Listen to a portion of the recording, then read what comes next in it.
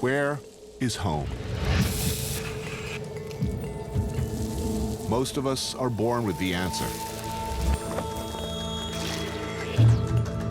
Others have to sift through the pieces.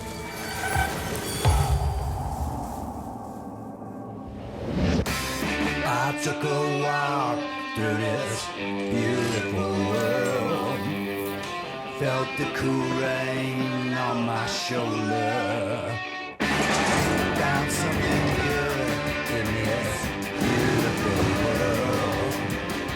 I felt the rain getting colder.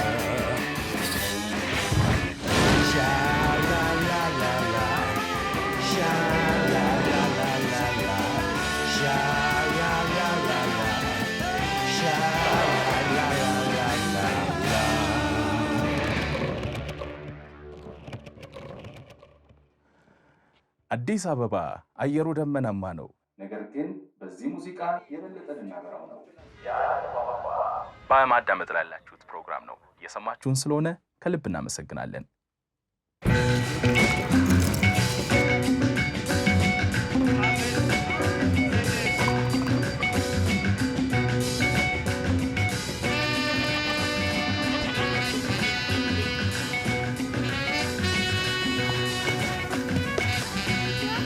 Admit it, you hear the name Ethiopia and you think starving children with distended bellies. You think dust and famine and despair so awful, you frankly don't want to even think about it anymore.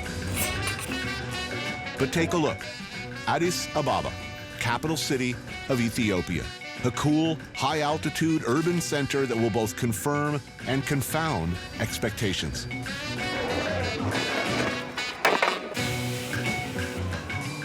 Fueled largely by direct foreign investment and a returning Ethiopian diaspora eager to be part of the new growth, things are changing in Addis. It's one of the fastest growing economies in the world.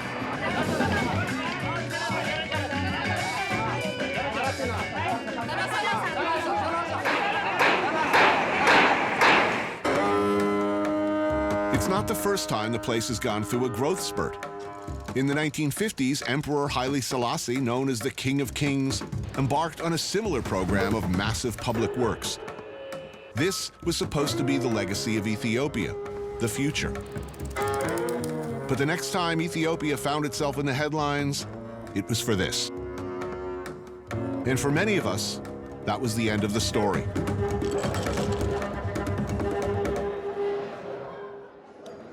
So I'm looking forward to this week.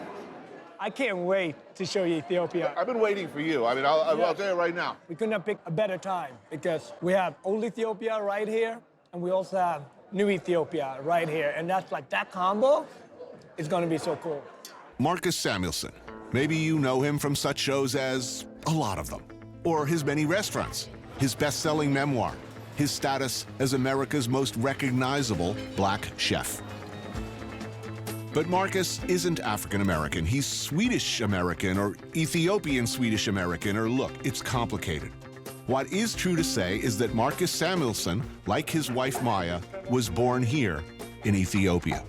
So, when was the last time you were in Ethiopia? 4 years ago. And you can tell it's changed a lot. I'm interested in seeing an African country that was never colonized. It was never taken by Europe. No, that sense of pride, and you really hit the nail on the head. I mean, that sense of pride is also the sense of that everyone wants to come back. How does it feel coming back? Is it weird at all? You feel like you're coming home? It is weird, but end of the day, I always love it. I miss it. One foot of me is like just Ethiopian, but then the other foot is just so Swedish or American at this point, right? You do not speak the language here, Amharic or any of the dialects. No. You've since come back and you've reconnected with family. Yeah. But it must be weird. I mean, it is. You need a translator. No, but I need a translator. My wife is not my translator in life and in culture and so many things. But I think when you're a black man, when you're an immigrant, when you're Ethiopian, when you're Sweden, I've been put in so many situations that I put myself into.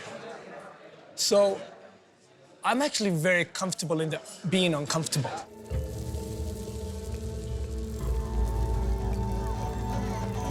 In the 1970s, Ethiopia was hit with a tuberculosis epidemic. Marcus, his older sister Fante, and his mom were all stricken with the disease. With no possibility of medical attention in their village, facing the almost inevitable death of both her children, Marcus's mom set out on foot with her daughter at her side and 2-year-old Marcus on her back, walking 75 miles to the Swedish hospital in Addis. Against all odds, they made it. Marcus and Fantai recovered. Their mother did not.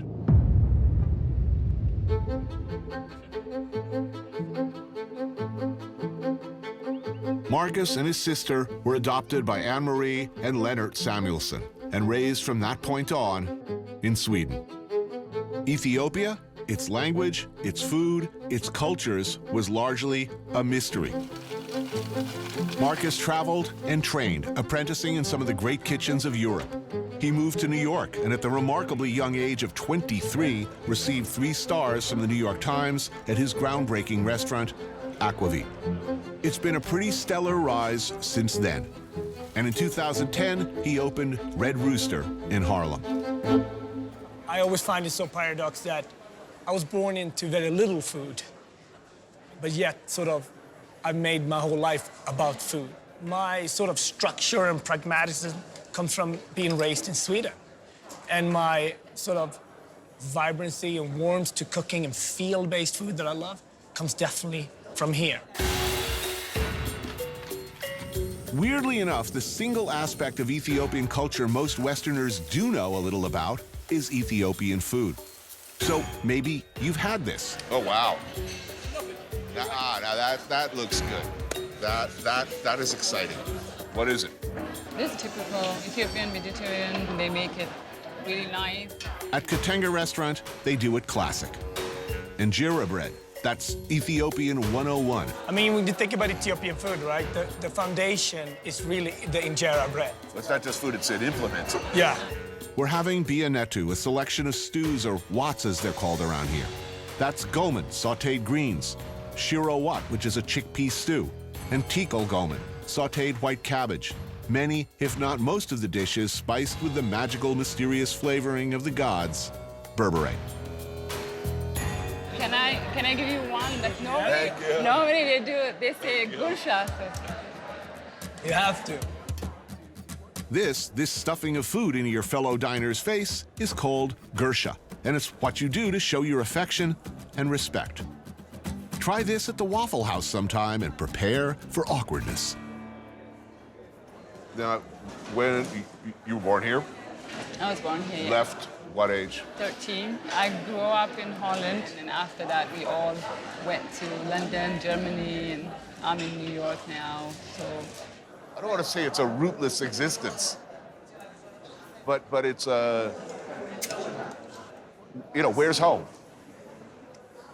I think for us now, Harlem is really home.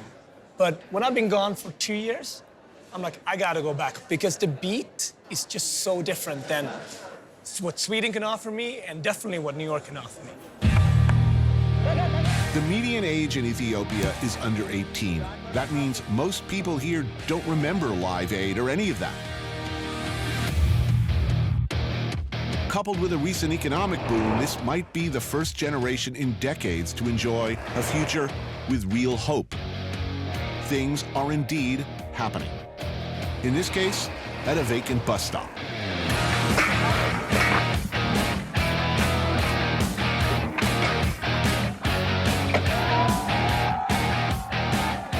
They're Dogtown, man. They're the next generation of Dogtown in Africa, man. A few years back, a couple of Ethiopians who'd been living abroad returned to Addis with some skateboards. Today, there are a couple hundred skaters in Ethiopia and more on the sidelines waiting for their chance, waiting for a board, waiting for a pair of sneakers. It's funny though, because skater boy culture came from white Southern California, suburban. You can pretty much track all of skater culture back to one parking lot. Yeah. So what's coming out of this parking lot? There are no skateboard shops in Ethiopia. None. They have to come, all of them, from abroad.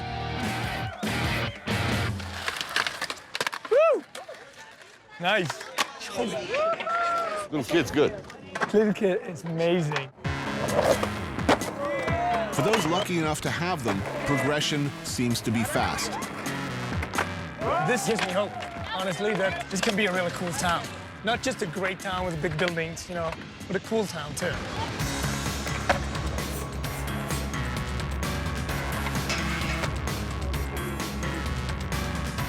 For skater boys and television hosts alike, the thing to do in late-night Addis is something called turbo and tibs. I feel like a college party or something like that. It's perfect. Turbo is a mutant concoction consisting of gin, beer, wine, and Sprite. What's the first rule of drinking? Don't mix. Ebenezer Temeskin, Adizu Halimichael, and Buzeo Julien founded Ethiopia Skate, the grassroots skating community that grew up in the parking lots around Addis. Sean Stromso is a founding member who's been documenting the group. All right, man. My first turbo. Cheers. It's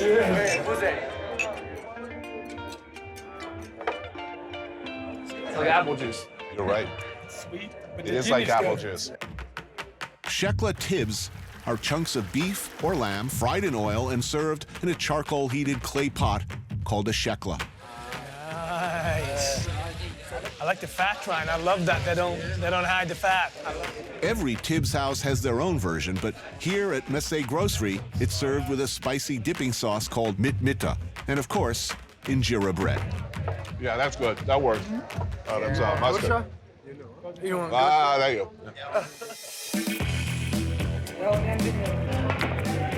How did this skating community form? I mean, do people watch what other people are doing around the world? Definitely. Some of them they go to the internet cafe and they just see videos. That's how I started. Back in the days, no internet for me. Oh, wow. I had to do it like the hard way, man.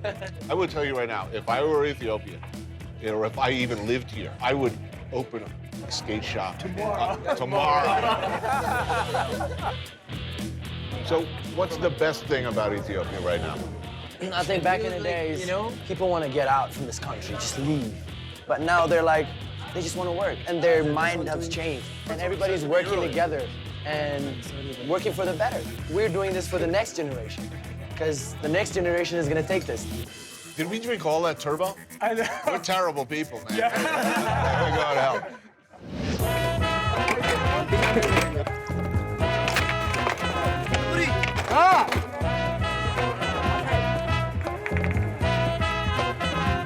So, time to catch a buzz? You guys need to be my bodyguard. No problem. Oh, this place is awesome. This is a charming Ethiopian institution called a tejbet. They serve one thing and only one thing, tej, an alcoholic beverage made from fermented barley and honey. It's not highly alcoholic, though, right? You got to pretty much hammer back a lot of this stuff to get a buzz. So basically, the people around here who got a load on, they've been working on this for a long time. All day. This is a working class. This is where the workers go. It's a cheap buzz. It's a cheap bus. Cheers. You just knock it back. All right. It's good, man. You feel the funk? Oh, yeah. Yeah, right? Yeah, it's working, man. I've never seen a woman in a bar like this. It's forbidden. This is sort of a guy thing. It's my first time, guys after work or the farmers. We breaking major rules here. And you have all like the saints picture there and you drinking. Yeah, there's a lot of Jesus in the bars. It's the last thing I want to see in a bar, the disapproving gaze of a saint.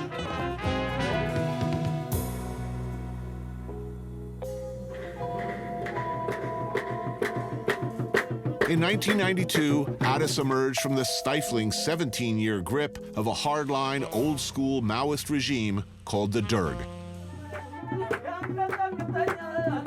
Since then, the town has been enjoying something of a musical renaissance. But the story of Ethiopian music, all the way back to the beginning, has been about finding ways to skirt authority, to mock it even, to say what you want to say one way or the other.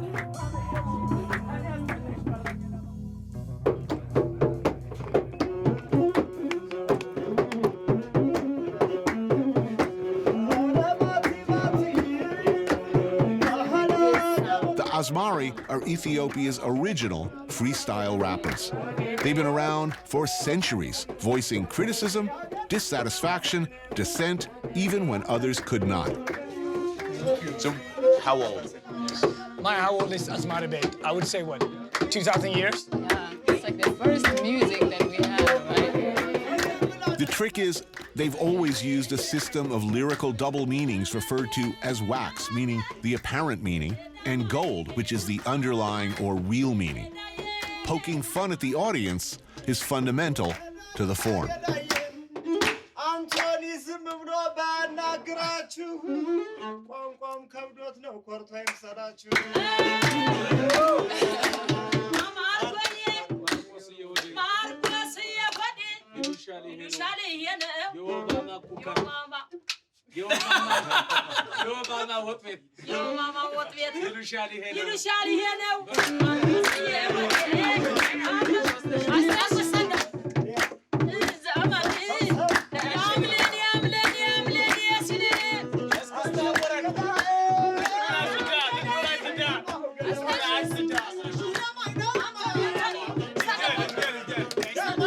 Maya, you gotta help him out. This is where you go. Maya, go. You gotta see the disadvantages about being adopted soon. When she can move and act like, oh, that's when the speed showed up.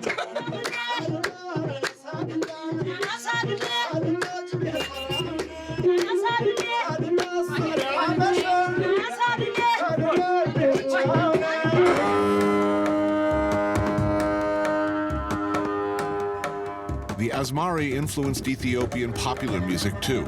The use of lyrical double meaning is carried through into Selassie's time. They called it swinging Addis, a golden time between 1955 and 1974, before those fun-hating commies came and ruined everything.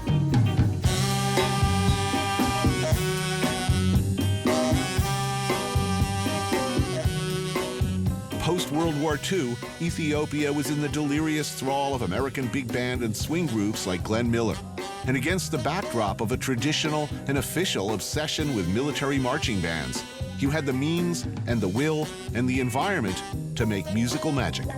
And this man, Mahmoud Ahmed, has always been at the forefront.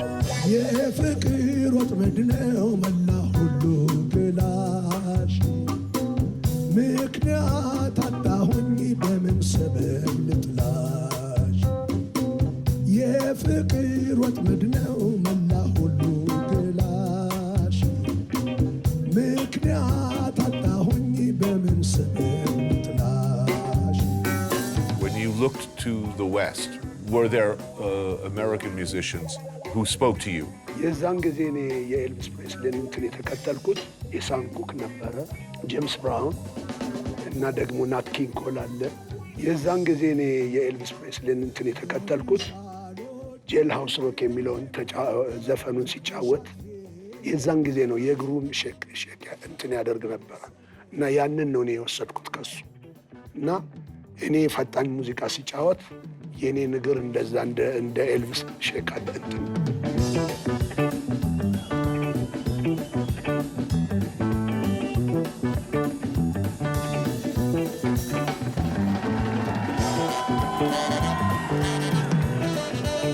Combining elements of jazz, swing, R&B, and distinctive Ethiopian scales and time signatures, and an always killer horn section, well, listen for yourself.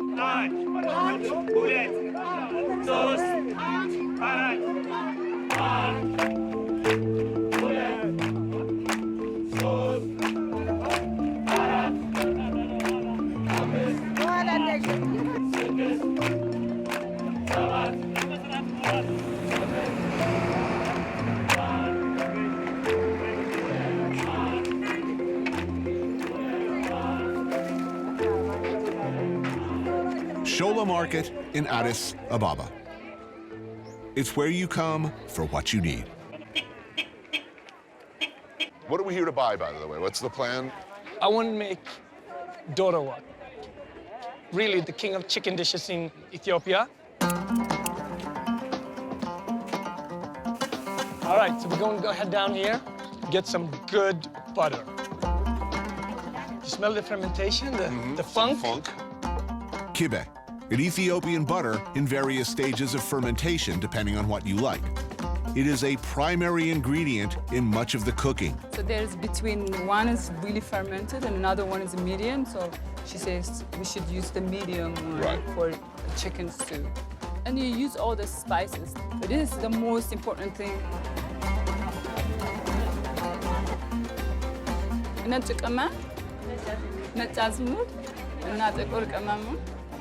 People from Gurage, Maya's tribal area, run the market, so she knows the language and how to negotiate.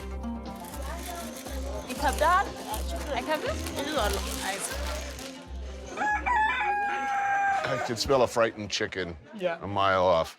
Here we go. Guess how many do we need? I just think we need 3, it's fine. My mama done told me, get something for dinner. In this case, chicken. Fresh, please. See ya, wouldn't want to be ya. Oh, that's fresh. I love all the sounds. Like it's like chicken there, music there.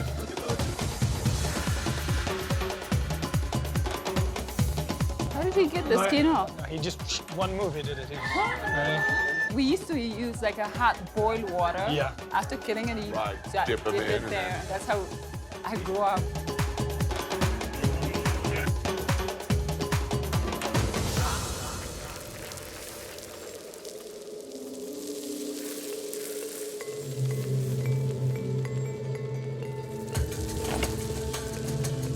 Morocco has Ras Al Hanout, India, Garam Masala. Ethiopia has this, the brightly colored berbere.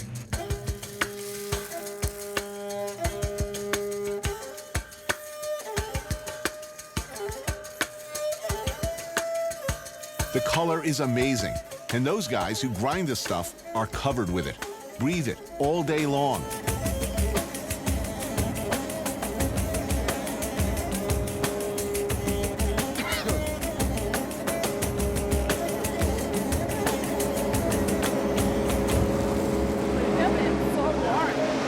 Still warm. Wow. That's sort of magic, man.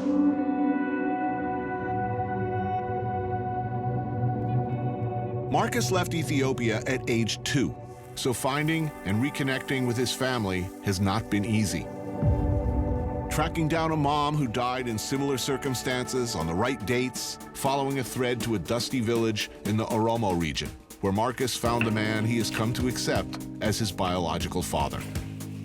He also found Tigist, Salem, Zebani, Ashu, and Daniel, presumably his siblings by another mother. Together, Marcus and his sisters make dorawat, a classic chicken stew. You talk about all feel, and I need it to go back to New York and be the chef that I have to be. I really need this. Welcome to Segai family meal. Segai family meal. So we start with the injera bread, right? Yeah.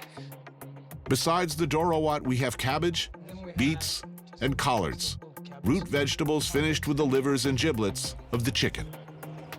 Actually, it looks spicier than it is. Good. Very good. Though a continuing bone of contention with his father, Marcus and Maya have sponsored the girls, moving them all to the city and getting them into school. In the countryside, these girls faced the likelihood of forced marriage, even abduction, and very little chance of the kind of future they might have now. So how'd that go over with the family when you said, going to try to help here? I mean, my dad was like, absolutely not. We need them on the farm. Right. It couldn't have been done without Maya, that really not only translates, but also understands the culture. Because I felt also bad coming in as the quote-unquote American saying, okay, everyone should move to the city. It had to be gradually 2 by 2 by 2. Right. So when I had to pick which 2, I picked the girls because otherwise I should have been out of school by 2nd grade if she would have followed the tradition of the country. 2nd grade. That's it. What after that? You work at home.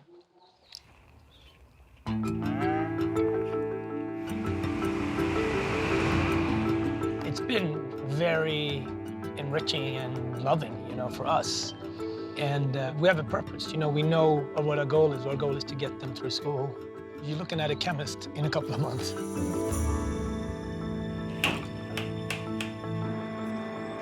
Whatever new Ethiopia you see, they're it. Farmers coming in and going to school and now have options.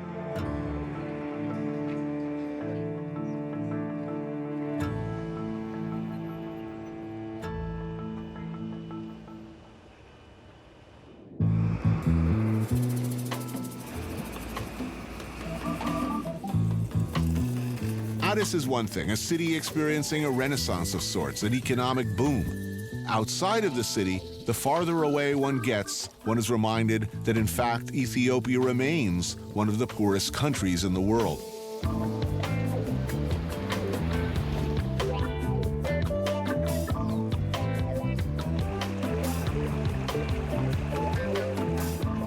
Marcus and Maya come from 2 completely different tribes, 2 completely different regions of Ethiopia with distinct languages and cultures all their own. Maya comes from the Guragi region, a more fertile, green agricultural area than Marcus's. It's about 3 hours out from the city, and it's beautiful.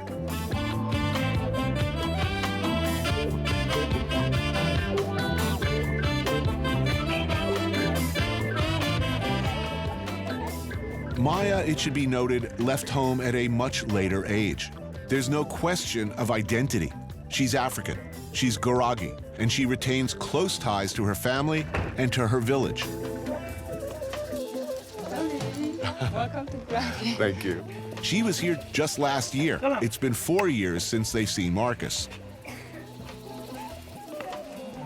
Maya's mother, Bazunesh, and de facto grandmother, Owl, welcome us. So it's like, go ahead.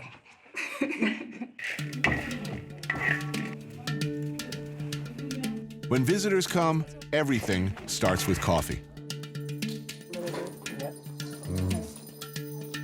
Good. Traditionally, it's served here with a bit of salt, not sugar.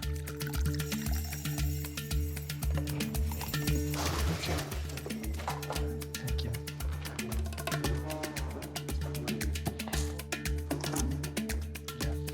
That's good. Maya's story differs from Marcus's in a lot of ways.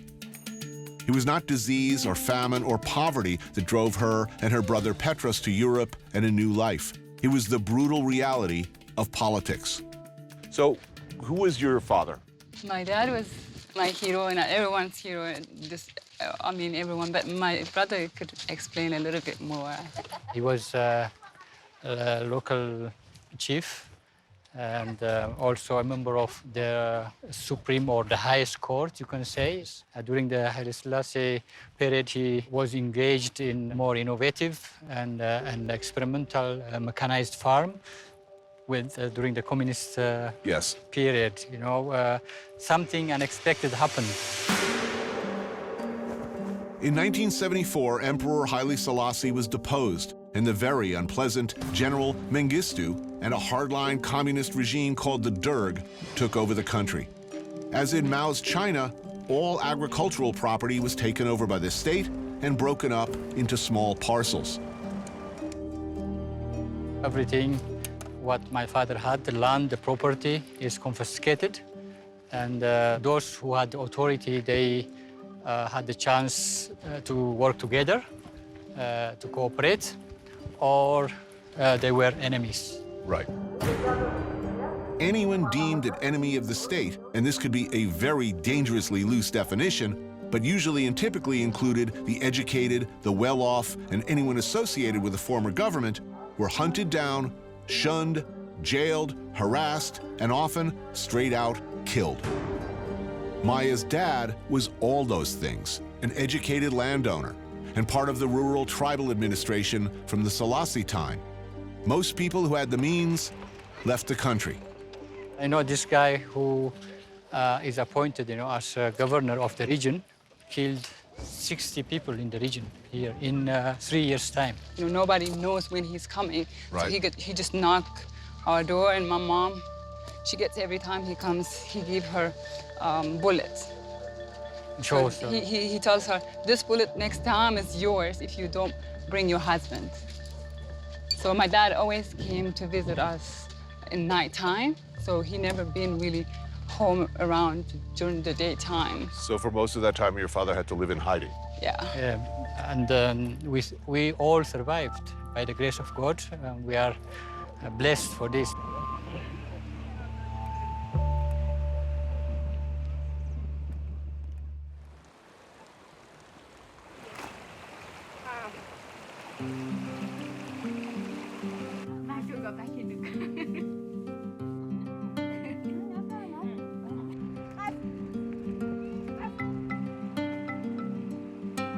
Morning in Maya's village.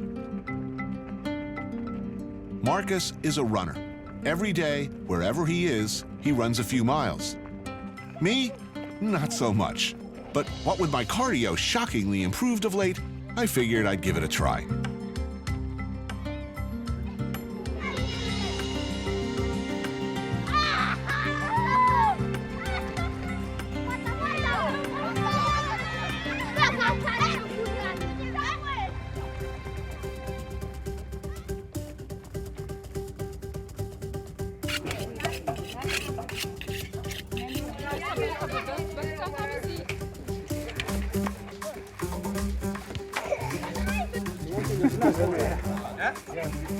Maya and Marcus's return, not to mention the invasion of a big foreign television crew, is reason or maybe excuse for a big party, and preparations have already begun.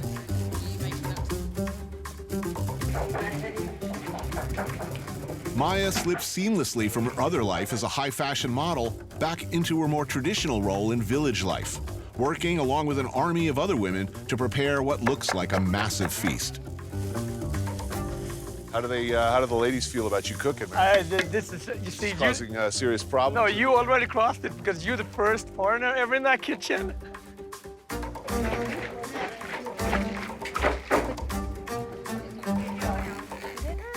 A lamb, of course, must be slaughtered. Actually, in this case, 2 lambs, because here, as in much of Ethiopia, Muslims and Christians live side by side.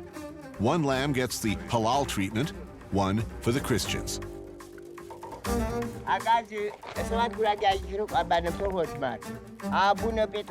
It's a peculiar history of peaceful coexistence here, of which Ethiopians are quite proud. The Christians came here during the time of the apostles, from the very beginnings of Christianity as a religion. And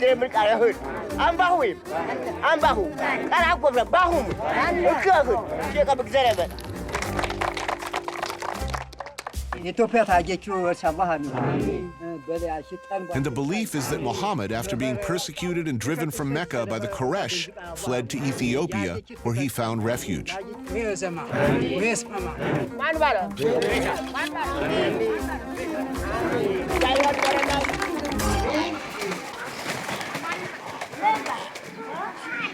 Dog is happy. Oh, yeah. Nice and bloody in his face. Oh, yeah. That's awesome. The production continues. Women in the kitchen, except for Marcus, who looks most comfortable there, though his presence is a befuddlement to the others. Men taking care of the meat. Oh, bro food traditions, you're everywhere.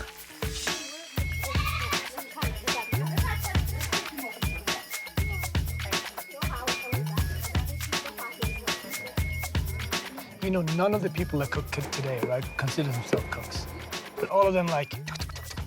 Well, like in rural communities, when you kill a couple of animals, right? Everybody in the village has sort of a chosen specialty. Like Joe Bob over there, he does the crackling. Somebody else over there does the boudin. Somebody else over there is like good at scraping the fur off. Somebody else, but everybody's got a function. You know, it goes right back to the first fire. I mean, I'll bring the dip. You know. Normally you hold it like this, and then you put everything you want in here. Got it. So you guys could take some, and then we're gonna take it around. Perfect. Goman and Ayib are greens, like collards, with a big hit of berbere and Ayib cheese. I like the cheese. It's like a ricotta. Lamb kitfu, prepared gurage style, laboriously diced, amazing. This is all like inner. Yeah, I got some of that. That's good. That's delicious. Yeah. This I love without reservation. Barbecue. Now we're talking. Man, what a meal. Pretty impressive. Then whiskey and music, and the party really starts going. Thank you for coming to Ethiopia.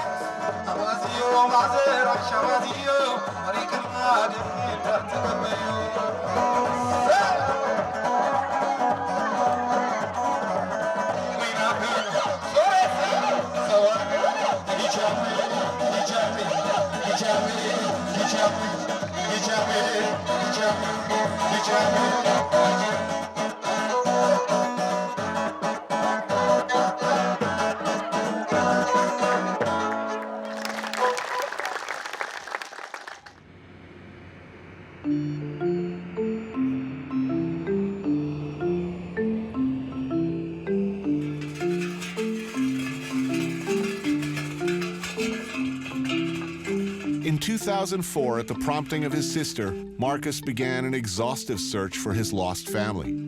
Who was he, after all?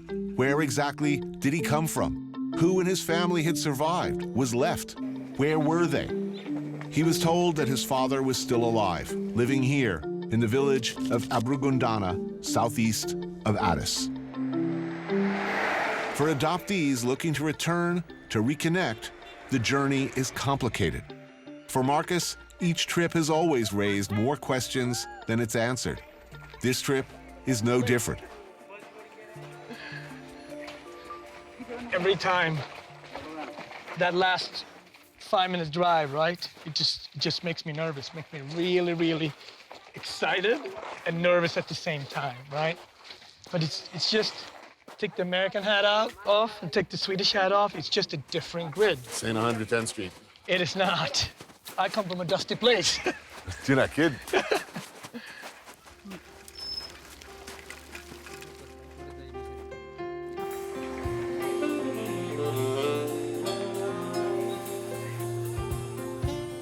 Oh, they changed it. They changed it. They made it big. Yes.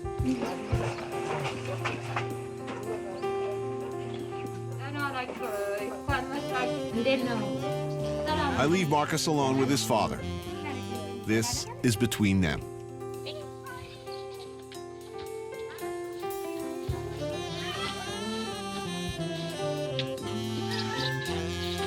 Maruko?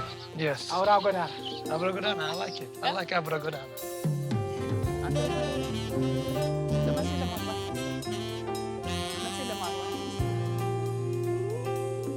He wanted to see your foot, actually.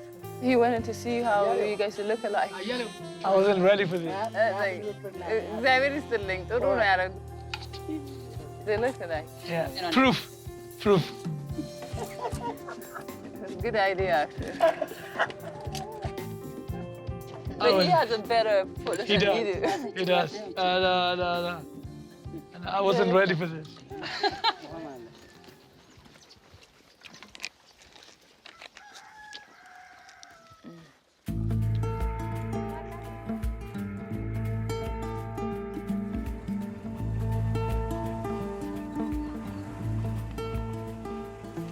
So, how does it feel to be back? You seem, I gotta tell you, I'm gonna be honest, seem conflicted. Yeah. there's 1,000 thoughts going through my head.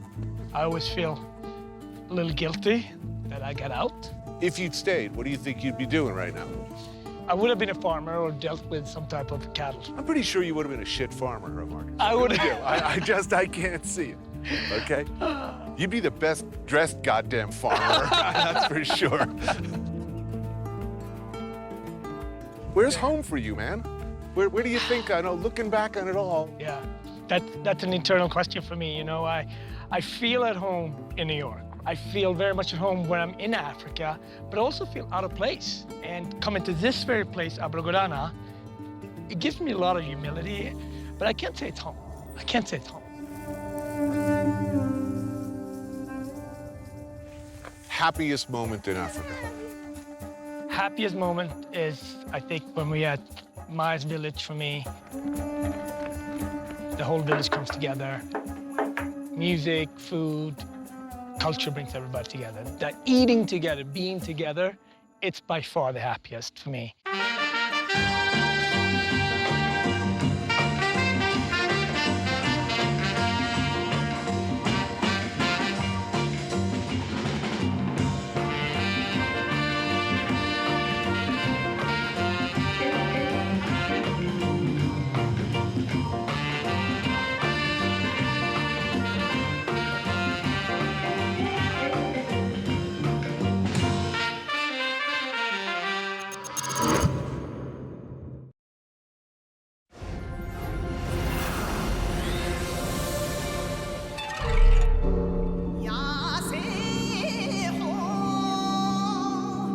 What does it mean to be strong? It implies hardness, inflexibility.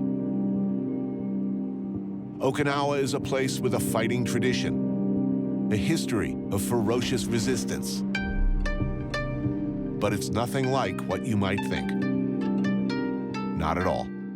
I took a walk through this beautiful world. Felt the cool rain on my shoulder. Found something good in this beautiful world. I felt the rain getting colder. Sha la la la la, sha la la la la la, sha la la la la, sha la la la la la.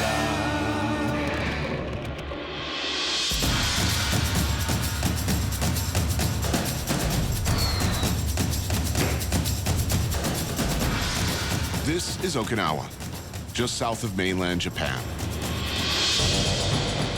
For all the relative rigidity of the mainland, Okinawa answers in its own unique way. Don't eat the same thing each day. That's boring. There's even an Okinawan term for it, chanpuru, something mixed. Bits borrowed from all over, served up for anyone to eat. But maybe you're more familiar with the name Okinawa from this, as the setting for some of the most horrifyingly bloody battles of the Second World War. How horrifying? For the Allies, there were more than 50,000 casualties, with around 12,000 killed or missing in action over nearly 3 months of fighting. More than 100,000 Japanese soldiers and Okinawan conscripts were killed defending the island. Civilians were stuck in the middle of the two armies and got crushed. No one will know for sure, but historians estimate 150,000 men, women, and children lost their lives during the battle. What most don't know is that Okinawa had only become Japan fairly recently. That to a great extent, Okinawans didn't even consider themselves really Japanese, or vice versa. That Okinawans and Japanese considered themselves to be different ethnicities, spoke two different languages, and culturally, culinarily, and in many other ways, looked in different directions. Yet, Okinawans were asked to make the ultimate sacrifice, and they did. That's not just ancient history. It informs the present still. Okinawa is the largest of over 100 islands making up the Ryukyu Island chain. It's just over 300 miles from the mainland, but worlds apart. Okinawa is different. It's tropical. Clear waters, some of the best beaches in Asia, with a decidedly more laid-back, less frenetic, self-serious attitude than the mainland. You can feel it. You can see it. It's just different here.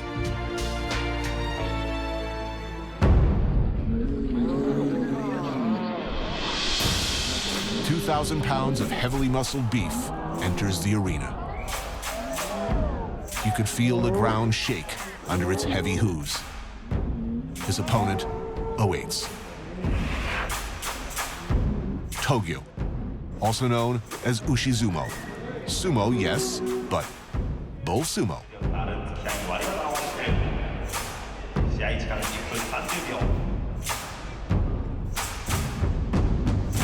These are professionals. And like Jake LaMotta and Chuck Wepner before them, they shall live to fight or do other stuff another day, having shed decidedly less blood than either of those two gentlemen. Two animals, two handlers. And they do like the Burgess Meredith job in Rocky. And like fighters or sumo, the bulls are ranked by their ability, their record in the ring, the highest being Yokozuna. This is Kenny Amon. He lives up the road. Is there a time limit, or they just go till somebody gives up? I think they pretty much go until somebody gives up, but when it gets around There's no point system. No, there's no point system. Basically, when the other one turns around and runs away, as the winner. A few times, one bull will actually get around to the side and actually be able to flip the bull over. Right. The winner and loser survives. Both. Once in a while, you'll have injuries, but most of the time, the bulls go home and... They go home to be happy. They do. Nobody's turned in a steak or cutlets. No. Togyu started as early as the 17th century with farmers pitting bull against bull. They love it in agricultural communities like this, so much so that it was briefly banned in some places because farmers were spending too much time at the fights and not enough time growing sugarcane. Like Customato and the young Tyson, their handlers raise these beasts from calves, caring for them on one hand and training them, conditioning them to be monsters in the ring on the other.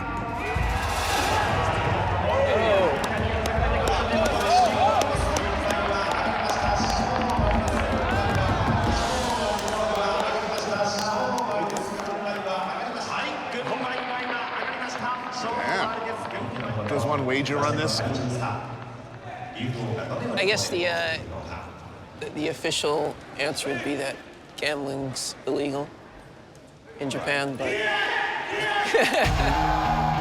Intermission.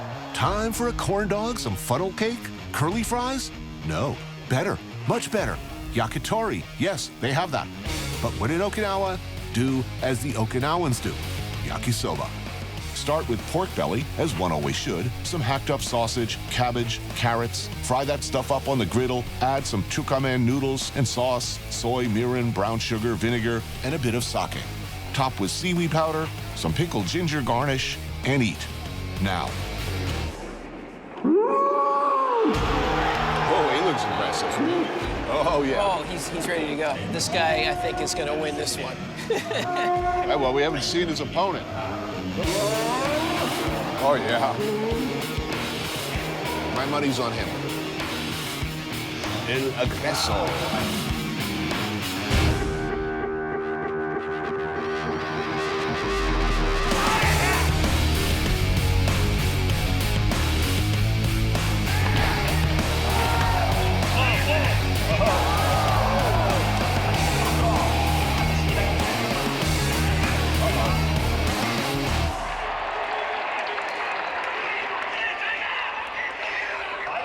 Pretty decisive winner there. I'm not accusing anybody of gambling, but I see some money changing hands. He can do it, I can do it, God damn it.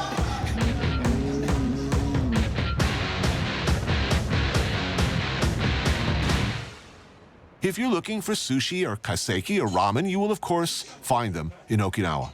But what you need to know, what you must know, is that in Okinawa, pork is king. Okay, they got tofu too. Here at Urizun, they do specifically Okinawan food the Okinawan way.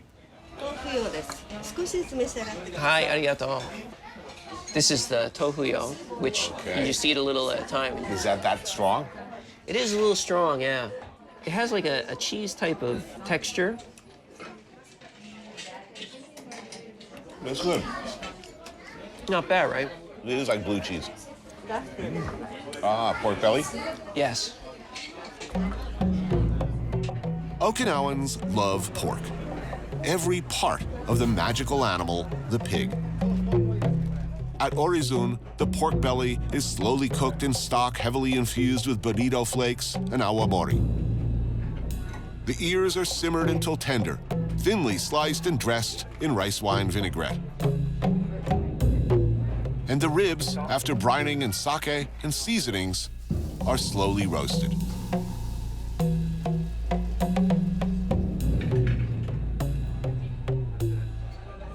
So you grew up in New Jersey. How did you find your way to Okinawa? Well, my mom was from here. My dad was in the Navy. He was stationed here, met my mom, and wound up back in New Jersey because that's where my dad was from, Patterson. And I was born and raised there. The school I went to, it was predominantly Caucasian kids. There wasn't many Asian Americans at all. Right. And I always had this kind of like identity complex. There would be like times where people would come to the house. They'd say, "Oh, where's your mom from? Is she from China?" Oh, God, yeah, right. Yeah, open the refrigerator and there'd be some weird food, you know, "Hey, what's that? What do you..." And every time I heard that, I was like, wow, am I different? And then all of a sudden, one day my mom says, "We're going back to Okinawa on a family trip." I was 17 years old. You've never been up to that point? No. But when I got off the plane, I don't know what it was. It was like, I'm here. This is my home. Being able to connect my heritage, I felt something. I was like, wow, I belong here. How about the food? What was in that refrigerator? Because I know a lot of kids who grew up with that same sort of uncertainty when they brought their friends home from school to their house and opened their refrigerator. You know, if kimchi or cabbage or fish sauce, they were aware of it when they visited their friends, and they were acutely uncomfortable with it when their friends came over. Man, have things changed as far as attitudes. Pretty much the engine of the new American cuisine are kids with childhoods like yours. And I don't mean just what's hip, what's the next big thing. I mean, literally redefining what is American cuisine. Let's put it this way. The central irony of this story is that, you know, your mom would have been like a hipster hero of New Jersey now.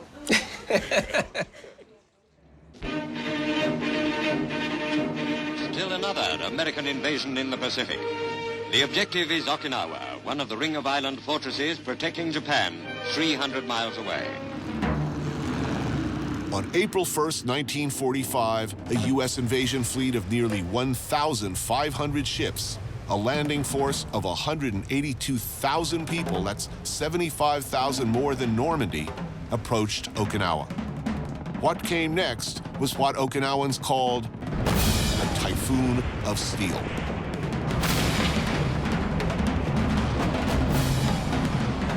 Having island-hopped across the Pacific, Allied forces saw Okinawa as a key base for fleet anchorage, troop staging, and air operations for the final push into the Japanese mainland and victory. The fighting was brutal for both sides. The cost in lives and resources for the Allied forces was tremendous. And when it was over, military planners looked at the mainland, looked at what Okinawa had cost them, and projected even more appalling losses. What came next, we all know. What is not widely known is that more people died during the Battle of Okinawa than all those killed during the atomic bombings of Hiroshima and Nagasaki. From the very beginning, mainland Japanese defense preparation was only 60% when U.S. military landed on Okinawa.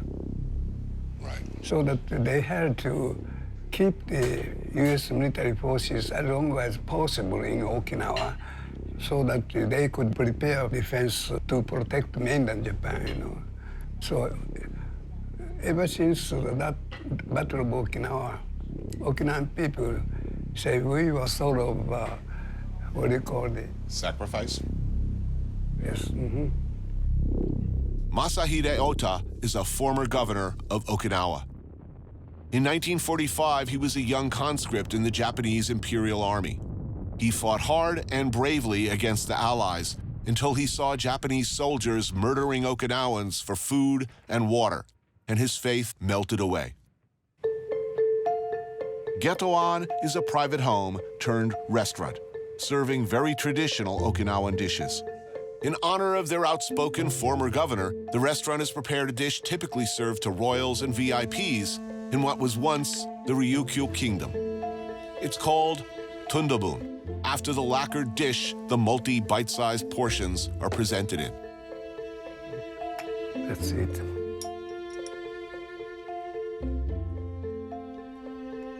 Oh, it's very good.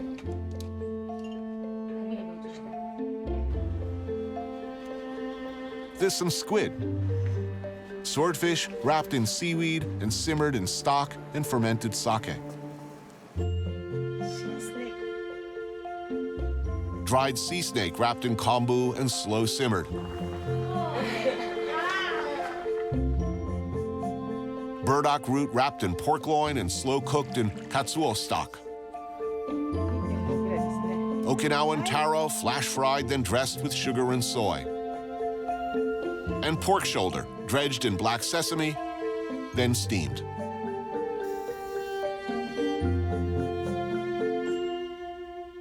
You have described that you were shocked and surprised to see the Japanese soldiers, their treatment of Okinawans was not good during the battle. After the United States forces landed Okinawa, General Headquarters of the Okinawan Defense Forces issued the order, regardless of military people or the civilians, you cannot use other than standard language. And if you use the Okinawan language, you will be killed as a spy, you know. Right. But the Okinawan people could not understand standard language, you know.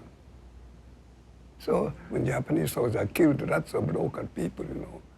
Particularly given the experience of the war, how Japanese do you think most people feel here?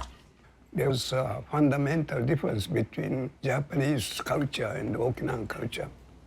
Japanese culture is warrior culture, but Okinawan culture is absence of militarism. Okinawan people are happy-go-lucky people. Do you think that easygoing, that reputation, that tradition of being happy-go-lucky, do you think that this has led to Okinawans being taken advantage of? I mean, for instance, the U.S. military bases. Okinawa is 1% of the landmass of Japan, and yet what percentage of the military bases are here on Okinawa? Almost all of them. Okinawa seems to be asked to make a lot of sacrifices for the mainland. Will that ever stop? You are talking about NIMBY. Not in my backyard. Yes, yes. Yeah.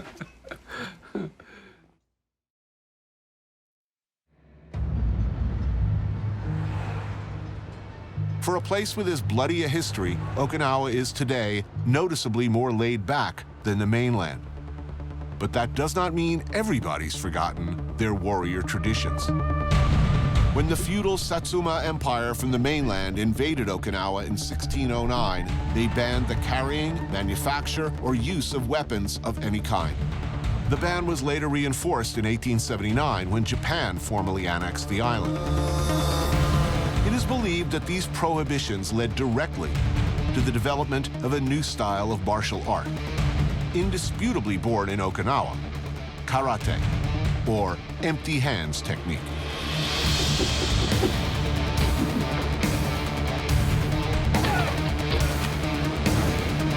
And its even more vicious cousin, kabuto, a form that uses farm and fishing tools to lethal effect. Hard and soft, balance. For everything soft, there must be something hard. Gojjam is one of the main traditional styles of karate, featuring a combination of hard and soft techniques. Go means hard, linear attacks, closed hand strikes, and kicks. Ju means soft, open hand, circular blocking, sweeping, and takedown movements.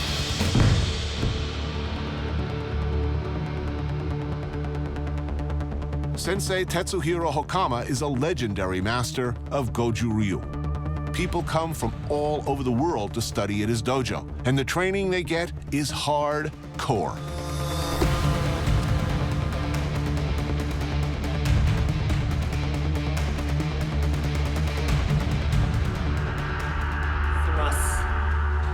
I've been invited to watch Hokama Sensei's students warm up. Let me repeat. This is only the warm-up.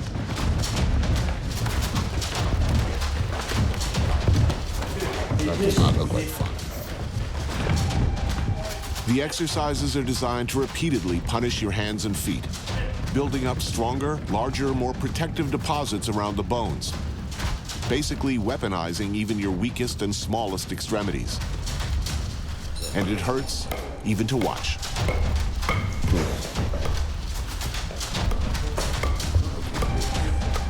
It's bad. It's bad.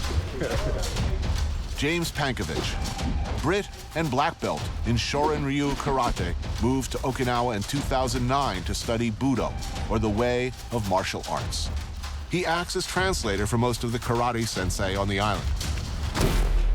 Earlier, I'd met James and Hokama Sensei at Makishi Public Market in Okinawa's largest city, Naha. That's the tasty one. Right, we'll take that one.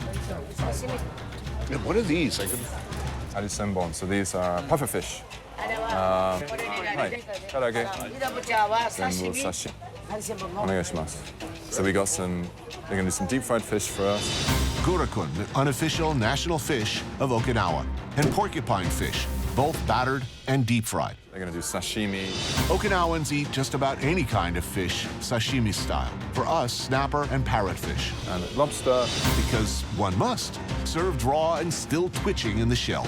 And we're gonna get some sea grapes as well. Oh, good, good. That's super traditional. Sea grapes, the classic regional side dish, dressed in rice vinegar. What you buy downstairs from vendors, for a small fee, restaurants will cook it for you upstairs.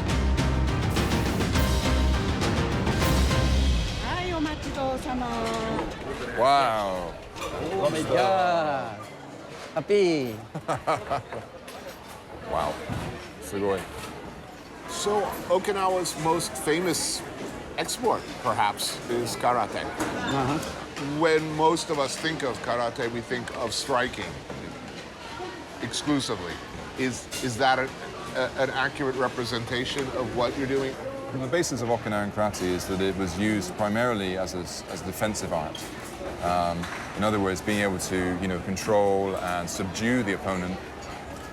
Usually, if you could, in a humane way, but then if you had to finish them, then you had the ability to finish them.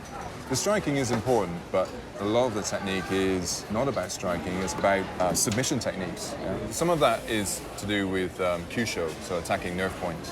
And Hokama Sensei in particular is extremely skilled at dealing with, bigger, stronger opponents. Human engineering, very important. Point, point, point, point, point, point, point, point, point. Then this point attack to fingers. No knuckle, open.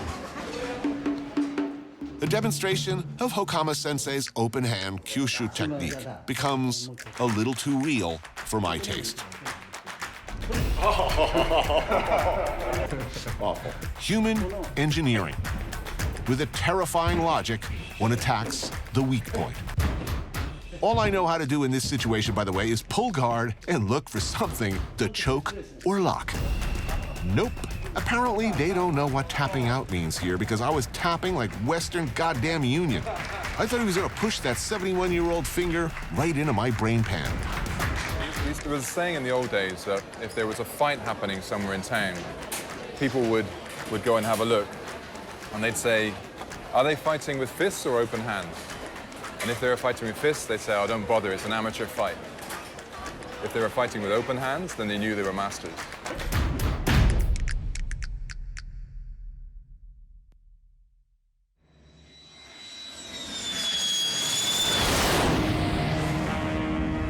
On the eastern coast of Okinawa, Yanks enter the village of Kin. The U.S. military came ashore in 1945, and to Okinawans, it must seem like they never left. Today, there are roughly 30,000 troops stationed on the island. Put that many Americans in a place, especially young, mostly male Americans, many of them homesick, and it tends to change the environment.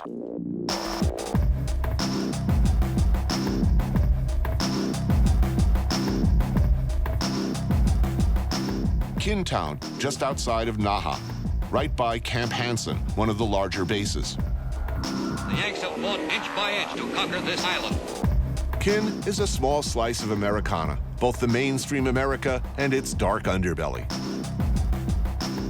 The Okinawans have made the kind of adjustments that people do when saddled with neighbors like thousands of Marines, and sometime in the 80s, adjusted food as we knew it to this, a mutant classic, taco rice. Taco and rice. That's taco rice. Wow. Wow, it's big.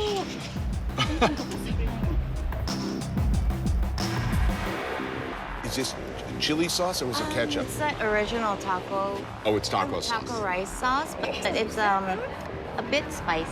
Oh, good. But not super spicy. Vivian Takushi has lived in both the U.S. and Okinawa, and her aunt, Sumiko, an entertainer who began singing in American bases after the war. Wow, that's good. There are dueling claims as to how taco rice might have morphed into existence, but Saori Shimabukuro is certain. In the 1980s, American servicemen introduced the standard taco to Okinawans, and her grandfather, Matsugiyo Gibo, decided to tweak them, dumping the fillings straight onto rice for the late-night crowd of Marines coming back from the bars. This unholy, greasy, starchy, probably really unhealthy delight, a booze mop turned classic, caught on big time for both Americans missing home and locals. So I consider myself a pretty pro-military guy, but why are the Marines here? Look, I like Marines, but you know, I'm not Robert McNamara, but it seems to me if you go to war with China, sending in the Marines is probably not what you're going to be doing.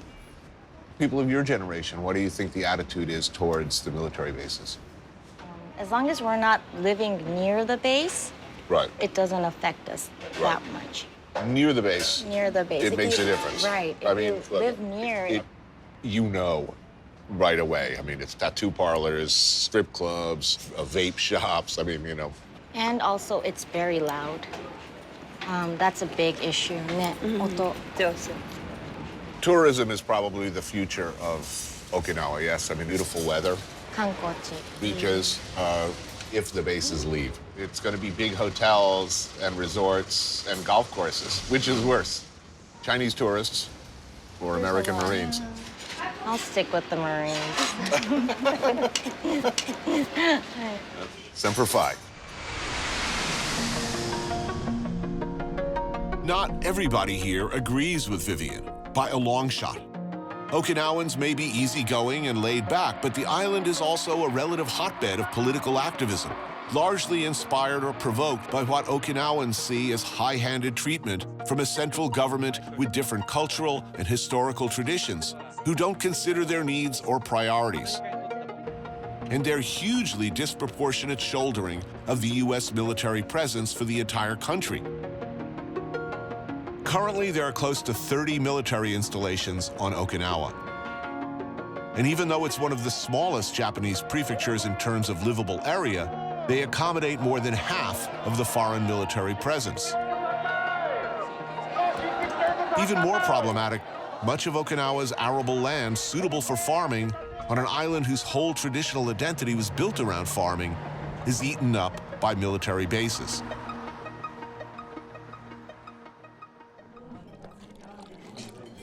The military base issue, is this more important for older people or younger people?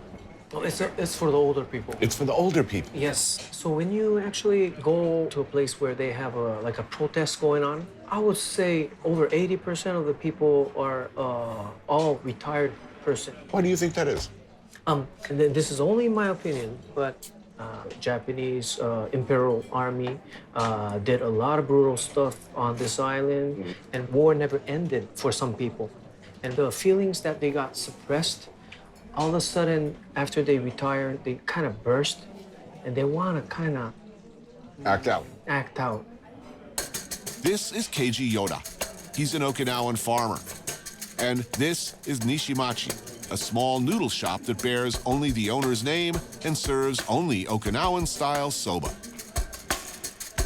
Pork belly or ribs is the meat, the broth a mix of fish, chicken, pork, and vegetable stocks. Okinawan soba differs greatly from what we know from the mainland. They use wheat noodles instead of buckwheat, a nod perhaps to the spaghetti-eating Marines they lived with all these years.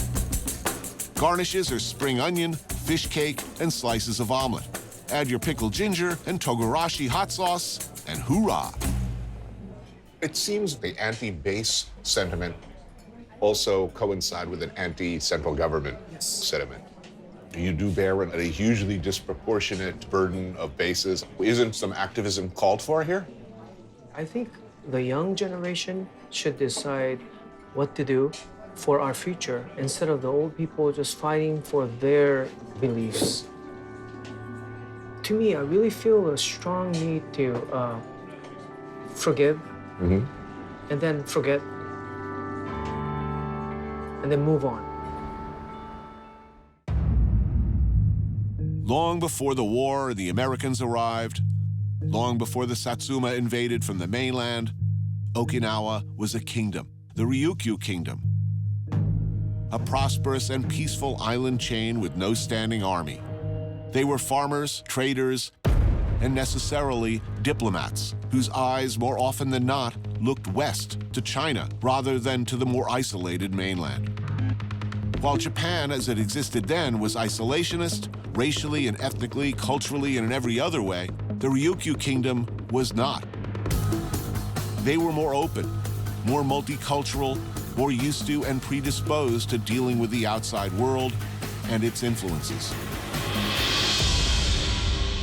Today, just a short ferry ride from the main island, a sense, a feeling of that long-gone empire remains.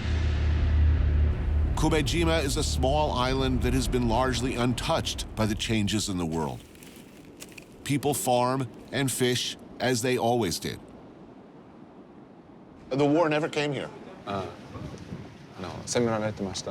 This is Bunshiro Nagame and Yohina Tomohiro, Kumi Jima residents and friends of James. So they suffered very little damage in the war. And no military bases. No American presence. いや、ありました。あります。今72年まで。Well, up until 72, there was an American base. There was. 日本復帰した時に、But then in 72, on the reversion, the base was taken away. Now nothing. 今はないでしょ。今はない。今は自衛隊の。Only the Japanese self-defense forces now. What do people do here? Agriculture? Growing sugarcane. I saw. Tourism. Fishing. Have there been attempts to develop here, and have the locals been able to resist that impulse? 普通にあんまり欲張ってないんですよ、皆さん。She's saying on Kumi Jima they have rich lives. They have everything they need. They have produce from the land, from the sea. They don't need much else. I've been invited to a beach barbecue, Kumi Jima style. Go big or go home. To eat some fresh-caught tuna that comes straight from the market to be butchered into sashimi. Also caught this morning some sea snails for the grill, and mazuku, seaweed, which can be cooked, but today is enjoyed raw. And local prawns eaten either raw or grilled or both. Now that looks awesome. Off of the head?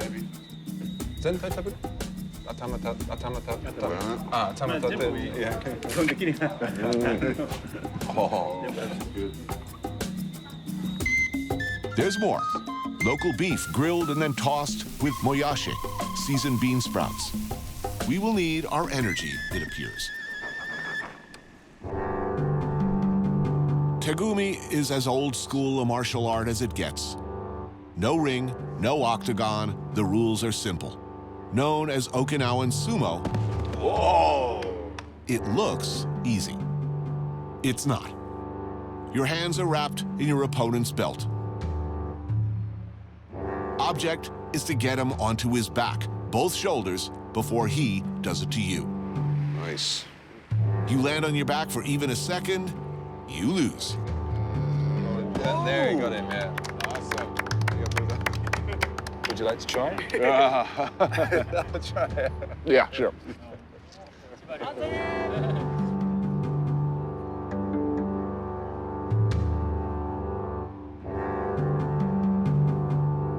Chibario.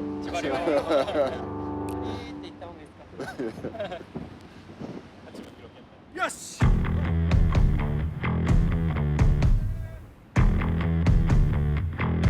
Go on, Tony. Chibario.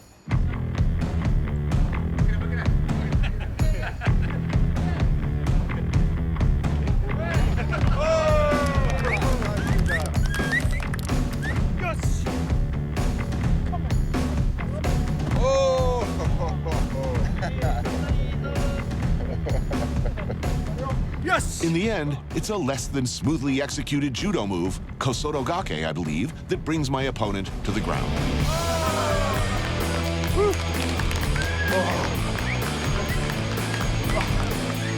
Thank you for going easy on me. Awesome.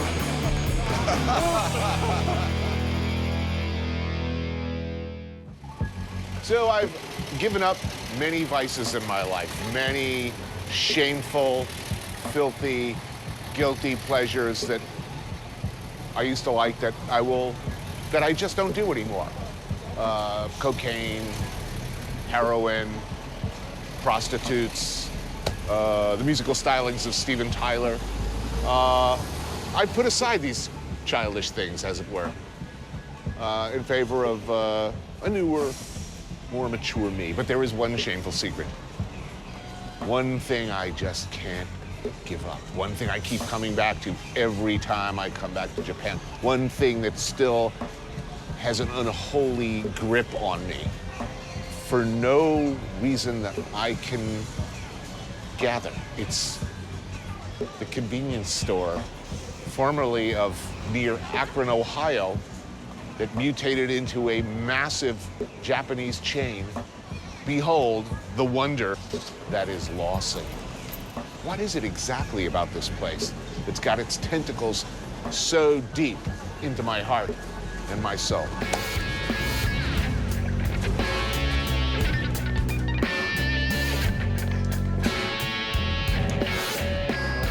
Konnichiwa.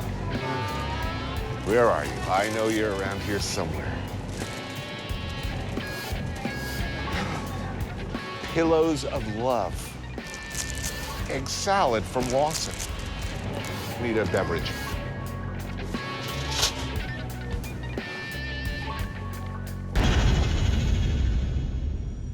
Pillows of love.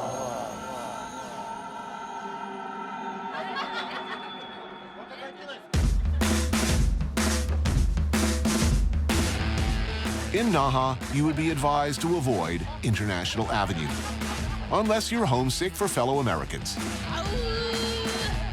Head down the side streets. Shuttered storefronts give way to packed izakayas. A few beers, and somebody breaks out a shamisen, and the good times begin. People go out here, and after pounding your fists and feet into hardened meat hooks and shitting out bone chips, you could drop by Dojo Bar, James's refuge where some of the island's most esteemed masters and their students come for what is recognized internationally as the cure for all martial arts-related ailments, alcohol. Would you like a drink? I think I would like a beer and maybe a shot of something. Well, I do have a little shot of something. It's a big snake. So the habashu, sake is like the spirit of Okinawa. Now, is this sake or whiskey? This is sake. This is Okinawan sake called awamori. So like mainland Japanese sake, but then they distill it like whiskey. So it becomes stronger, but also now it'll age. And it's been in here with the snake maybe like 3 years, because all of the essence of the snake has gone out into the alcohol. Saisho no habashu de. Gawai!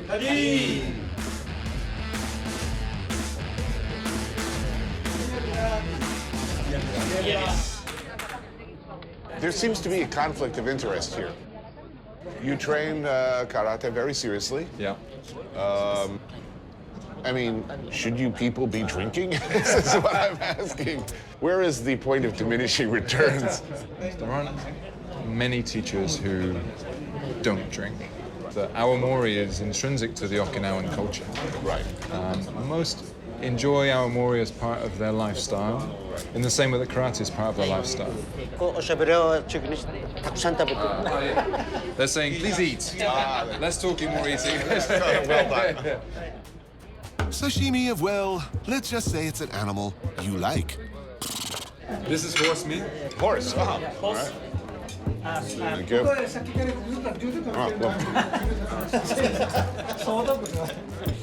Good. And this? Oh. Goat. Ooh, that's good. Pure protein for people who need it. And pork belly, some pickled pig's ears, and baked yam. I watch a lot of mixed martial arts. I watch a lot of jiu-jitsu. My daughter trains mostly jiu-jitsu, but some stand-up. Some of the most exciting fighters that I've seen lately who really show the most heart are women. Is there a future for women in karate? Okinawa de wa ne, Okinawa no Buddhist naka de wa, jousei wa dou desu ka? Yeah. So here's a female student here tonight. This is Yaya.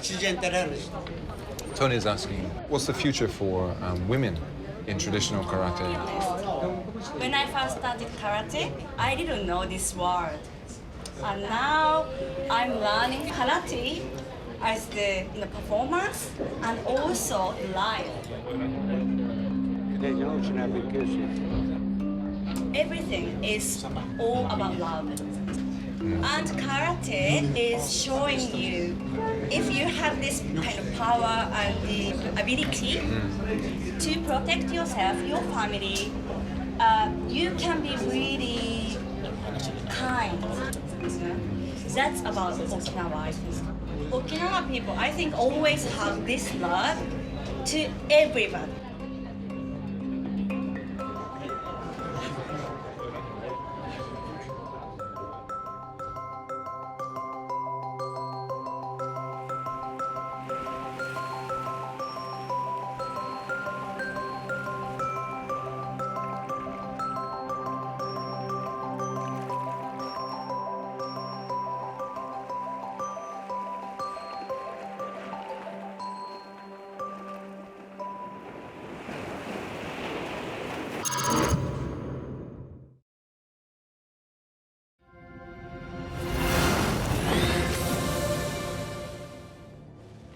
Good evening, my fellow citizens.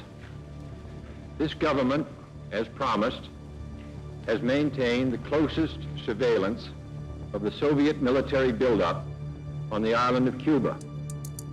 This is the Cuba I grew up with. Mankind teeters precariously on the brink of a thermonuclear war. The missile crisis. Duck and cover. Hide under your desk, kids. Cover yourselves with wet newspaper, because we're all gonna die. The flames of crisis burn far stronger, fed and fanned by the bitter tirades of Fidel Castro. And this guy, always in the fatigues, underlining with every appearance that we were two nations in a never-ending state of war.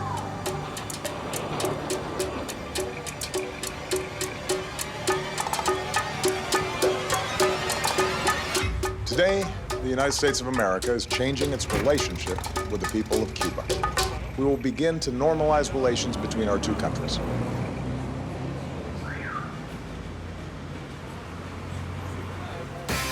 I took a walk through this beautiful world. Felt the cool rain on my shoulder. Found something good in this beautiful world. I felt the rain getting colder. Sha la la la la, sha la la la la la, sha la la la la, sha la la la la la.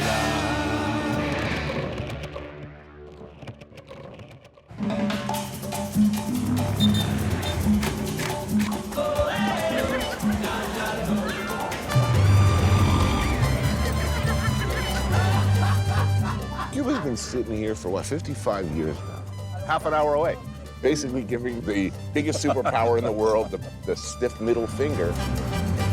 50-plus years of animosity, embargo, rationing, and Fidel Castro is still hanging on. But recently, there are powerful indications that everything is about to change. We are at Jaimanita, a little fishing town. This place is called Casa Santi, owned by two brothers that go out and fish every morning and bring fresh seafood. Okay, humble fishing village, traditional fishing family. Yes. We're about to eat sushi. What's going on in this country, man? Things are changing, Anthony. What can I say?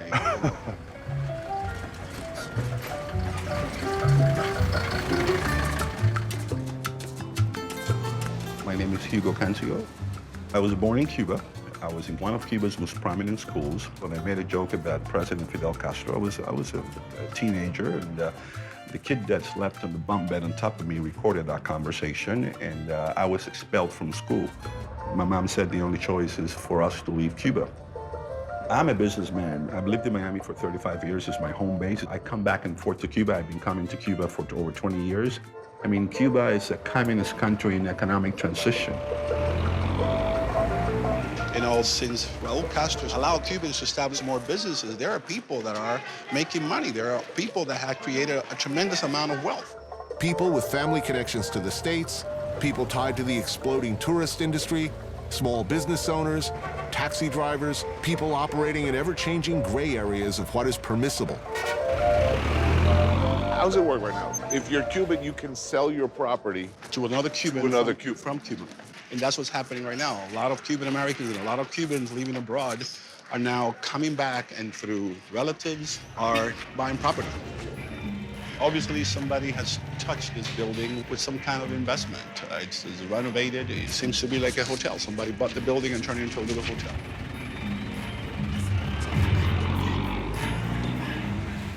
However you feel about the government, however you feel about the last 55 years, there aren't many places in the world that look like this. I mean, it's utterly enchanting.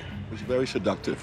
There is no doubt in my mind that somewhere in the offices of like the Four Seasons hotel chain, they're looking at the seafront and thinking, you know, one of these days, you know, and cruise ships, you know, what happens then? Well, look, is this inevitable march of progress? Am I being a snob? No, you're being very realistic, and that's the concern of most Cubans. I wouldn't mind seeing one or two Starbucks around Havana, but I'm hoping that we don't go back to 1958, with the majority of Cuban companies were owned by American corporations. Right. I have got to believe that Cuba want to preserve some of the value that represents, you know, the hearts and soul of the Cuban people.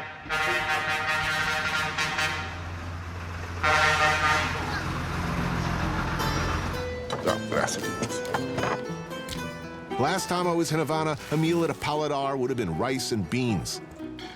Now, sushi, a certain sign of impending apocalypse. That's good. Yeah. 10 years ago, this restaurant would have never been allowed, not only because private businesses were not allowed, but the external influence that you're seeing. Remember, this is a country where chewing gum or listening to the Beatles were prohibited. I don't think we all need to have Twitter every day. I mean, one of the things I love about coming to Cuba is the fact that I could put my iPhone away.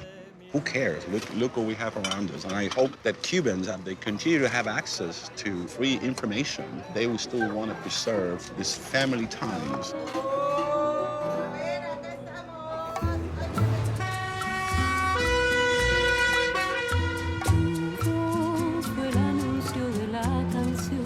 Tourists have been coming to Cuba for some time. Predominantly Europeans, many of them men of a certain age looking for, how shall we say, company. But now it looks like Americans looking to live out fantasies of Godfather 2 will soon be able to do so. And it's all still here for them.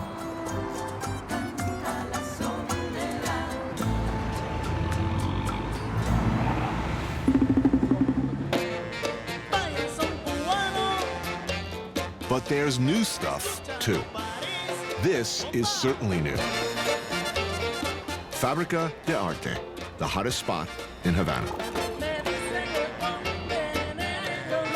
A nightclub, performance space, art gallery, highlighting artists, musicians, and DJs from around the world. Questlove is scheduled to DJ here tomorrow night. It's like a big bag when all the art can fit inside. What is going on here? I ask Inti Herrera and Ex Alfonso, two of the young entrepreneurs behind the place. Nothing like this ever existed before. Did the Government Bureau of Arts help you? We had, at the beginning, we had subsidies from the Ministry of Culture. Even the building, we asked for the building because it was abandoned for 30 years. The place is very popular. Right now, yes. Who comes here?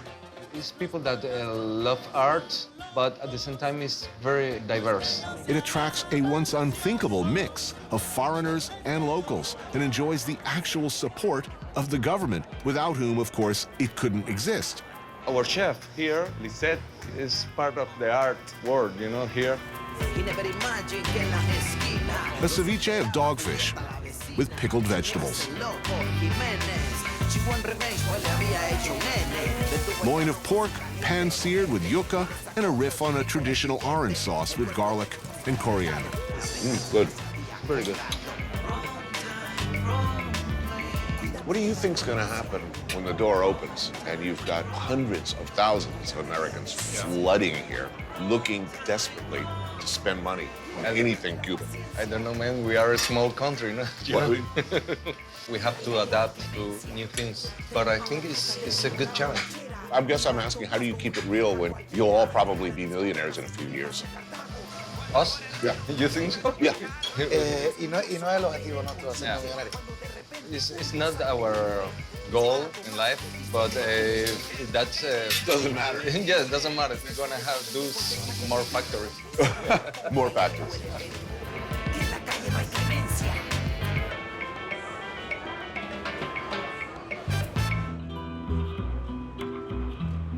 Es una historia eterna que llena todo el alma. Havana still looks like you want it to look. Or maybe just how I want it to look. So romantic sueño sliding into a love in the silence of night. What was once one of the wealthiest cities in Latin America, left to the elements, left to collapse, or frozen gloriously in time.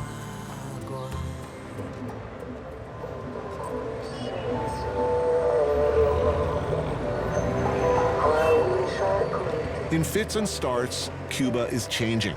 But it's not sugar or rum or tobacco or casino gambling that is the new god. It's tourism.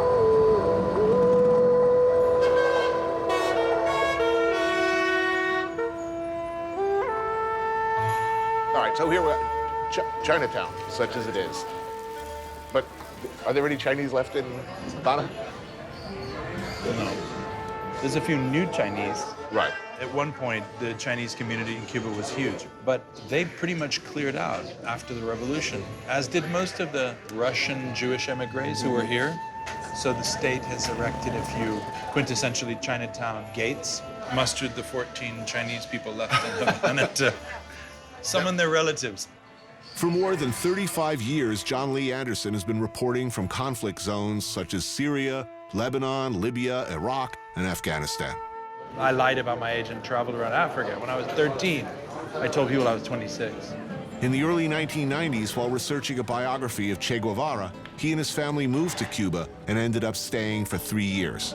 You lived here during the special period, which was not so special. That was the bad times. That was the When bad time. The Russians had pulled out, Soviets all done. The economy went like this. Completely 90%, it just tanked.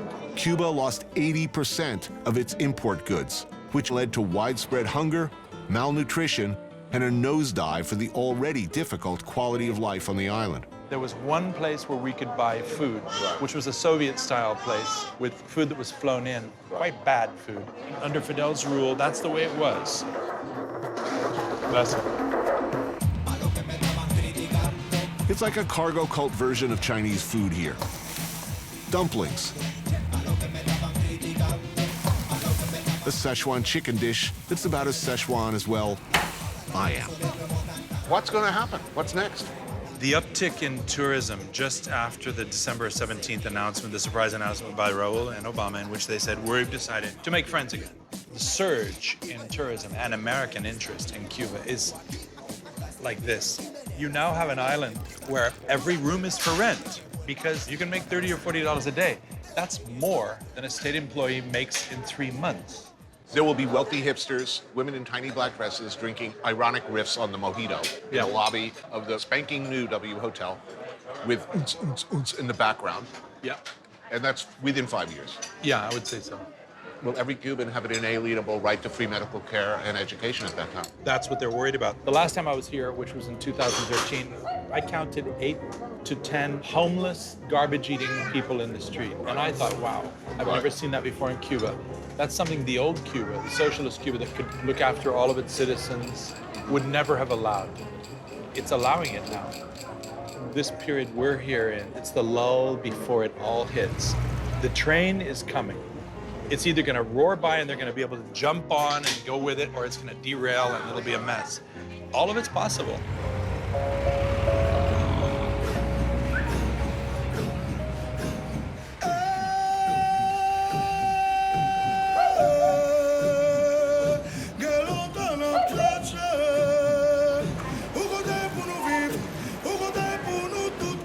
You see me? Pregúntale si quiere probar el arroz para que me diga cómo está. Yeah, my mom is asking me if you would like to taste the rice. Oh, it's fantastic. Like a lot of Cubans, Yosemi Rodriguez lives in the same working-class neighborhood where she was born.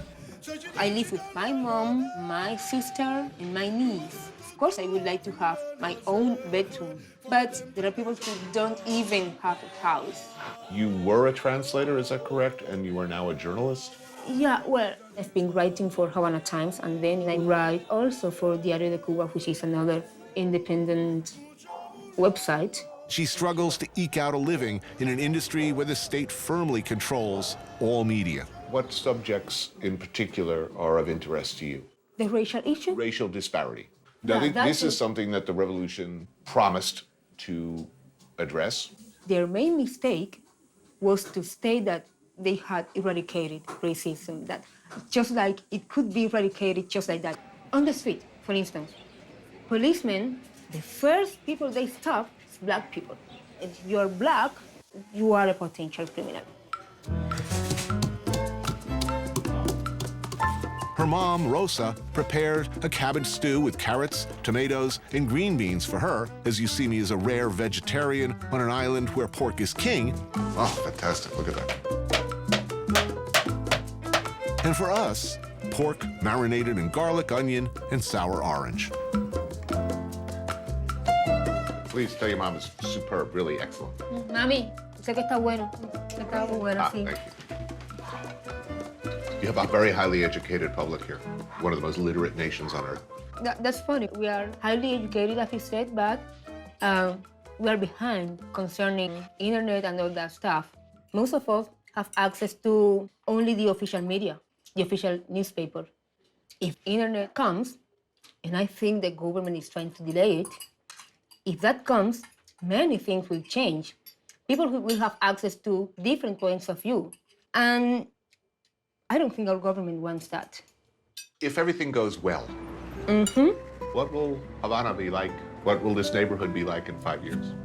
You know, having a prosperous society doesn't guarantee that it is the same for everyone. You know, you see these people who have been able to use opportunities to open businesses, to open successful restaurants. Those opportunities are there, but I cannot use them because I don't have money. I don't think it is possible to have a perfect society, but I think it is possible to try. How you like the food? Oh, it's delicious, really good. Thank you.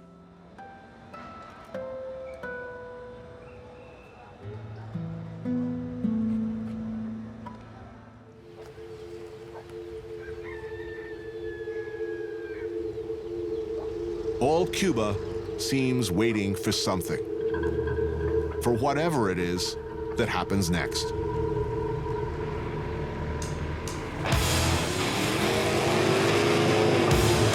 Today, that's the roar of Detroit's finest, circa 1959 and before, of course.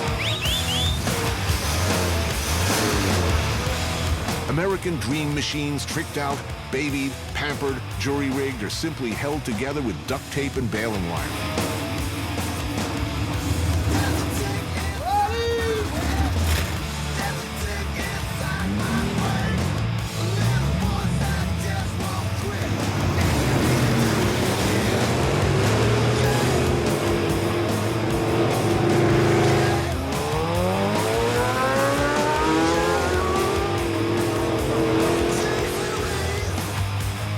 Nice. What's under the hood? Motores americanos V8 cilindros. V8 American engines. We buy spares, we bring spares from America. Lo único que pensamos nosotros, el 90% de la semana es en nuestros carros. All we think about through the week is our machines, our V8 engines, you know. Car racing in Cuba, they love it here as much as they love baseball. Wow, that's serious. Los Amigos de Motor are die-hard gearheads, drag racers who for more than 20 years have been defying the law and escaping the grind of daily life by pressing pedal to the metal and hurtling down the highway faster, faster, fast as they can go. They just find the best part of the day when there is not so much traffic. You get hundreds and hundreds of people on both sides of the road. Now, before, it was absolutely illegal. It's always been illegal. It's only the last couple of weeks that we're going to get sponsorship from the Ministry of Sports. Everything is changing. It's entirely possible that soon you'll be able to order any part, any car in the world. You can have it tomorrow. What would it be? Corvette. Corvette. Which year? ¿De qué año? Bueno. Ok, vamos entonces a hacerlo, Víctor. Cierre calle, el carro y seguridad para todo el mundo. Vamos.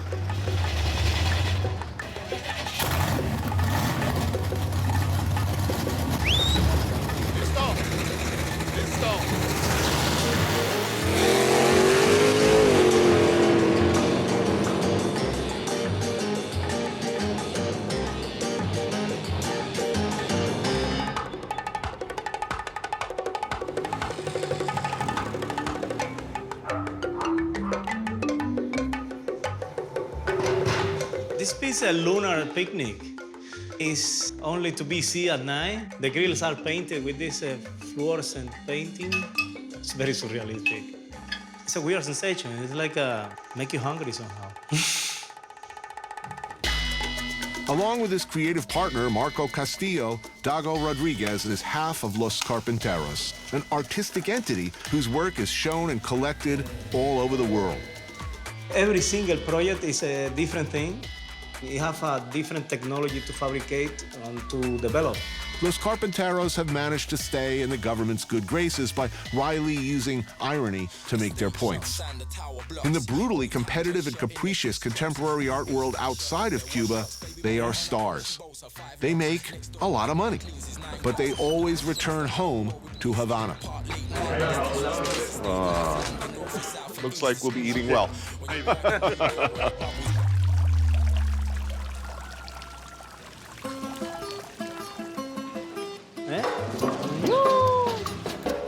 Perfecto. Tonight, it's a party in Dago's backyard.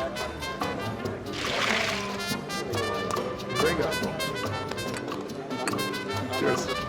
Kelvis Ochoa has made his much-loved pig's head soup with pumpkin, corn, peppers, and sweet potatoes, cassava, and plantain.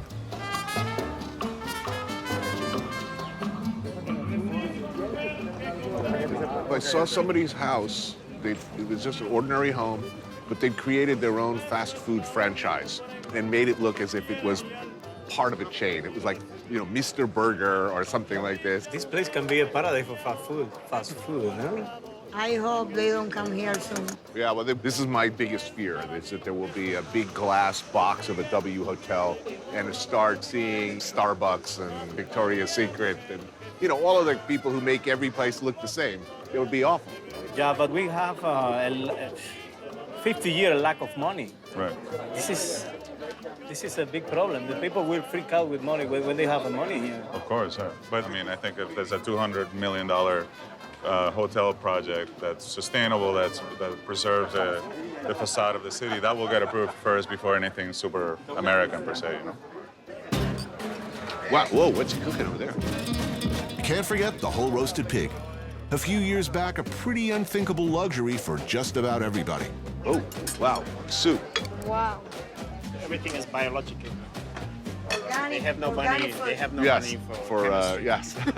Not the pesticides and the hormones yet. Ooh, wow. And tamales steamed in the broth from the pig's head soup.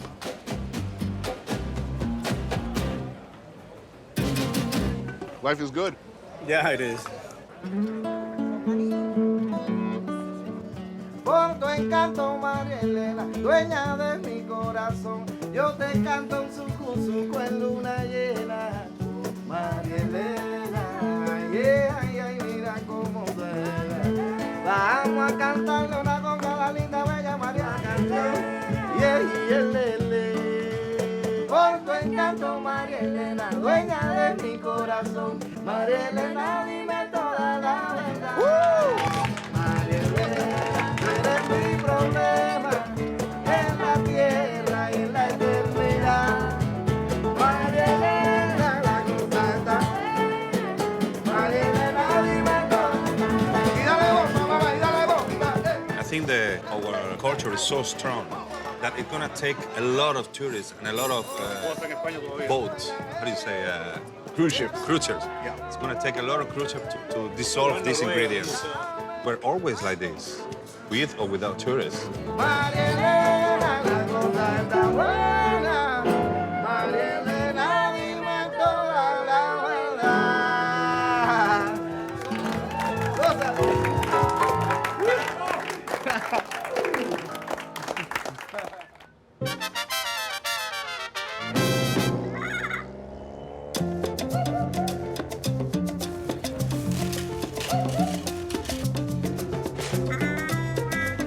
This is a typical street of this neighborhood. Houses of wood, houses of concrete. The street is not in good condition. Here was the bus station. It's not a bus station anymore. Now it's a building, it's a monument of the past. Mantilla is a suburb of Havana, home to one of Cuba's most celebrated writers. Mi nombre es Leonardo Padura, soy escritor y estamos en la casa donde he vivido toda mi vida. Existen muchas líneas en la realidad cubana que aparentemente no pueden traspasarse. Pero yo creo que sí, que se pueden traspasar o por lo menos se pueden empujar. Author of the internationally successful Mario Conde detective series, Padura has been able to portray the daily struggles, the absurdities of life in Cuba.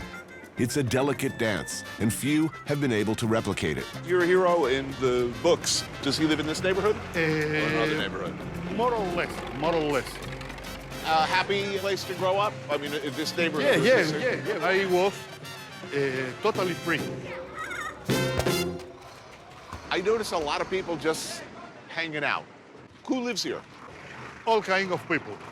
Doctors, for example, engineers, workers, Macambra, champán de barrio. And people who makes nothing, like that guy. Right. He don't make nothing. How does he live? Trying to find something to do or something to sell, making a small business. Cafeteria a la barbecue is only one example of a booming do-it-yourself service industry.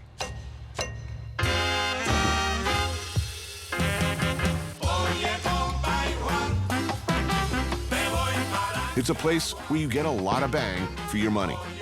Nothing fancy, just delicious. Gracias. Fried pork, plantains, and the kind of silky, deeply satisfying beans that dreams are made of. This is good. Good beans. Yeah. You've never had a book blacklisted or banned in Cuba? Fortunately, no. Have you been able to say everything that you wanted to say? I try to be the most honest writer that I can be, and I think that I had said all that I can say. The problem is that we need in Cuba a lot of money because it's very beautiful city, but the people have many problems to live with the space, with the structure of the buildings. For dessert, awesome. flan, cooked in a cut-down beer can. Thank you. You're a successful author. You've been around the world. You've traveled.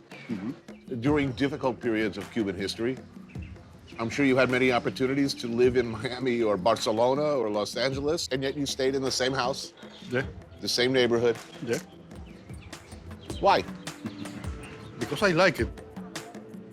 I need to live in Cuba, near to the Cuban people, near to the Cuban language. For me, it's very important.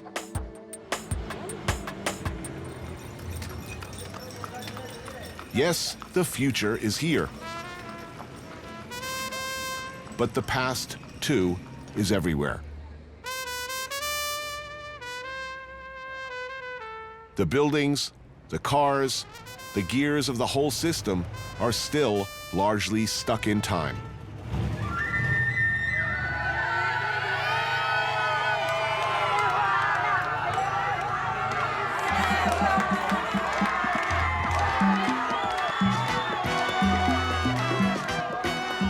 Mi nombre es Juana Bacallao, Juana la cubana. 93-year-old Juana Bacallao is very much a part of that past.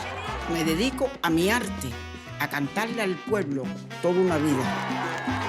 Long before the revolution, she was a shining star at Meyer Lansky's Tropicana, singing for Capone, Luciano.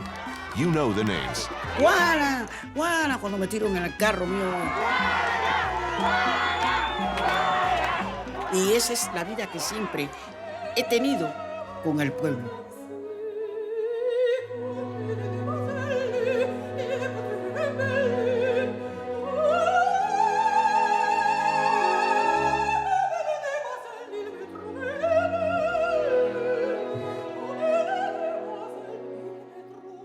Yo voy al escenario todos los días a las 12 de la noche con mi orquesta.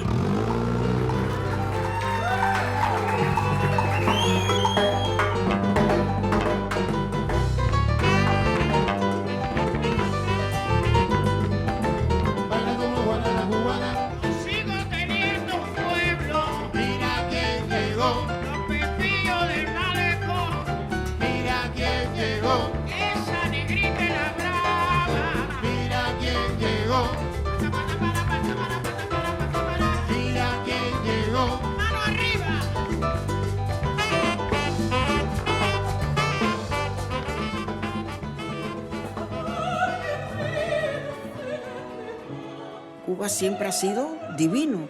Es una fuente maravillosa de amigos que me quieren todo el pueblo. Mientras que hay salud se canta y eso.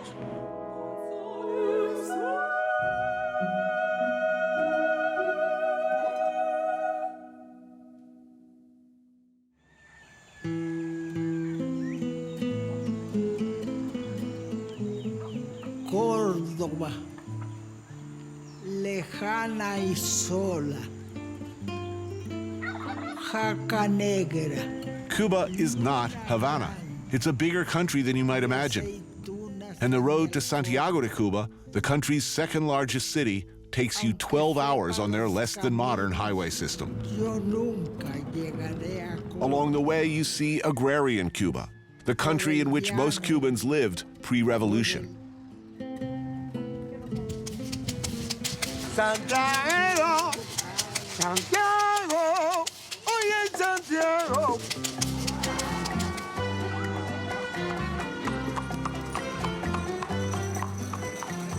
Santiago is a poorer city. It's blacker. And unlike Havana, the symbols and faces of the revolution still seem to mean something. These brutalist prefab workers' housing complexes are everywhere here. And at first glance, hell, at second glance, they look like something you'd house animals in. But for many, previously living even poorer, harsher lives in the countryside, these offered something new. Each group of buildings came with a doctor, a school. Still, they look about as grim can be.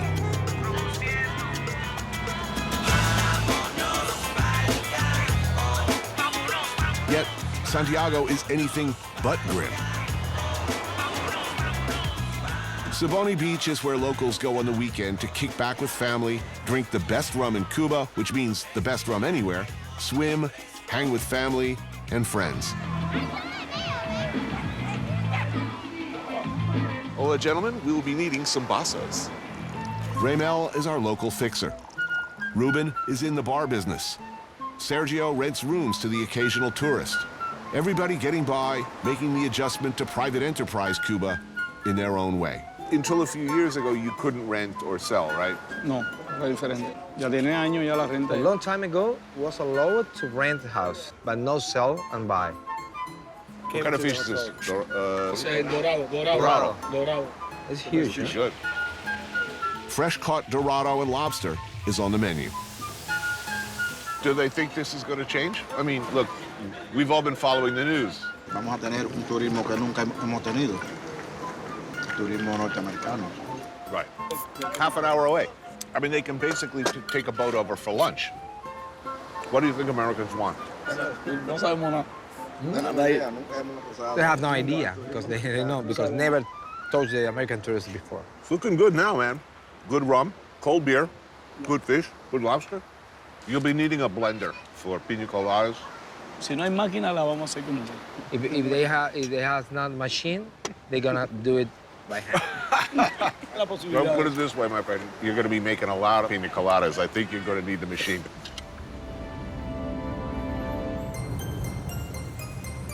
No hay pierna, hay costilla. Fumigando insectos. Y la music, el académico. No se maten más. Dénete la resistencia. Hace boom, boom, boom, el latido en tu conciencia. Nighttime is party time, where everybody, it appears, at least from when I was there, hit the streets. Mom, dad, sis, even grandma get, well, crazy. Used to be son and trova that ruled the streets. This was where those musical styles were born after all, but now it's reggaeton and, of course, hip-hop. No me mataron ni las balas ni los bobos, yo soy a prueba de todo protección espiritual. La misma plaga sigue siendo quien los mata, tienen la boca muy grande y el cerebro minimal. Alain Garcia is the leader of the Santiago-based hip-hop trio, TNT, La Resistencia. We've been making hip-hop for 15 years, which is quite difficult here in Cuba. We've been in jail 3 days once just for making hip-hop. Súbele el volumen, voy a rapear como un loro. Deja lo que fluye, el ritmo habla por sí solo. Este es MC, yo Papa Flow aquí en la tierra. El asesino de los chotas, el perro de todas esas perras. Arrodíllense, muñeca, se lo manda. Definitely it's a change in Cuba, but I don't think it's because the relation with the United States are getting better. It's because the people just realize we need to change. We still want a kind of society where everyone participates, everyone determining the future of the society.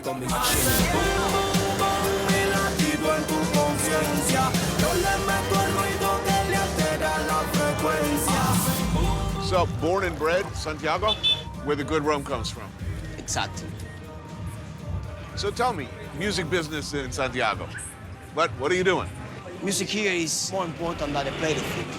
When it's carnival, sometimes the people doesn't have money for a proper food, but they got money for like a jar of beer and just enjoying that beer in a place with music. How much American hip hop do you get here?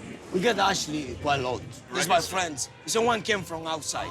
That one passed to me and I passed to my friends and that's it. It's hand by hand. In the beginnings, in the 90s, we started making hip hop here. And we get a lot of troubles. Hip hop came from the States. They're like everlasting enemy of the revolution. Right. So you're making a music, a protest music. Right. So we've been a couple times in jail just for songs. So now you can make money performing? Yeah. You can maybe make money selling... CDs in the streets. But actually right now, more possibilities are coming. When the opportunity to like promote the music, when the opportunity to have access to internet, free access, I mean. That's gonna be the biggest thing. Yeah. If you want to spend your holidays properly in Cuba, just come down to Santiago. All right. We got a couple of things to show to the world. Cheers, man. Cheers, man. Go Santiago.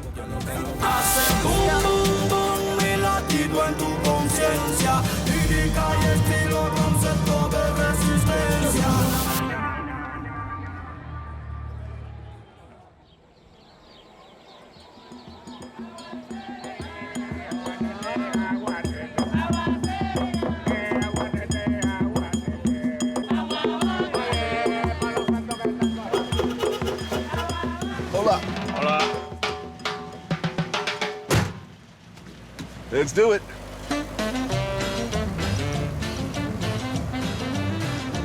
Hi, I'm Tony. My name is George. How long have you been driving a taxi? For more than 20 years.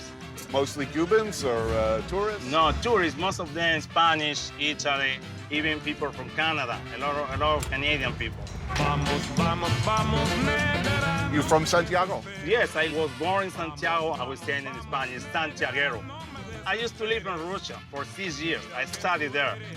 Really? Yeah, I was really young, and I really enjoyed it. Oh, yeah? Because it must be cold there. No, could you imagine the difference? Cuba, a Russian, snow. First time I saw snow, I sent to my mom a lot of pictures. Yeah. Holding snow, throwing snow. So what were you studying in Russia? Mechanic engineer. That's so you went from engineering to taxi driving. Yes. In 1990, a Russian left us alone. We got in trouble with the economy, so I have to change my job. So it looks like the embargo might end. You know, a lot of money going to start coming to Cuba. Oh. You think it's going to change?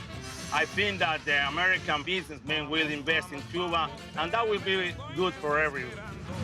How about going back to engineering? You know, that will depend on how much they will pay. Right, okay.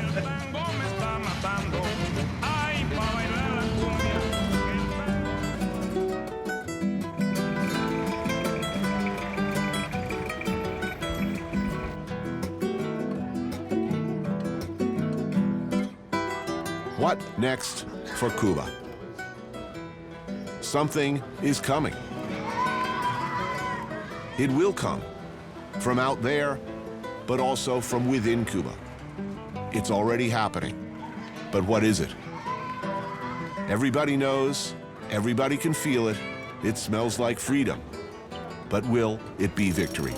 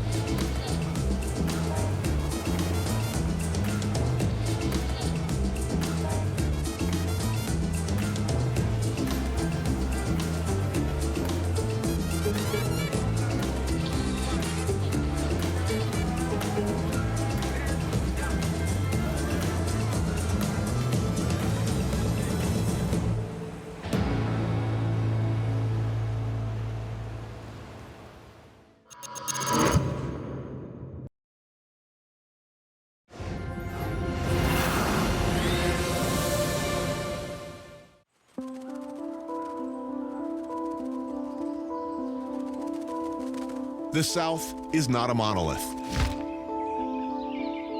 There are pockets of weirdness, awesomeness, and then there's Charleston, where for some time now, important things have been happening with food. A lot of them having to do with this guy.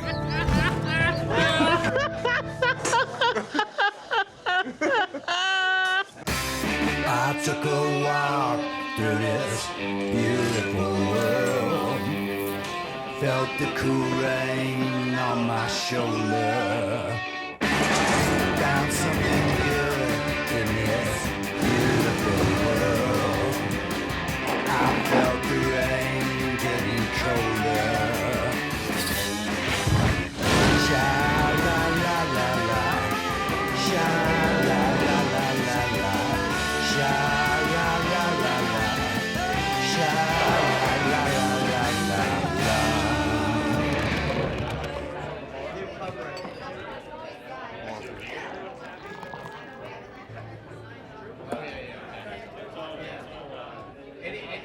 What are we drinking?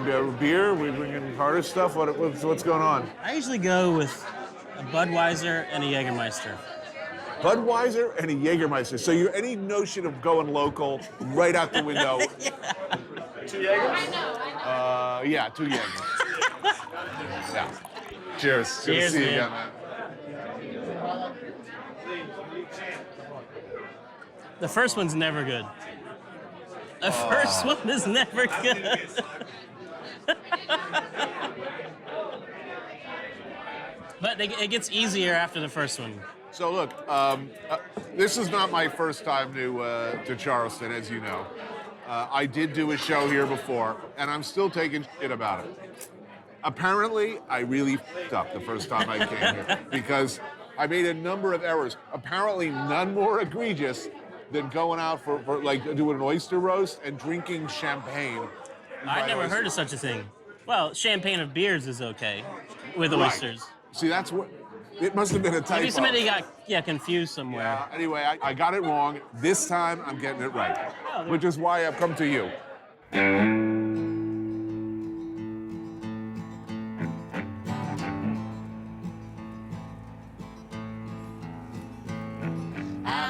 You could be forgiven for underestimating Sean Brock first time you meet him.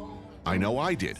I saw a scruffy-looking dude in a trucker cap who always seemed to have a bottle of really good bourbon on hand. Stutzelweller, 1991, 18 years old. This is the end of great whiskey. It didn't come in this bottle. This is my travel bottle because it's plastic, you see, so it don't break when you get rowdy.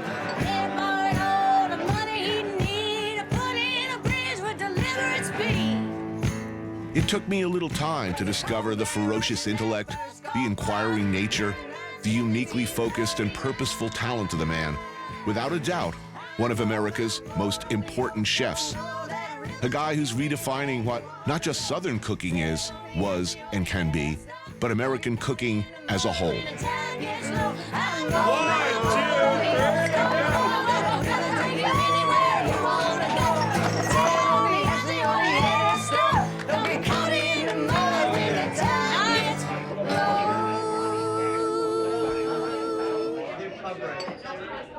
We're going to talk a lot about this over the next week, about the notions of universal awesomeness. Is the Waffle House universally awesome? We have one choice for late night eating, and it's the Waffle House. And they create this environment where no matter how blitzed you are or how normal you are welcome and treated equally with an experience. It's not just like, eating a plate of food. You're talking about it like it's a magical spiritual place. No, it's beyond a magical spiritual place.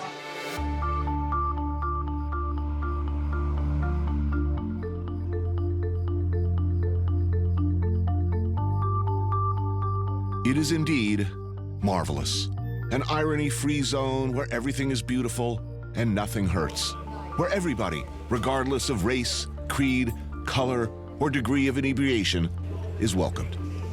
Its warm yellow glow, a beacon of hope and salvation, inviting the hungry, the lost, the seriously hammered, all across the South to come inside.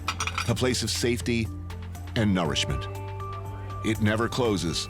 It is always, always faithful, always there for you.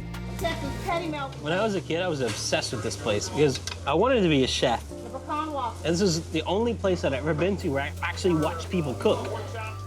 This was action to me, because I would see these people cooking at a pace and cooking for people who were completely out of control, but still providing hospitality. It was one of the things that really helped me fall in love with cooking.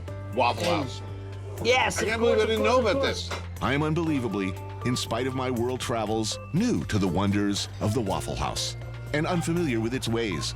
The terminology, for instance, is new to me. Now look, I'm looking at my hash brown, and I am already confused and enticed. Here's the thing, you Sausage can't gravy. go all in, because you want everything. I need to make a choice.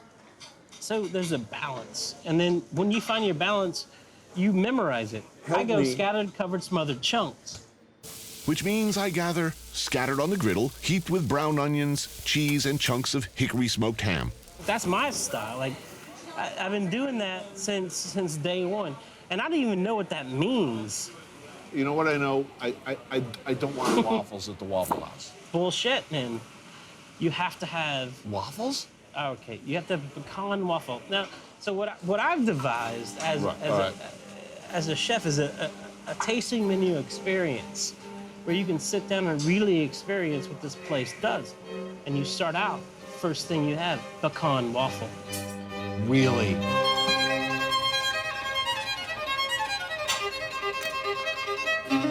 Right, gentlemen. Oh, the pecan waffle.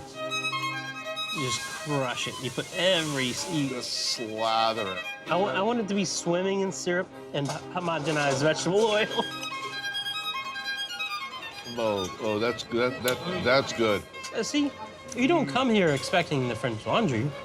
You come here expecting something amazing. This is better than the French Laundry, man. And then, second course, patty melt, split.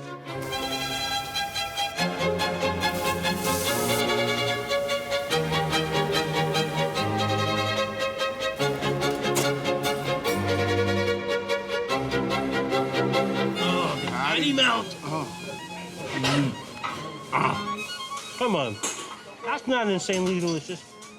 Oh, God It's not damn. insanely delicious. No meal is complete without sunny side up egg. Oh, yeah. And then a green salad with some Thousand Island dressing would be amazing.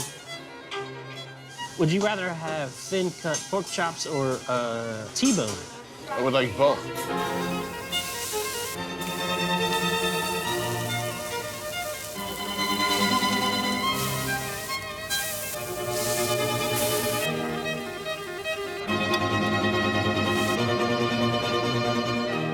Heinz 57 is the best, man. One of the more complex sauces in the American repertoire. Really? You want to talk shit about it? This is sauce work. Trust me, this is gonna change your life. No, that's wrong, man. Come on. This was a brilliant human being who had a recipe. It was amazing. And they got a bad rap. You're talking about like Ronald McDonald. He had a good idea. No, you're wrong. I'm sorry. Here's where we part ways, my friend. Here's my sauce. After a few bites of waffle, a burger, a hunk of generic T-bone, and some hash browns, one feels drawn right to the center of what makes our country great. An America yeah moment that drives me to clamber up on the counter and start reciting Walt Whitman, the Star-Spangled Banner, Oh Say Can You See, and you know what? I doubt I'd be the first. Oh my Give me a God. break. The umami happened. Yes, yeah, give me a break. You know what umami means in Japanese? Actually, the literal translation of umami? Orgasm? No. Umami means, in Japanese, literally, it means, I will suck your for a bite of that burger.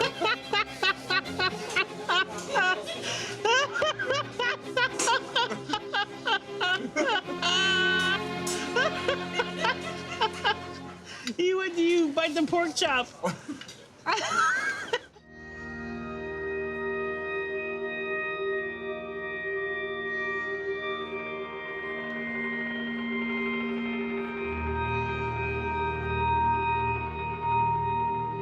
Everybody needs a place, a community, something larger than oneself to care about, to be part of.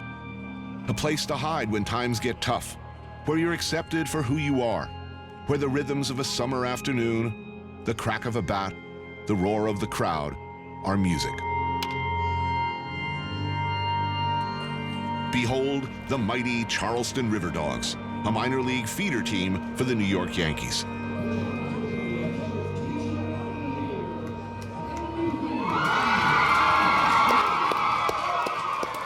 Meet one of the owners of the Charleston River Dogs, Charleston resident Bill Murray.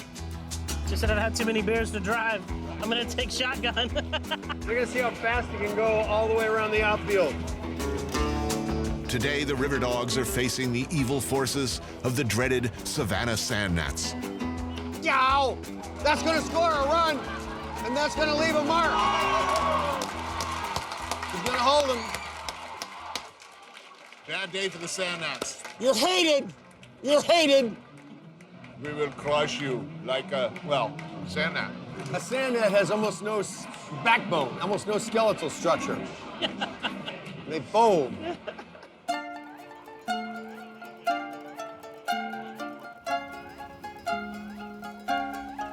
As difficult as it might have been to forego the joys of the bacon-wrapped foot-long corn dog known as the pig on a stick, we knew we'd be coming here. Husk, Sean's restaurant in downtown Charleston, one of two that have helped make the city a fine dining destination. So I want to know, Southern living, it's very different up there and down here. It's a big transition. Easy for you or not? It's easy. The driving was the real transition because I drive like a New York person. And when you come here driving like New York, it takes you a while to recover. But, you know, I'm right on the edge here, like telling people that this is a really nice place to come. And really, I don't want anyone else to come. I like it the way it is. There's a lot of insects. It's really, really hot in the summer. And the traffic is worse than it ever was. Husk directly addresses Southern culinary traditions using the best of modern techniques, but always, always respecting the originals and who made them. It's a pressing matter to redefine Southern food. If I were a Southerner, I would make it a personal mission because it was distorted for so long. But as a Northerner, why should Northerners care? Well, I think if you look at the history of food in America, well, there's no denying that Southern food was the first, true cuisine that had this foundation, and that's important to preserve. And to me, though, it kind of goes back to the idea of you should be cooking and preserving and celebrating the food of your grandmother. People take a real pride in their ability to cook my aunt's recipe, my grandmother's recipe. Of this is how we made these, and the standard of food here is so high that when I go around any place, I just go, eh. Country ham, bread and butter pickles, and of course, Sean being Sean, there will be bourbon. I just like to start a meal with pickles and ham. I'll try not to geek out too much, but this is a very special breed of pig that came over here in the 1500s called Ossabaw. The Spaniards brought it. It has a very particular flavor. And this one's aged 3 years. It's ridiculously good. That's the best American ham I've ever had, Oh, far thank away. you. That is unbelievable. These two things together, these are my two favorite things in the whole entire world. Stitzelweller whiskey and old country ham.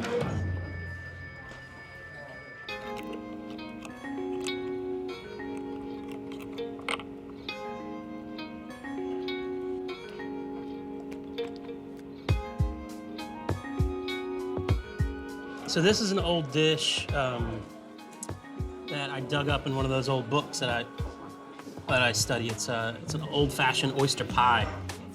Ooh. So just grab your spoon and just dig all the way down. The oysters are in the bottom.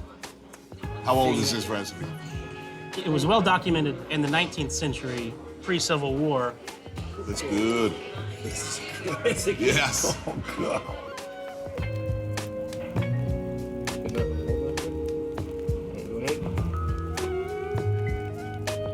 So Shrimp and grits is the dish of Charleston. I mean, it really is.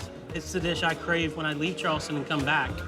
This version is one of the older ones where we actually make hominy first by nixtamalizing the corn. So you'll taste the grits are a little bit different. Oh, yes. Oh, that's really great looking. And then we make a brown gravy, which is the most classic way, and on top, crispy pig ears. You get grannies coming and saying, I haven't tasted this since I was a little kid? Yeah, exactly, man. Wow, that's good. Mm.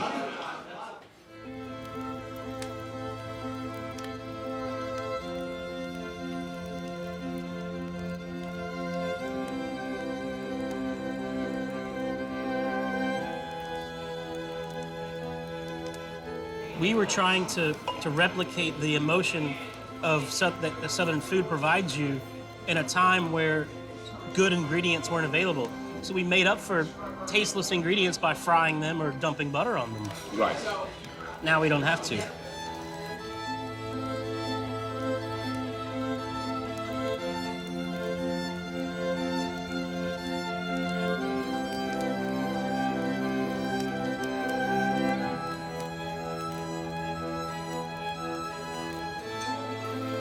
Wow, what's going on here? This is an onslaught of awesomeness here. We didn't order this. So Hoppin' John, so pit beans that have been cooking over the fire all day. These are the red peas that came from West Africa. This is the original Carolina gold rice, hand harvested with Benny. Grilled whiting, which is what nobody eats in Charleston in restaurants, is what everybody eats in homes, with some spring vegetables. And then this is a suckling pig. That's the same breed Ossabaw as we had earlier with the ham, mixed with a mule foot, cooked on a spit, some cream corn and cornbread. Wow. So this is going to be my first mule foot.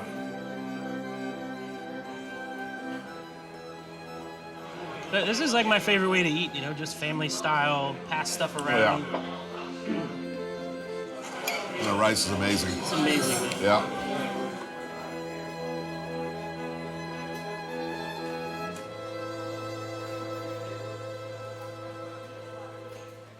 You see Bubba Gump.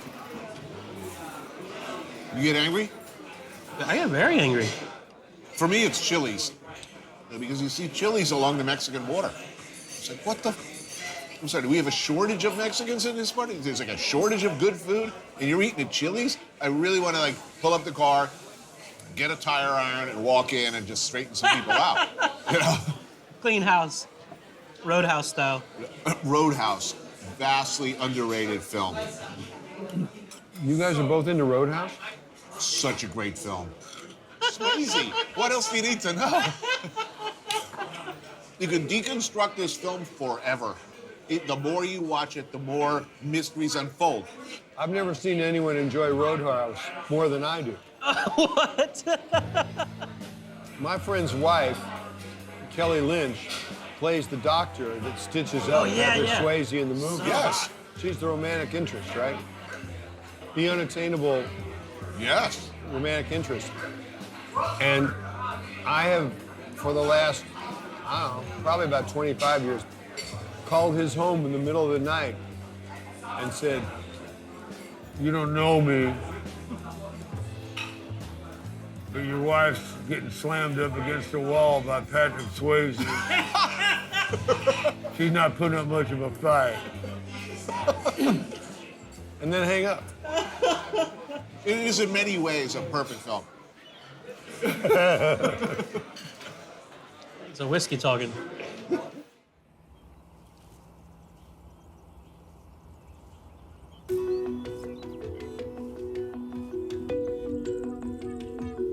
What is down-home Southern cooking? Where did it come from? Who's responsible? Well, it's always useful when asking those kinds of questions, wherever you are, to ask first, who did the cooking back then, in the beginning? Where did they come from? When you meet people here, you know that you're seeing a direct descendant of a slave that was here after the slaves were freed. Ashley Green grew up on Mosquito Beach on James Island in Charleston. Her mother owns the property, which has been in her family for generations. Fact of the matter is, in the Old South, back when the dishes, flavors, and ingredients of Southern cooking, which is to say American cooking as opposed to European, chances are that food was grown, gathered, produced, and prepared by African slaves. Chef Vijay Dennis has made it a personal mission to celebrate and protect the culinary traditions his ancestors passed down to him. So this is some local blue crab, just fresh in season. This is a play on some garlic crabs, but this is shrimp butter instead of the garlic butter. And then you have that play of, the French influence into the cuisine right here. The flavors and textures and foodways of West Africa are all over Southern cooking, and there are few better places to see how short the line between there and here than Gullah culture. I'm really enjoying this, I gotta tell you. This is so delicious. Damn. Oh my God. How African is traditional Gullah cooking? Well, I think what happens is you change the location of the people, but you did not change who the people were. You did not change the information that they came with their traditions. If you look at the history of American food, you'll quickly see that this is one of the first true cuisines of America. Oh, what's that? What is this? This looks good. We going back to West Africa. All right. Soft-shell crabs and conch in a decidedly West African-inflected peanut stew with Carolina rice, sautéed squash, and zucchini. Oh, that's so good. Man, it's been a while since I had conch.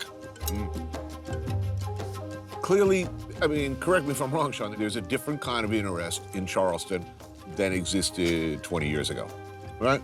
Is something happening here, and is it a good, what's changed? So, I mean, it's good to have people to have a more diverse community in a sense, but then you also lose a little bit.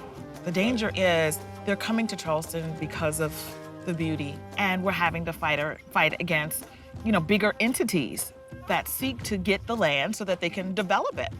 And so we're fighting to keep what's been ours. And so it's important for us to preserve this area, preserve this culture for generations to come.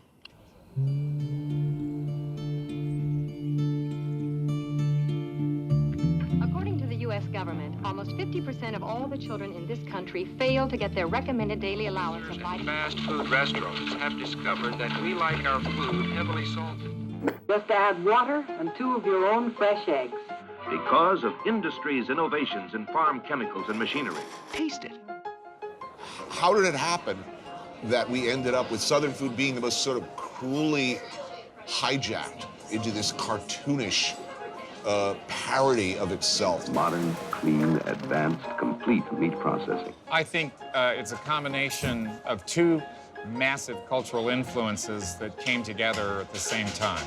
The idea of industrialization came late to the South. When it hit, we got pellagra. The first nutrition laws in America were written in South Carolina because everybody moved into mill villages and immediately started eating processed food because they weren't growing their food anymore.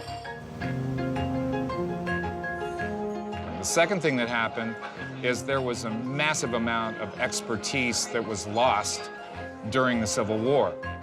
A lot of the Southern revival, the whole turnaround, started with this guy, Glenn Roberts, a man who asked a simple question: how come grits aren't as good as they used to be?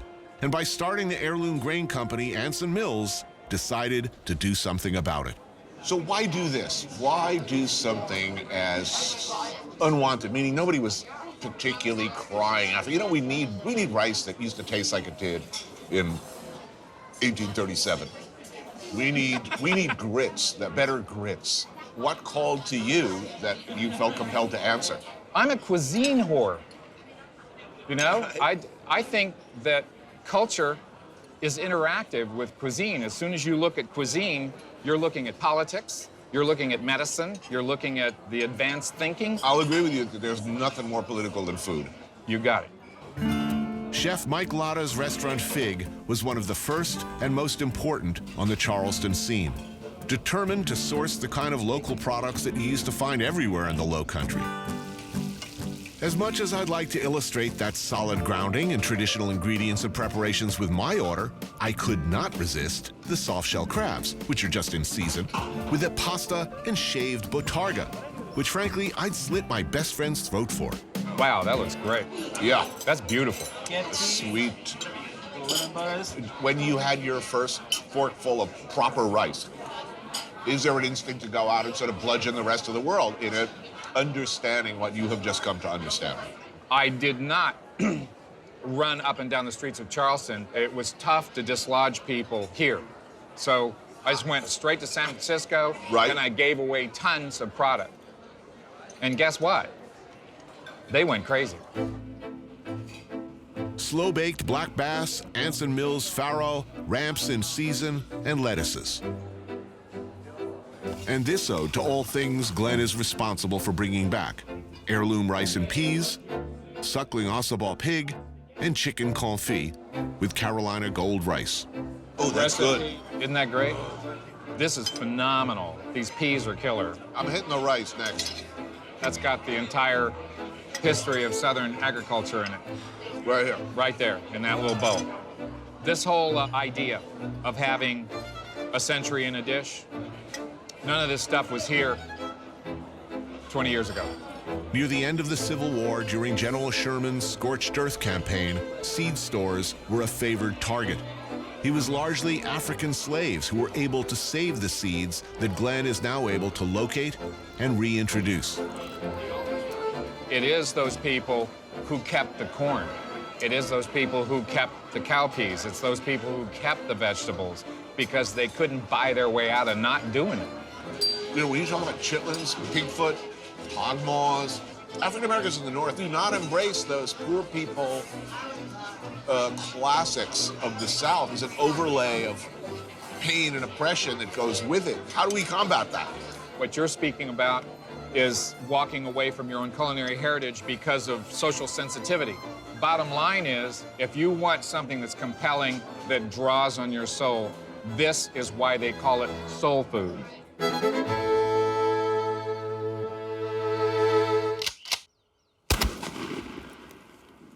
I need the finest in turkey-killing couture. I'm going to be ninja-like, and I want to look cool. Well, you know, camouflage is the standard go-out wear in South Carolina, so...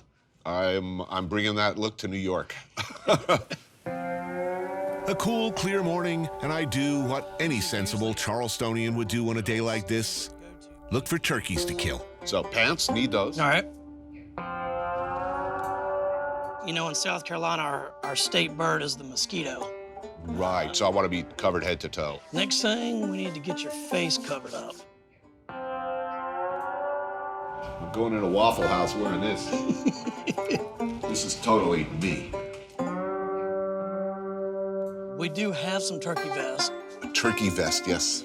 I've got to have it.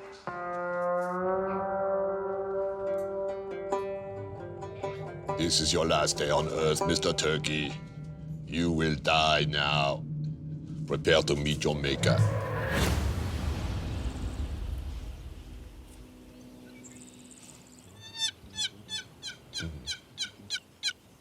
Here's the thing about hunting. The likelihood of me successfully shooting even the stupidest animal on camera are about the same as Donald Trump being gracious to anybody or Adam Sandler making a good movie. Basically, a magical unicorn is going to land in front of me and shower me with candy and Vicodins before I shoot a freaking turkey on camera. That shot you heard was me shooting a producer in the calf and telling him to hobble over to the Piggly Wiggly for a frozen gobbler before he bleeds out.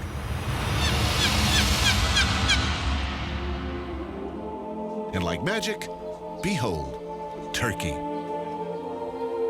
Slow, slow barbecue turkey with all the sides you want and need. What do we got going on here, Chef? Pig's feet and collard greens. Oh, Pickled damn. pig's feet and collard greens. Oh, yes. And then barbecue coleslaw, some potato salad with ramps, baked red peas. Mm-hmm. Oh, there's my weakness right there. And we made you some very special Mac and cheese. orange mac and cheese. I do love bright orange mac and cheese, as you know. And that's a turkey. Yep. Let that be a lesson to you. Like going to grandma's house. Mike Lotta from Fig is here, and Jeff Allen, owner of Rebellion Farm. So at this point, how many others are there like you guys, like who are basically keeping it real as far as real Southern culinary traditions as opposed to sort of the jokey ones? I feel like just about everybody here is. More than you would think. Well, how many people is that? 12. Yeah, in a town like this, that's pretty amazing. God damn, this is good.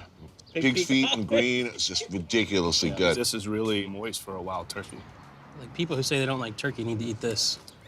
So what's your impression of Charleston? It's it's one of those weird, or distinctly American mutations, kind of like rock and roll or jazz or blues. That's what makes Charleston so cool, though. There's really nothing else like it in America. And it's been unique since the early part of the 18th century. And the city works hard to preserve that. We have an incredibly gorgeous city that people want to visit, so we have the advantage of tourism. The clientele definitely gives us the opportunity to be this progressive or They almost relevant. push us to be more than we can even be.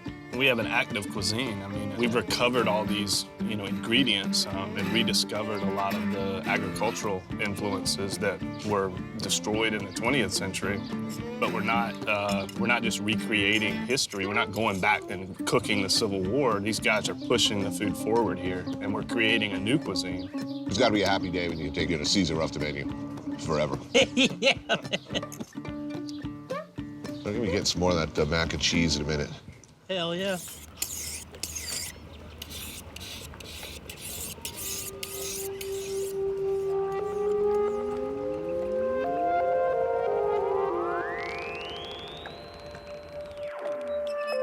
We're one of the last few hunters in the world.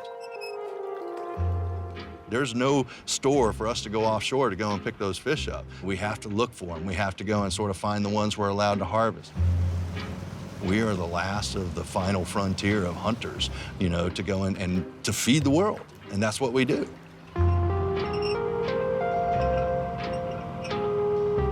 Mark Marhefka has been a fisherman since the 70s. He takes an unusual and much-needed approach to catching fish.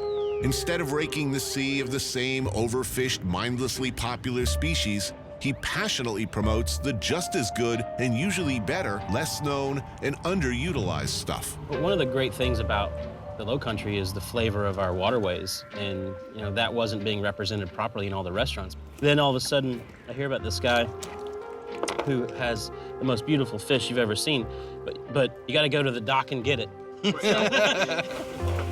Frustrated by the conventional wisdom, by the mishandling of fish by other distributors, and the narrow range available on the market, he became his own dealer, starting Abundance Seafood, one of the country's first CSFs, or community-supported fisheries. He's changed the way people think about so-called trash fish. Look at how beautiful that is. Today's catch, triggerfish. Any market for these things? Oh, my God. Yeah? Well, we can't go and keep it in-house enough. No, really? The crazy thing is, it's like, even 5 years ago, there wasn't a single one of these on the menu. Before we all knew Mark, everyone had the same crap on the menus: tuna, salmon, grouper, snapper, which is delicious stuff, but as we all know, we've overfished that. And Mark really taught all of us the beauty of stuff like this. Nice. This is a half-shell style, so you just leave the scale on, the skin on, Right. and just cook it one side up. It's sort of basting itself. Yeah. Makes like a cup. It's very Creole. Is there something out there that you're seeing that's still a hard sell that you wish people would One of the jump? hardest sells is amberjack. Amberjack, for sure. Amberjack. The Japanese love it. Yeah. Amberjack. Ooh, look at that. That is pretty. Smells good. Wow. Yum. Oh, man. I could eat that 365 days. Charcoal and fish. Man, Man. I know. That's so I know. good. Damn, that's good. Wow.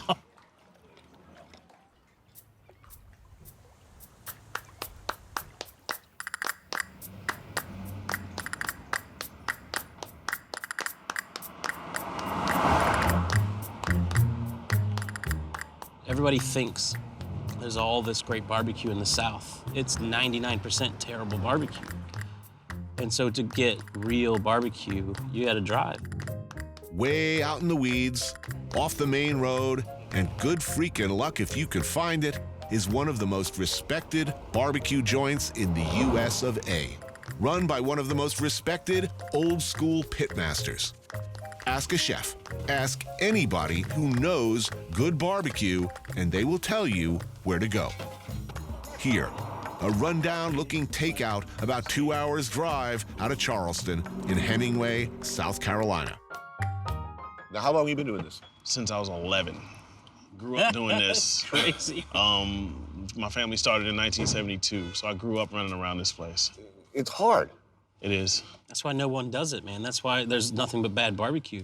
Because in my opinion, the only true way to make barbecue is the burn barrel and pits, and you gotta stay up all night.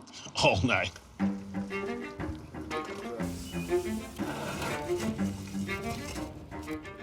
Rodney Scott, a man sought after all over the world for some of the finest whole hog barbecue there is.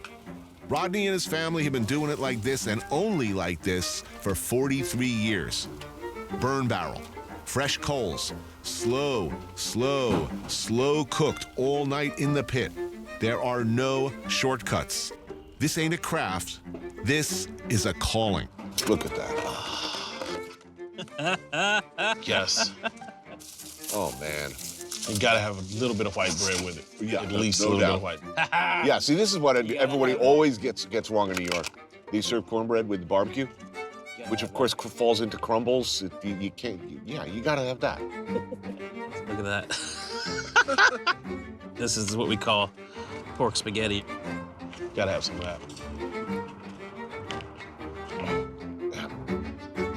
Man, that sauce is nice too. It's perfect, right? Vinegar and pepper. Yeah, it's so good. That's my dad's recipe. But do you do not the standard South Carolina mustard dressing at all? I'm sure people are gonna be pissed at me about this because people feel strongly about these things, but I was not liking that mustard thing. Around here, you scream mustard, they'll think it's going on a hot dog. It's the only thing they know about mustard here. Oh, good. Oh, man, that's just so good. Now, how many hours about that pig is cooking? 12 hours. About 12. You have to love it. You have to be head over heels in love with it to do that every day. I mean, you ever get sick of eating barbecue? No, not yet. Not yet. So we're all gonna be rolling out of here with the Rodney Scott cologne on.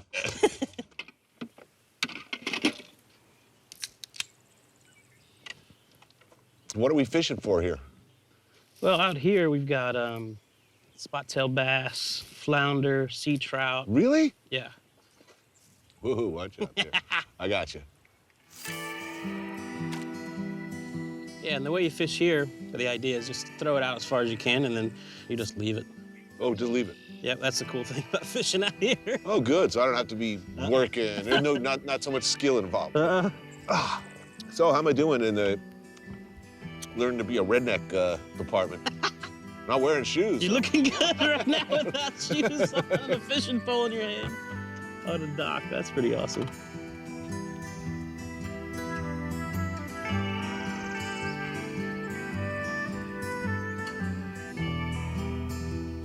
It's a different pace here, man.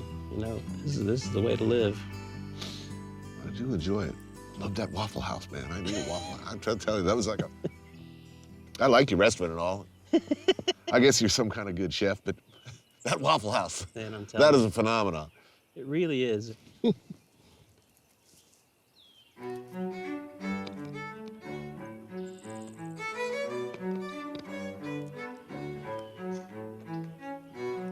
It's good with boiled peanuts and whiskey. Oh, yeah?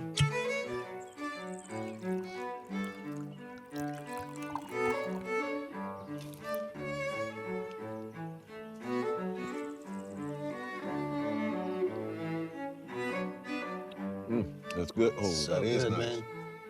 It's so good. How's visit to Charleston? Oh, it's been great. This is a special place. It really is. Well, it's very unique. It's been a lot of fun to watch the food scene here go from kind of what everybody else is doing and was doing to doing something very singular, very special.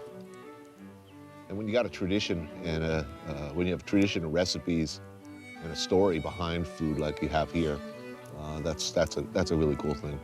Well, the thing is I'm still discovering stuff here. I've been here 12 years. Oh, that barbecue that Rodney gave us was sick, man. He is a force to be reckoned with, man. Like, you know, you talk about Europe, everybody travels hours to go to El Bulli or travels hours by car to go to Michel Bras. It's the same thing here. We just do it from barbecue. Got a hit? I don't know. Let's see. Yeah. You did. It bit right below the hook. Yeah. So that's an intelligent mother fish too. Big and intelligent. So just hook up under the bottom lip. Ouch. Oh. Open. Open up, mother. Whoa, he's up my legs. Because that's anal-seeking bait. Where do you think you're going, buddy? It's like one of those it's like one of those anal-seeking those fish in the Amazon that swim up your caul. Yeah, nice try, buddy. It's quiet on the river this morning. Ain't nobody on the water but me. But the sun's coming on and it won't be long, but there's a little more weight coming in this creek. I put the line out in the water. Who doesn't want to end with this? The old fishing hole. Quality bourbon, no need for shoes. I think the crabs are down there just having a minnow buffet. In such circumstances, whether you actually catch any fish is completely beside the point. Oh, man, not bad for a Yankee. Good, man. Better than my last cast. Making noise with the alligator boys, 20 miles east of Goshen.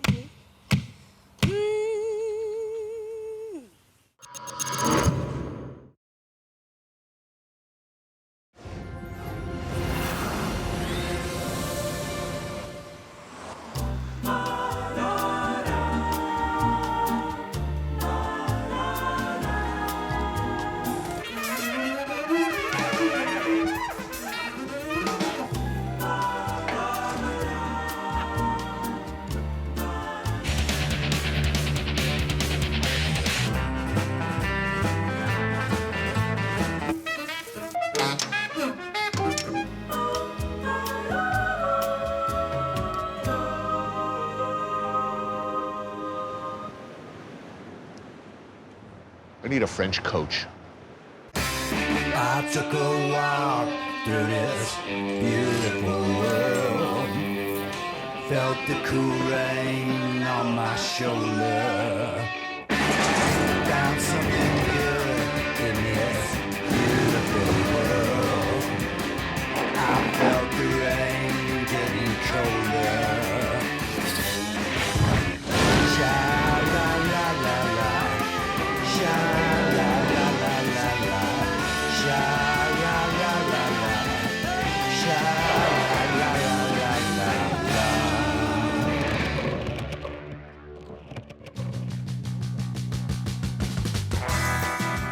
If you've been to France, chances are you haven't been here.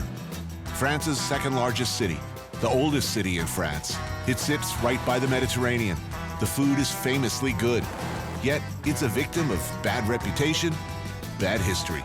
Marseille, as it turns out, exactly the kind of place I like.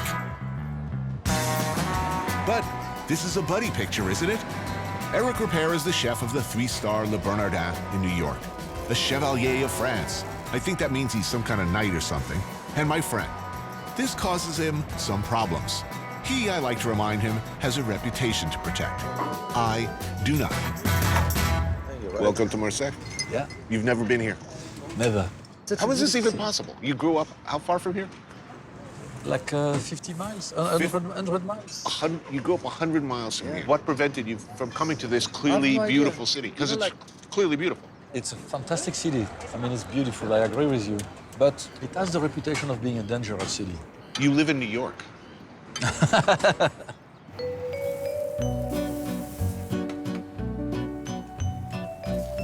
I should point out that every single Frenchman who have said, you know, I'm shooting in France, and they say, oh, really, where? And I say Marseille, their face drops immediately. They're like, oh. Why that? Because they think it's ugly? Do you know what they say? They say, this is not France. With Z like that? This is not France.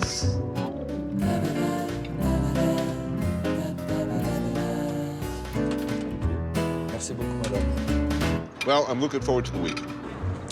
Yeah. This is a low-impact show. What is a low-impact show? It means I'm not, paddling upriver. It means I get a flush toilet, eating well constantly.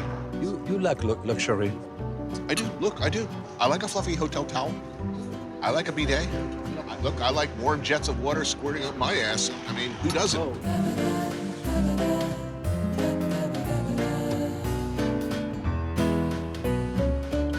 I could retire here. I could retire here too. You see, that's the sort of the measure of a place for me, is like if you start thinking thoughts like that, that must be nice. I could live there. Just me and my watercolors, just puttering.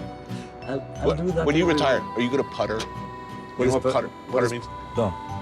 Dicking around. Basically, you wake up and maybe you paint a little. I can't paint. Well, okay. Do you knitting, make a sweater? I don't think I have who am I here?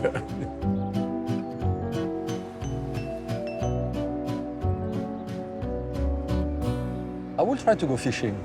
I've never catch anything in my life. Do you actually fish? Do you know how to fish? Do you ever fish? I don't know how to fish. I'll show you how. All you need is a car battery and a couple of cables. Trust me, you get all the fish you want. Yeah, they come right up. You end up in jail, dude. Well, there's other ways. How do you say dynamite in French?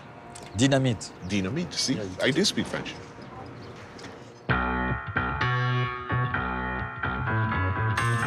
You can tell. You know it's coming, right? You can sense it. Oh no, another fishing scene. This is our vessel here on the right. Très bien, merci, et vous-même. Oui, Eric? Bonjour, monsieur. Eric Fromu is one of only a handful of old-style fishermen who work the sea the old-fashioned way. Do you see yourself fishing? No. It's stressful to me. Right, I always think I'm gonna catch my testicles or my ear with the hook. I have a fear of fish hooks.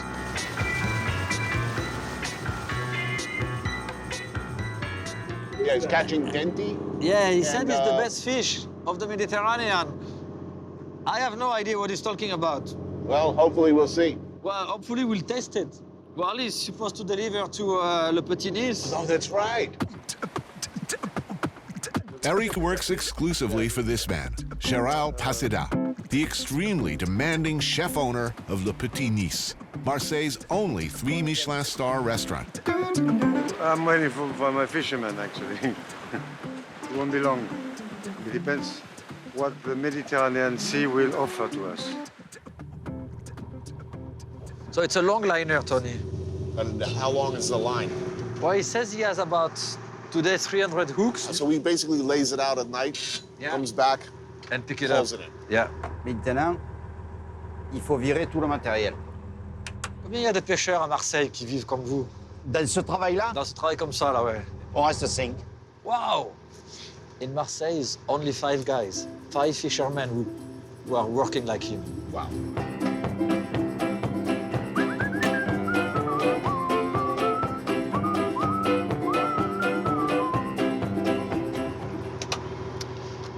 You know, he has 300 hooks.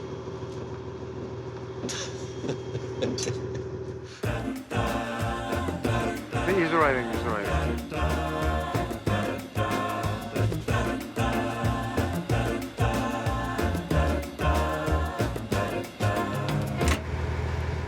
This must be the 12th fishing scene. No, I must have done 20 fishing scenes in my life, and I think I had one good day out of all of them. Other than that, it's been one humiliating goat rodeo after another. Ordinarily, our typical fishing scene actually would be rougher than this. So we'd be pitching back and forth, and I'd be hanging on to the contents of my stomach only by realizing that they're feeling even sicker because they have to look through the viewfinder. Yeah, so they're like, oh. So it's basically, you're playing this sort of race against time kind of a game. It's like, who's gonna puke first? Yeah. It's always the camera dudes, though. Is it? No, generally it's a producer.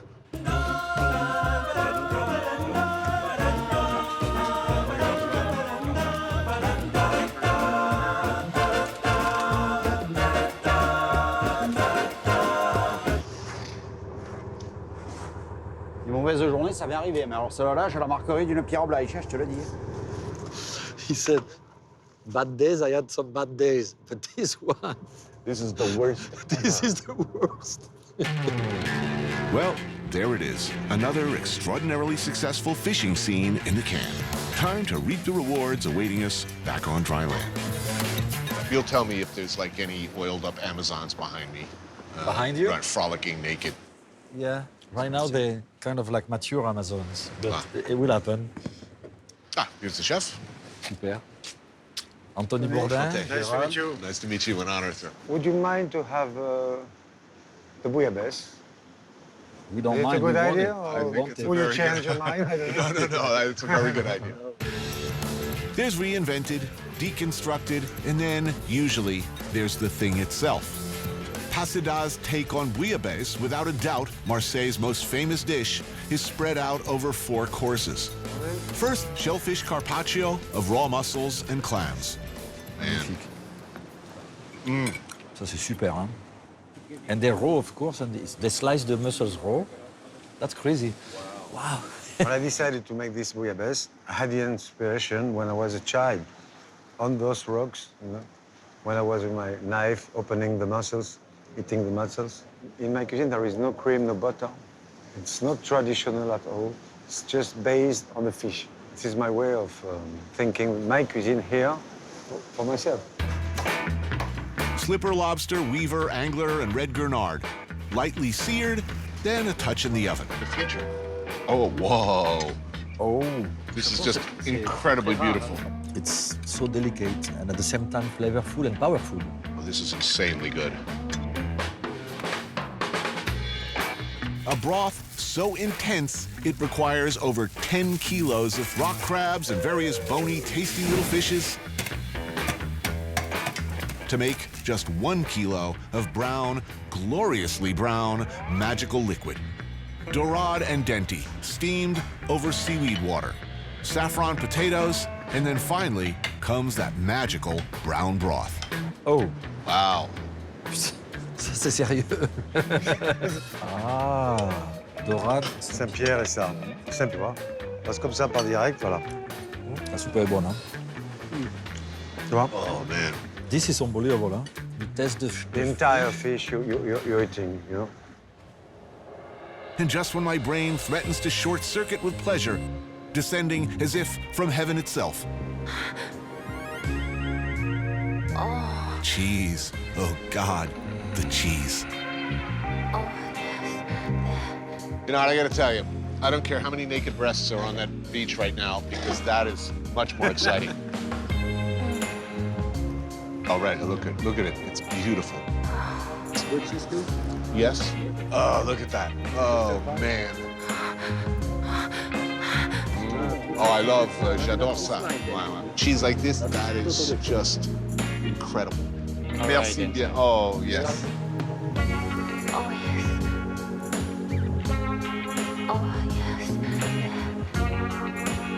Oh.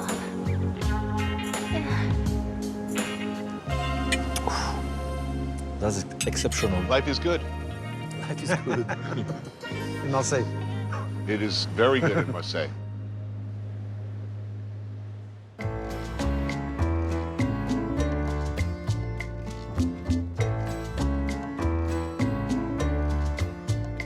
Marseille was once the hub, the rough-and-tumble principal port for France's colonies such as Tunisia, Morocco, and Algeria. As a result, the sights and smells of Africa permeate the city. There has been attempts to dissuade me from, oh, Marseille, you don't want to go there. And yet I come here, correct me if I'm wrong, it is a beautiful city. It smells good.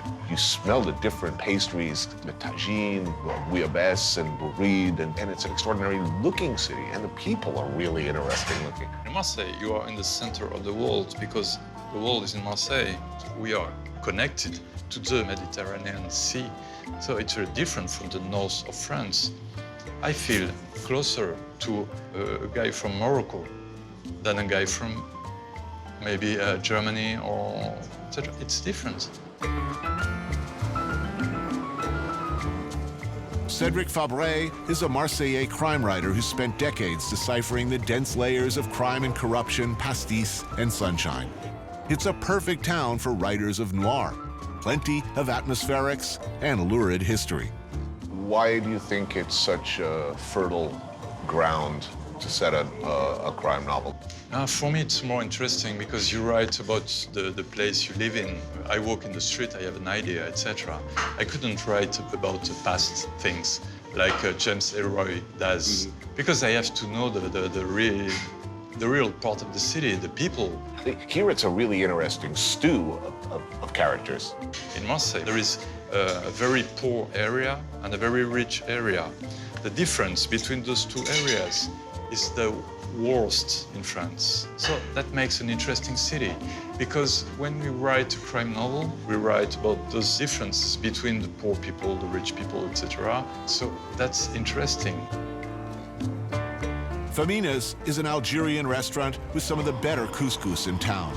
And since it's a very filling dish and I've only got one crack at it, I go for the Royale. What else? Vegetables, chickpeas, merguez sausage, chicken, hunks of lamb, and meatballs. What people say is that everybody sees themselves as Marseillais first and French second, regardless of your background. Is that true? Because in Marseille, we love that city, it's our city.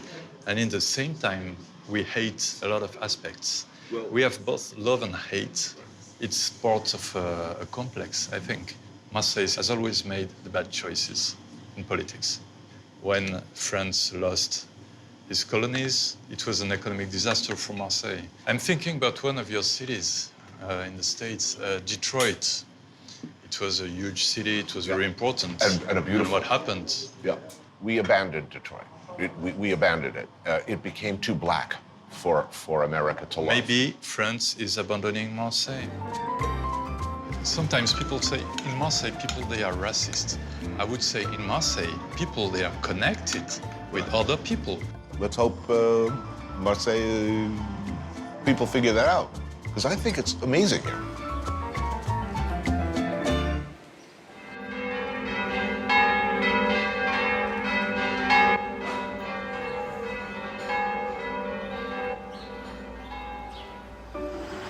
If you ask real Marseillais these days, what's the iconic dish?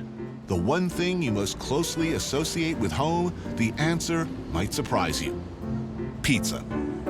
Marseille, it turns out, is the pizza truck capital of France. So this could be a whole new beginning for you, Eric. Yes.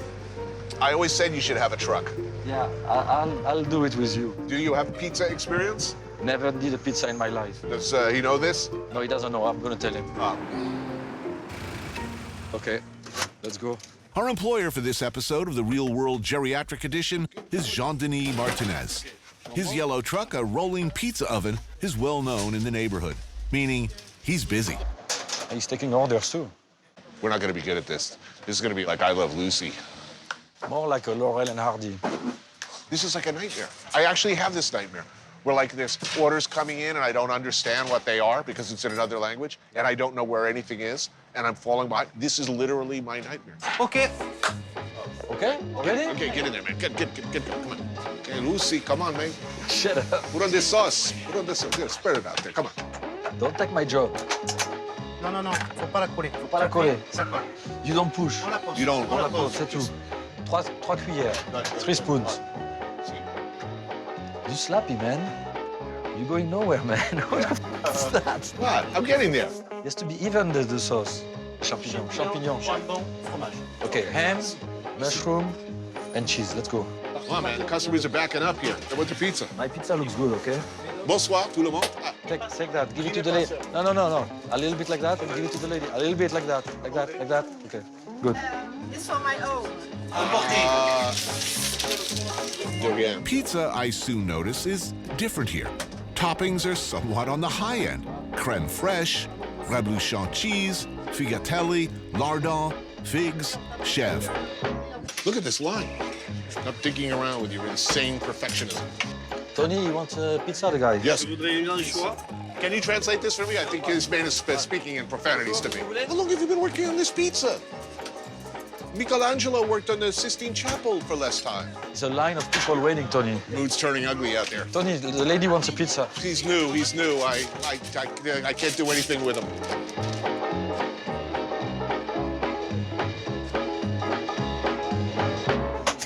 What happened? You have a union break or what? Yeah. Hey, this is France. Get a nice break. If I work my 22-hour weekend.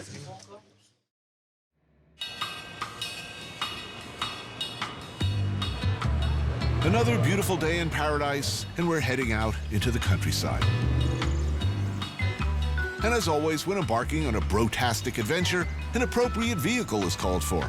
In this case, a 1972 Citroën Maserati. This car is sweet. Yeah. It's totally 70s. Hugh Hefner probably had one of these. No? Alain Delon probably had one of these. I'll bet Serge Gainsbourg. Serge Gainsbourg? Nah. Serge Gainsbourg probably banged like Jane Birkin in the back of one of these. No, actually, you need a little more room.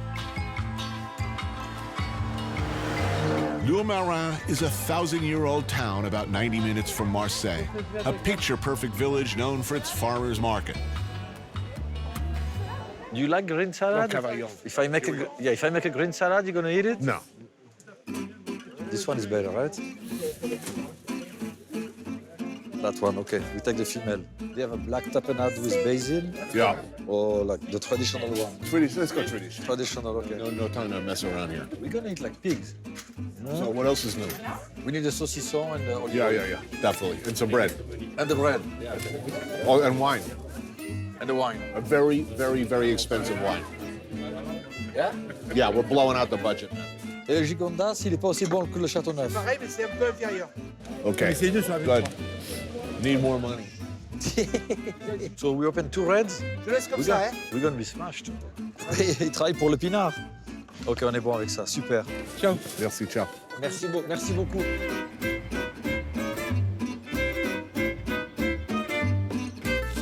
We'll be needing that. Okay, that's our cheese selection. Here's our pomme de terre, which I will be artfully plating. Bacon like a meatloaf all of a sudden. You go from freezing to high heat to, I'm telling you, it's Provence. It's like... it's rough, huh? It's rough. Hey, this is not bad, huh? By the time we're halfway through this bottle, you'll think this is as good as the finest Bordeaux. And by the way, we're not suggesting, advising, recommending, or in any way condoning the driving of a motor vehicle, especially a high-powered Italian-French hybrid, while drunk, because that would be wrong. No, we're gonna take a nap before. Right, until our blood alcohol level is in alignment with all local regulations and laws. I'm gonna put salt on the tomatoes. Like that. Oh, that's gonna be good like that. You know Martha Stewart pretty well. You've been on her show a lot. Yeah. Give me an honest answer. Yeah. In a street fight, could Martha Stewart choke me out? I think if she goes to the dark side, yeah. I think so, too. This is not like my show at all, actually. I'm gonna get shit for this, I'm telling you. You're not keeping it real anymore, man. I mean, look, you know, it looks like a wine label. As a Buddhist, does this worry you? I'm sorry? As a Buddhist, does this worry you, considering how well this life has turned out for you? No, it's good karma from my previous life. I have to... But how long can that karma last?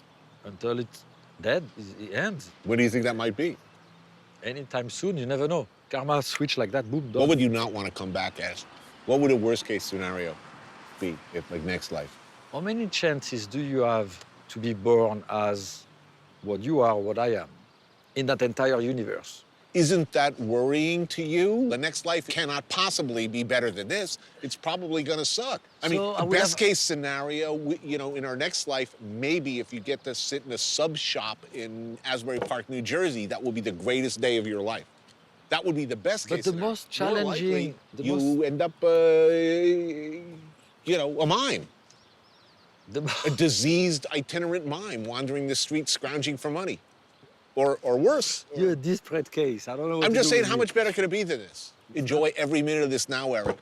And pray that this is it.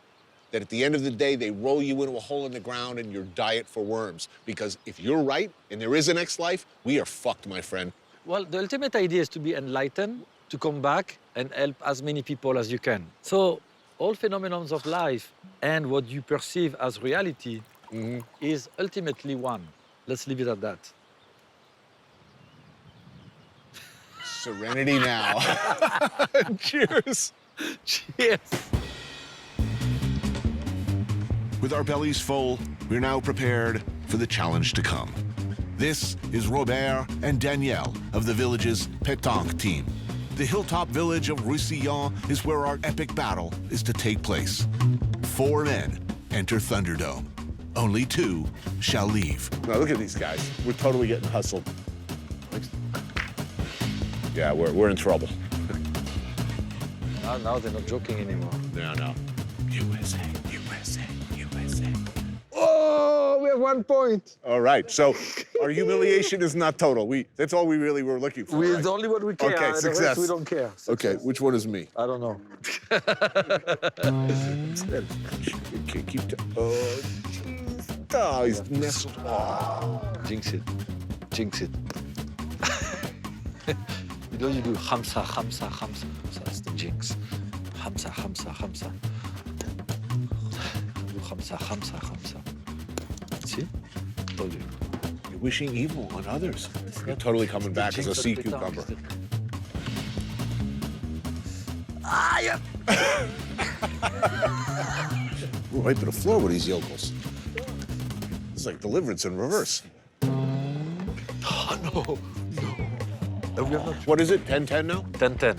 This is the winning point. I know, you're so into this. I can't believe it. You're so competitive. My jacket. Oh, yeah, blame your jacket. There you go. Oh, USA. Whoa. I've never seen him so happy. All right, it's Miller time. Monsieur. Santé. Santé. Merci. I've never seen this side of you, man. I don't know what to think. I cannot believe it. I'm like, wow.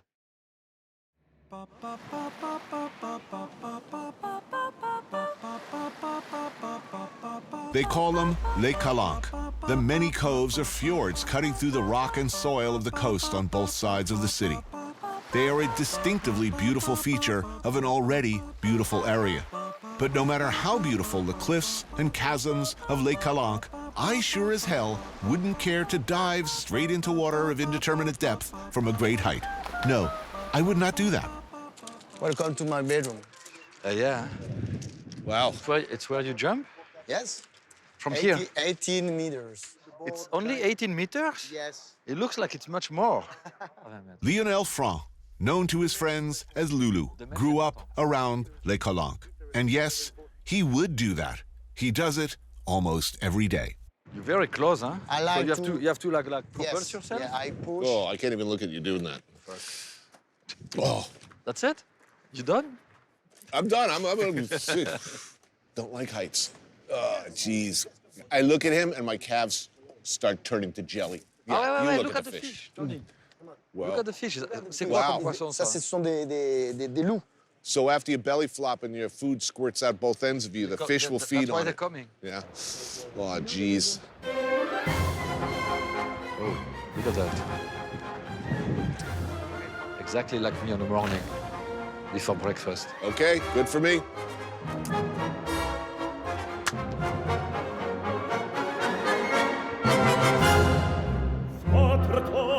Je peux vous le rendre, Seigneur, car avec les soldats, il est torero, avec entendre, pour plaisir, ils ont les combats.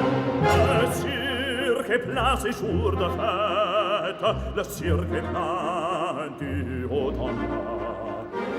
Les spectateurs perdent la tête,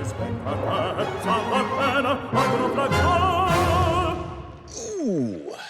Hey, all right.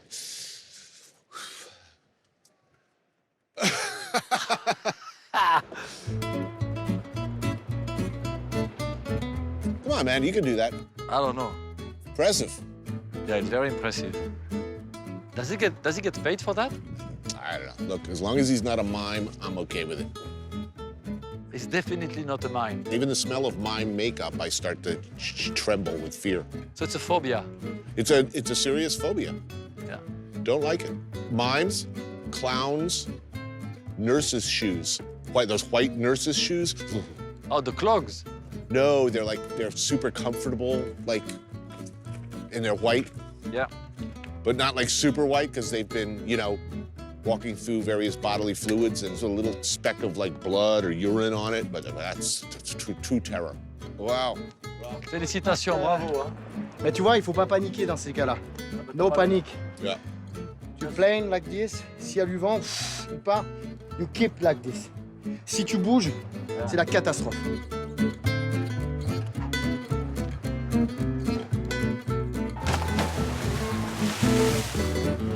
Missed it by that much.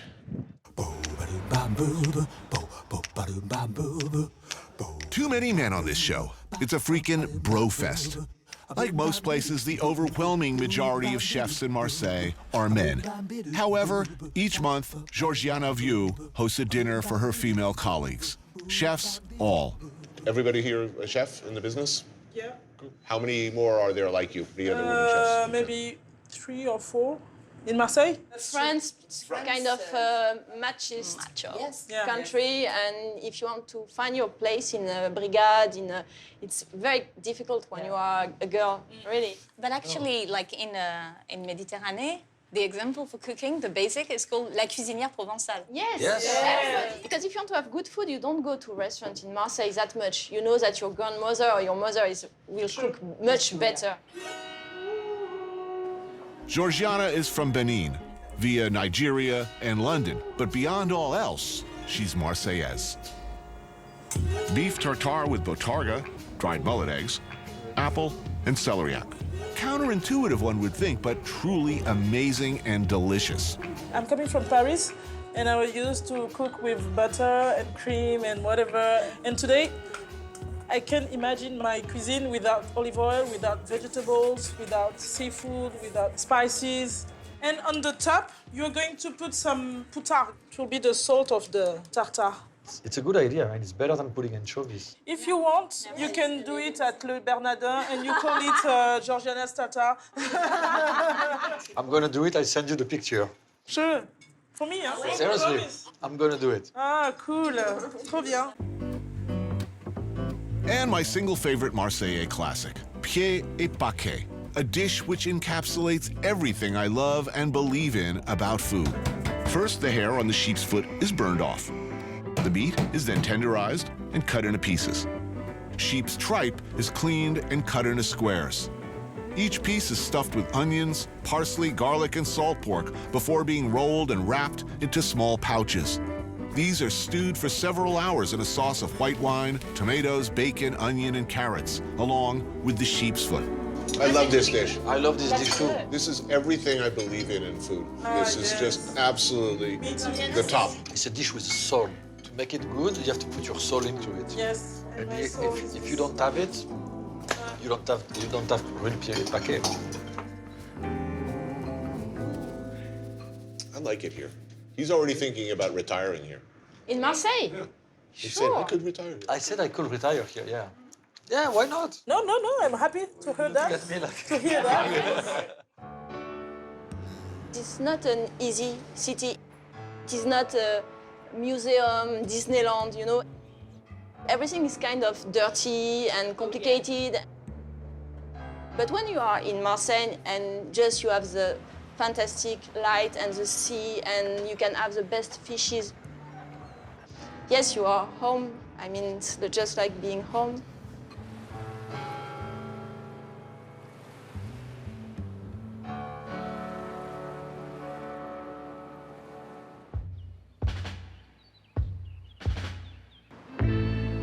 Marseille is not France in the best possible way.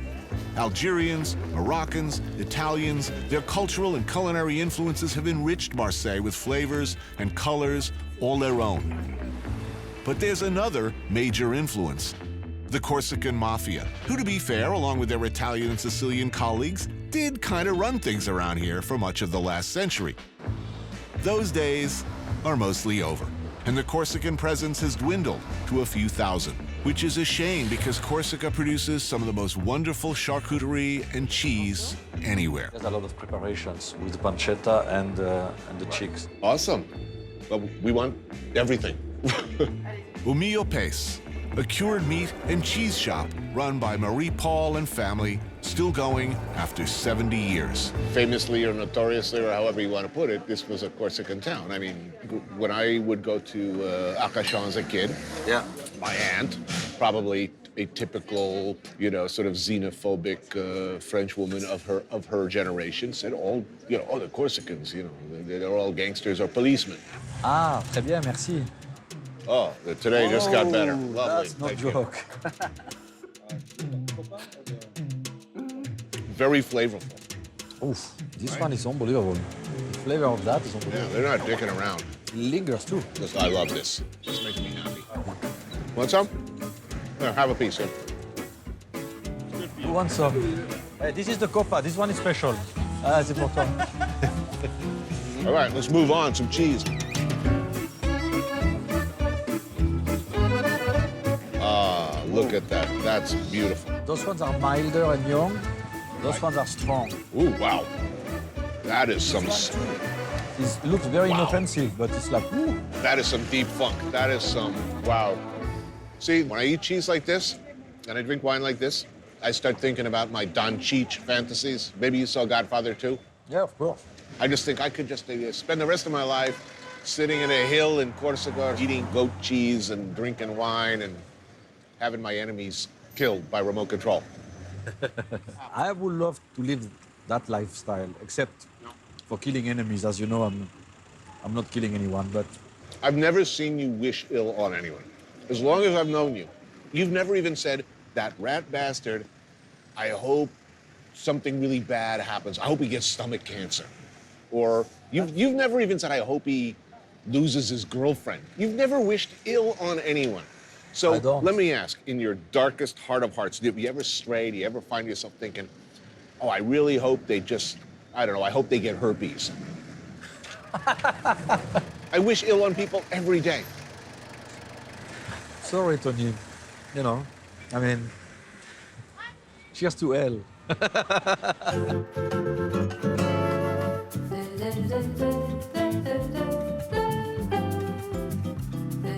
It's a big night in Marseille.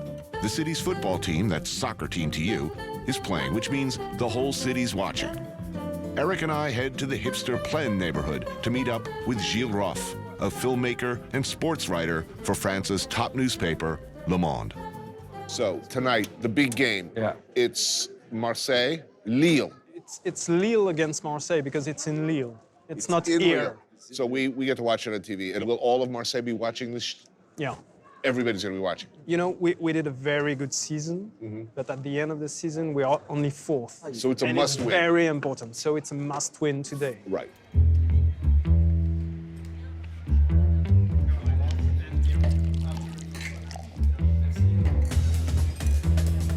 So the dream of every Marseillais, the perfect season would be to see Marseille crush Paris and then move on and go all the way. They don't want to be second to Paris, Right. They want to be second to none. And in football, it's one of the only issues where they can be first.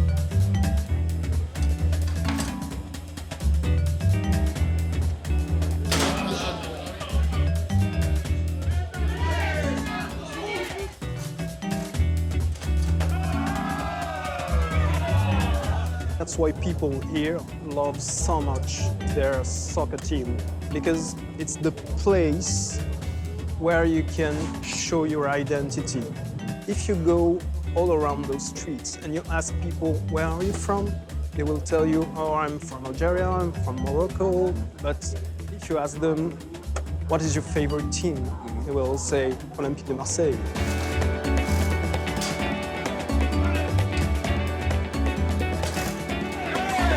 Because they are a part of the city. They are from this city, and the football team is the flag of this city.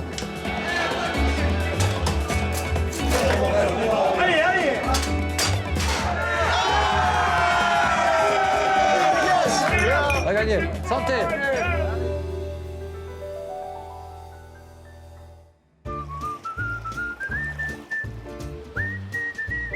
About 75 years ago, the properties around Les Calanques were mostly farmland. Then small shacks or cabanons that working-class families from the city used as weekend getaways. No running water or indoor plumbing. Simple. A place to get together, have a long, whiny lunch. Hello. You can't build new ones, and the ones that are here, like this one, owned by Dominique and Nathalie Lefrère, have been in the same family since the 40s, and they ain't going anywhere. Is this area protected? Meaning, if I wanted to open a giant modern hotel across there, is impossible, right? Actually, it was just like a couple of years ago. It was kind of scaled up on the protection level, so nothing's going to happen now. And most of these properties are owned by the same family for many years. Mon père, il venait en 1939, 1939. Right. But we lived in Marseille and we came here for weekend. That's nice.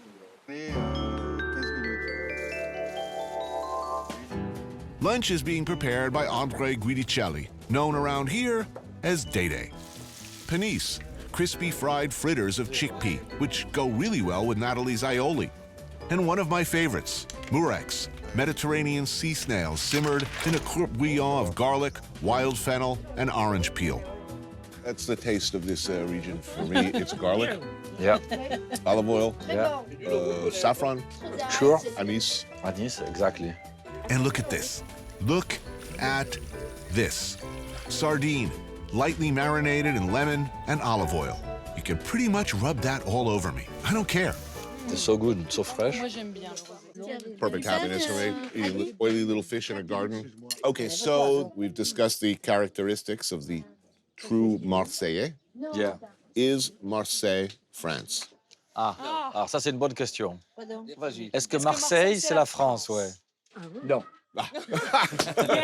Je suis français. Je suis français. Mais Marseille, ça passe avant. Je pense que votre région, ça passe avant. You're loyal to New York before America. Well, that's true. So what about the people? What do all true Marseillais have in common? Un gros menteur. Ah. A big liar. They have the reputation of exaggerating. So if you eat sardines like that, you like, our lunch we had sardines like this. Daube de pulp, octopus stew, slow-cooked in wine and typical elements of Provençal cooking like star anise, dried orange peel, garlic, and tomato. Spoon over pasta and enjoy. Oh, yes. I can smell that octo stock. It's fantastic. Je propose un bon pour Dédé. Non, bravo. Bravo. So when are you retiring? At what age? As soon as possible. Seriously? Right? You want to come back? Yeah, I don't want to leave. I mean, when you see that lifestyle, I mean, people come from all over Europe by highways, just spend hours in their car to be here. I mean, my grandparents and my uncles used to have that lifestyle, like exactly like that. Right. And I forgot about it. Now I'm remembering. I'm telling you, our chain of cynical surf and turf restaurants, we can cash out in 2 years. Yeah.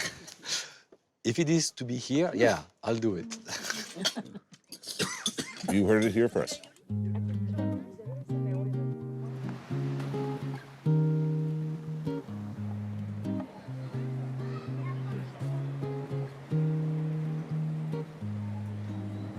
Adieu, belle ville. Adieu à tout jamais. J'aurai pour tout bagage que ta douce et tendre pensée.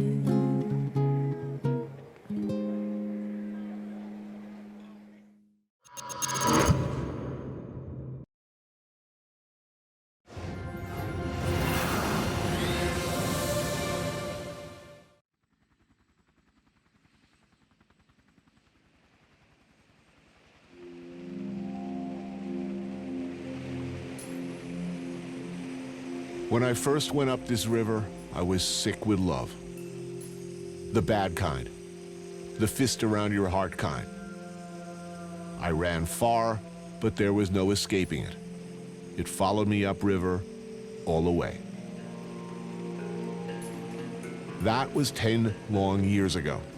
A previous episode, of a previous series in a previous life. Yet here I am again, heading up to that same longhouse in the jungle.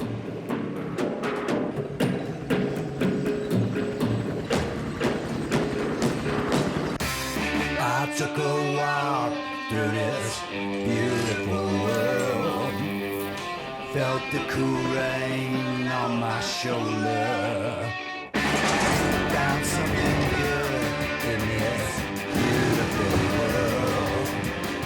I felt the rain getting colder.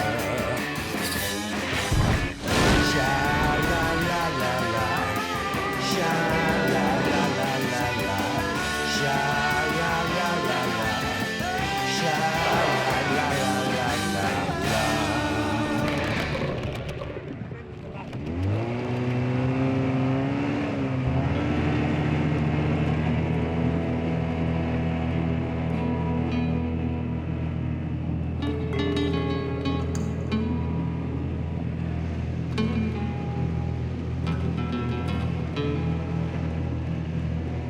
Last time I saw all this, I think it's fair to say I was at a turning point in my life. I promised some people I'd come back, and I am back. My life has changed a lot. How much have their lives changed?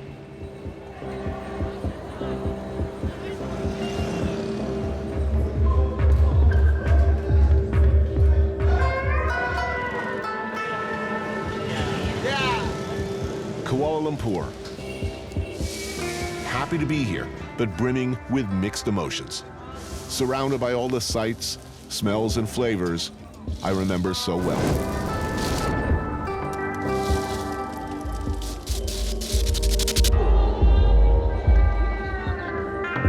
This is where a wandering soul such as myself can dive right in and get some of that straight Chinese food I've been missing. First order business, dinner. Been on a plane for like, I don't know. It was long. Very long. So like 5 Mark Wahlberg films. I can't tell you how excited about the prospect of getting some black pepper crab, some char kway teow, and some pork-related noodles, and a regional beverage. Reasonably cold. I don't even know what this is. I love you, noodles. Don't want to get all heavy and philosophical at this point. Like why I'm here, what my mission is, what I expect to find. Basically retracing my steps and all that. We'll talk about that later. Right now, noodles. Good wok pay. This place is most excellent. Char kway teow. Char kway teow, Char kway teow, bitches. Oh, look at that greasy, fatty. Yes, come to daddy. I'm a bad man. Look at this like random restaurant with like a purloined Minnie Mouse logo. And their food is unbelievably good. Oh yeah. Black pepper crab, come right here. Reveal yourself to me, my love. Oh, hot, hot, hot, hot. Woo. Oh yeah. Wow. All right. The frenzy's over. Now to eat at a more relaxed phase.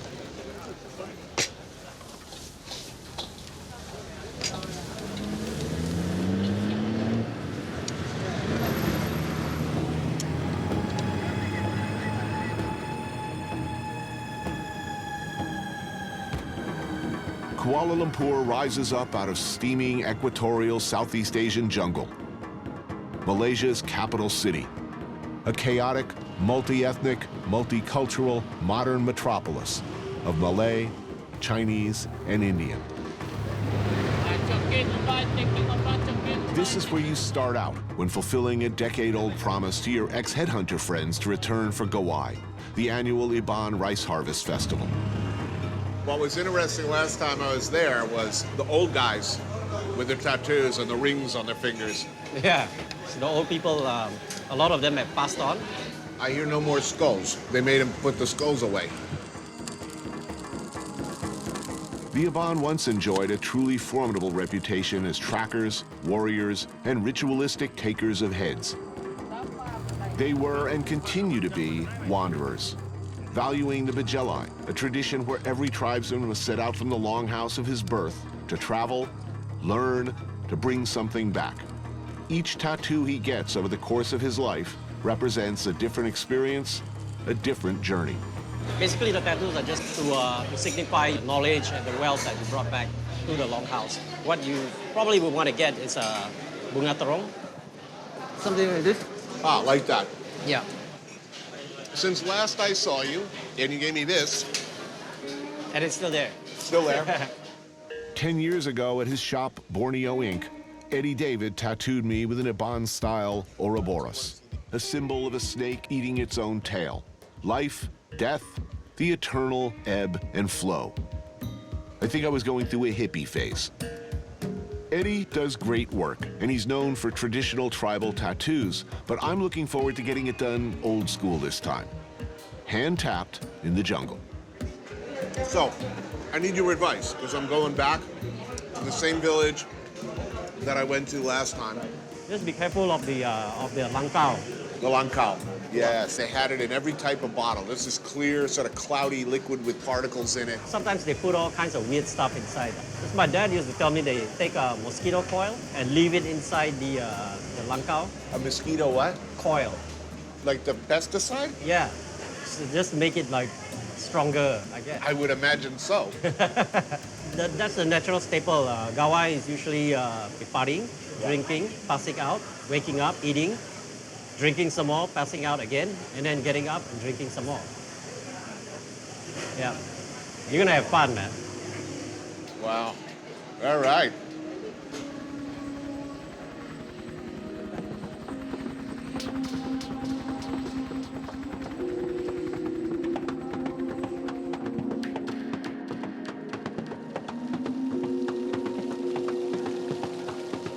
So I'm headed upriver again. Yeah, sorry, I can't be there. I promised him. I said Yeah. I'm going back. About 9 years late on your promise, but 9 years that late. happens with Langkao, you know, promises come liberally. It was David Moggy who first took me up to the Longhouse. On that previous trip, we met at Auntie Einie's on the outskirts of KL.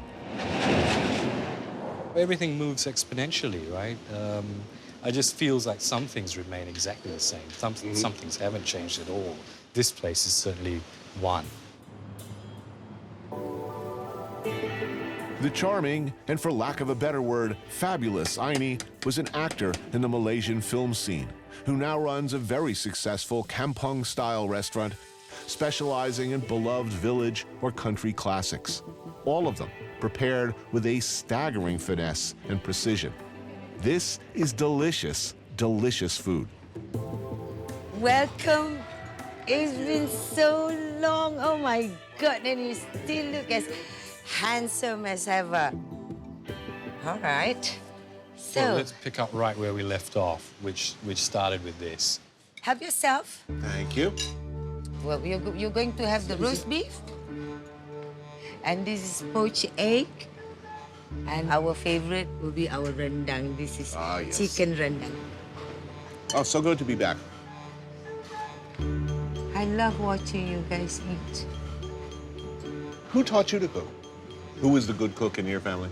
When we were small, my grandmother would say stuff like, I don't care who you are, if you can't cook, you're nobody to me. So it's wow. yeah, they're from there. There's no teaching Malay cooking here. It just comes from your grandma's kitchen, your mom's kitchen, and you learn by smelling, by seeing. That's how I teach my children to cook. All these dishes, when you do them, the aroma just floats around. I know exactly whether the chili paste frying in the pan ready or not. It's from here. Basically, it's from here.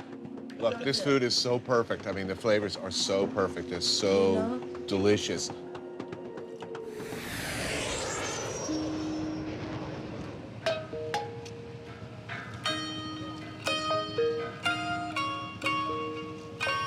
After a 2-hour flight from Kuala Lumpur, I land in Borneo, third largest island in the world, divided between Malaysia, Brunei, and Indonesia.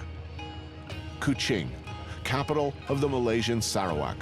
It's a sleepy city with a colorful 19th century boys' adventure story history. Pirates, headhunters, opportunists, the former domain of Sir James Brooke, an Englishman who came to be known as the White Raja. For a century, generations of the Brooke family ruled Sarawak as an independent kingdom. They created their own army, the Sarawak Rangers, who also acted as the Raja's personal guard. Tomorrow I follow the pavement as far as it goes, and then it's boats the rest of the way, but first, breakfast. And fortunately, I know exactly where to go. I think I sat at this same table last time.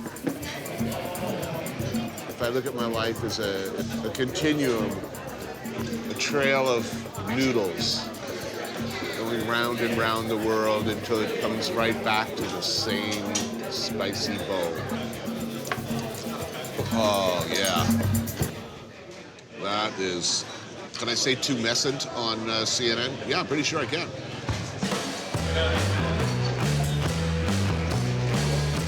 Oh, yeah, baby. This is just a magical dish. I don't know, it's like two types of noodles, I think. Chicken, prawn, coconut, chili. And, you know, the main event of this, it's the broth.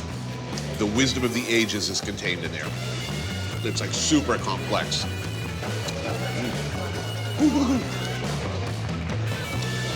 Might need more of this.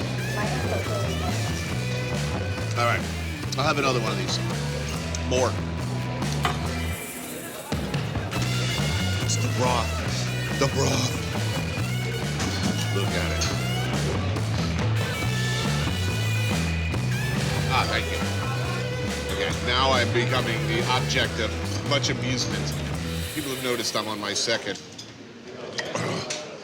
Damn. Best breakfast ever.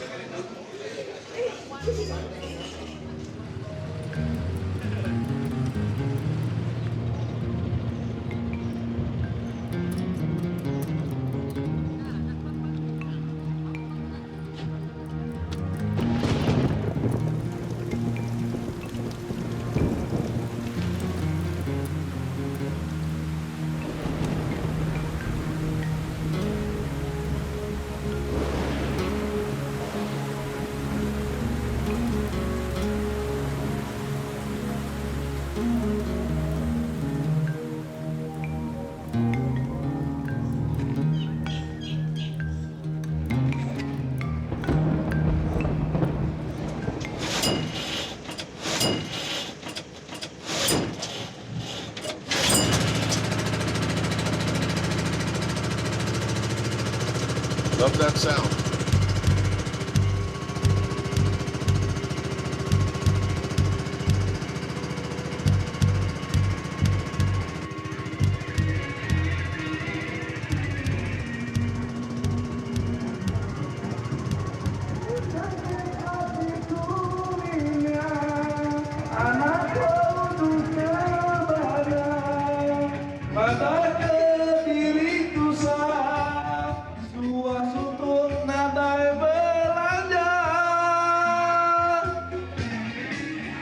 Before heading out to the Longhouse, I'm meeting Kuching native Alex Wong at a dockside karaoke joint on the Malay side of town. Now, what's up with the karaoke here? I mean, it's popular everywhere, but this is alcohol-free karaoke. Yes. In my experience, you gotta be really dumb to do karaoke, but here apparently not. No, it's the spirit, you know? Our people here, they can party anytime.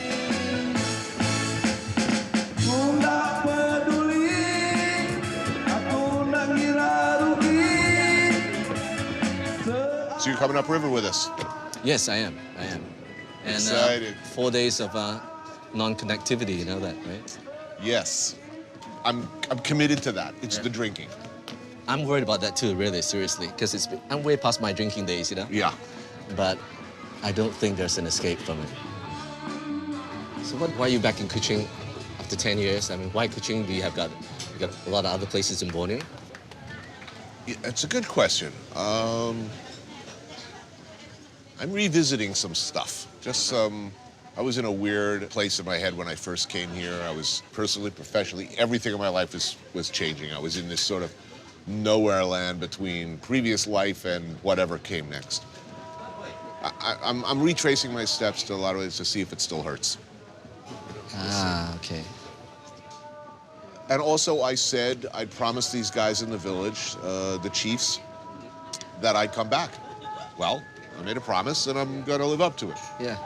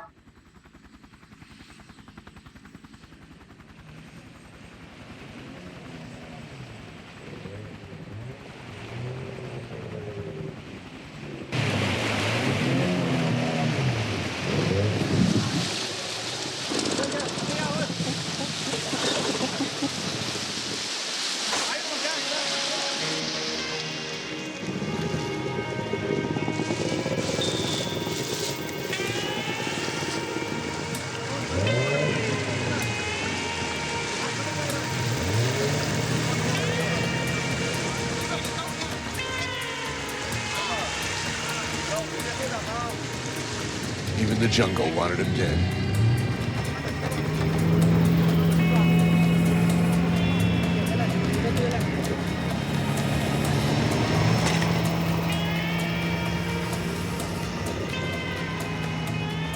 The Sprang River, what's the line? Snakes through the Sarawak jungle like a main circuit cable.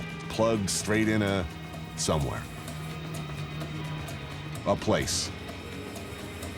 A state of mind. I don't know. I was a basket case last time I went up this river. My mind, miles away.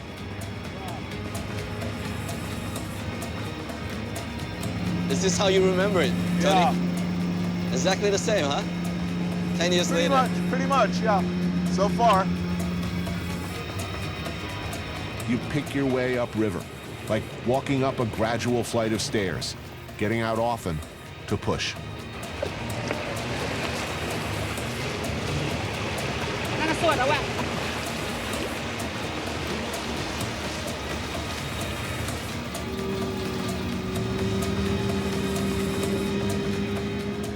With several hours still to go, a stop for lunch. There we are. Oh, we're eating right on the beach, too. All right, that's cool. Looks like bamboo chicken there.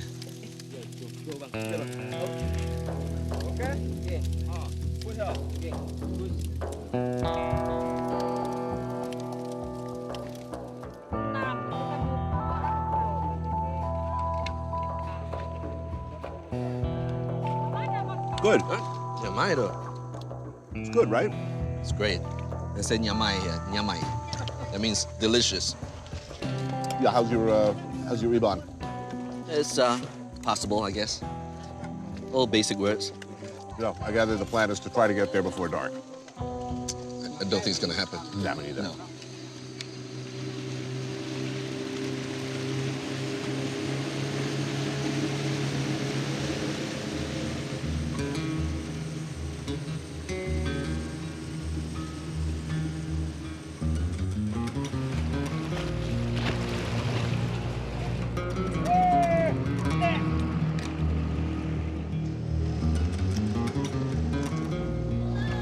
Right? Hello. Selamat Gawai. All those years ago, the man who looked after me at the Longhouse was named Itam. Over 80 years old back then, he led us bounding uphill through the jungle like a young gazelle. He still had the marks on his fingers of a man who'd taken heads.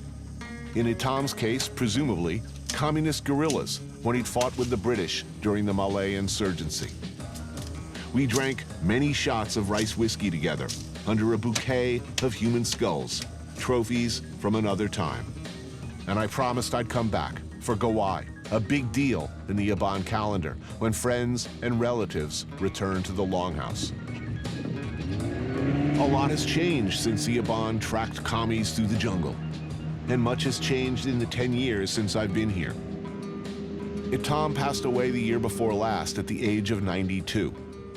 And the evidence of how timbering has depleted much of the forest is everywhere, scandalously so.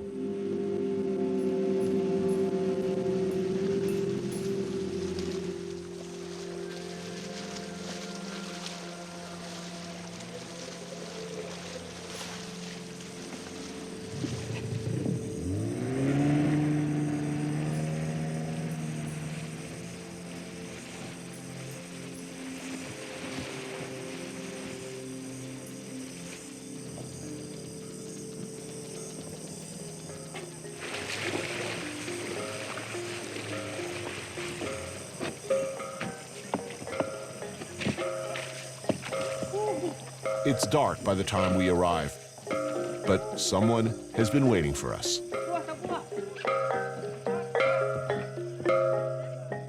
Please advise me of protocol. Tentang tobacco na din tong out dito baru terus dito. Thank you. All for me? Okay.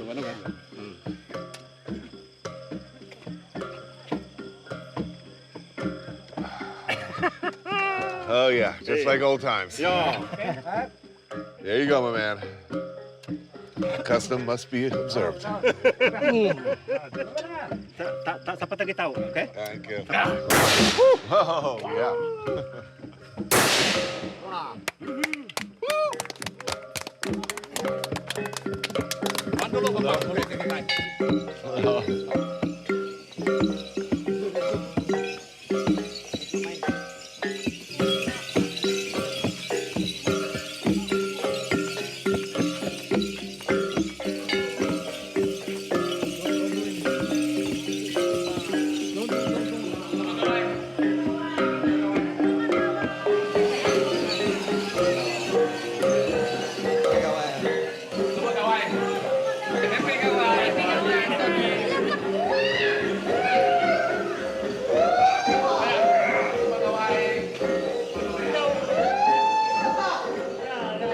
More cell phones than last time.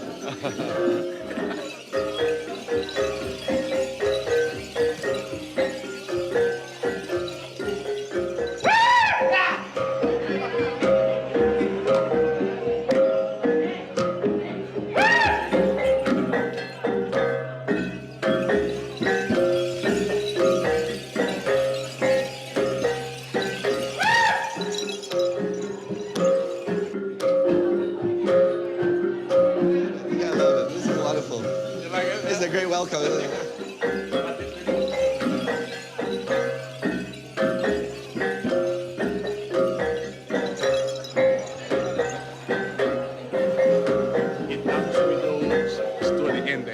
Pardon? Itam's widow? Yes. Yeah. Madam. Madam.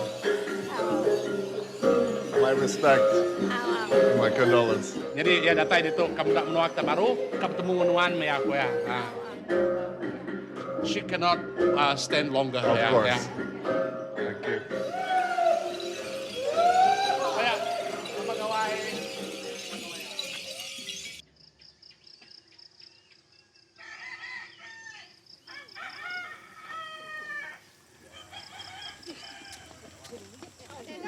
Ya, siya man tahu. 6 pa.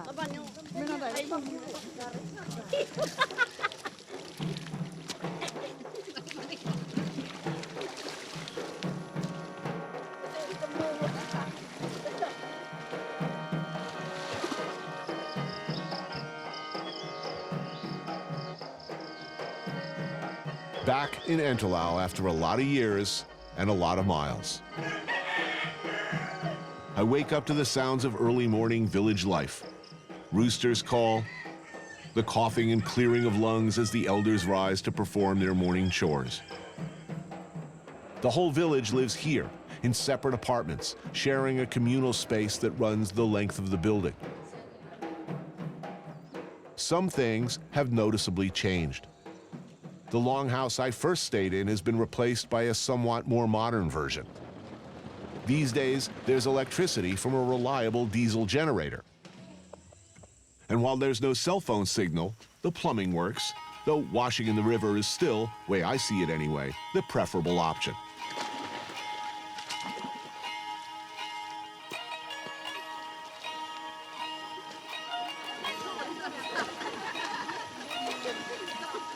In this part of the world, you live or die by the rice harvest.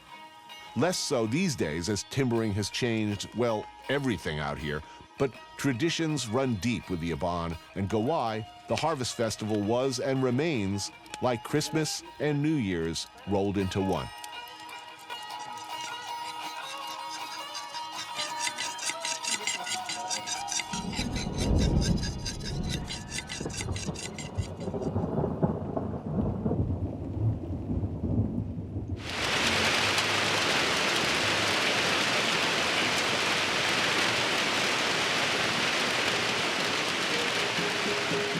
We will need pork for Gawai. And unfortunately, that means a pig must die. More awkwardly, custom and my personal history in this village demands, once again, that I do the job.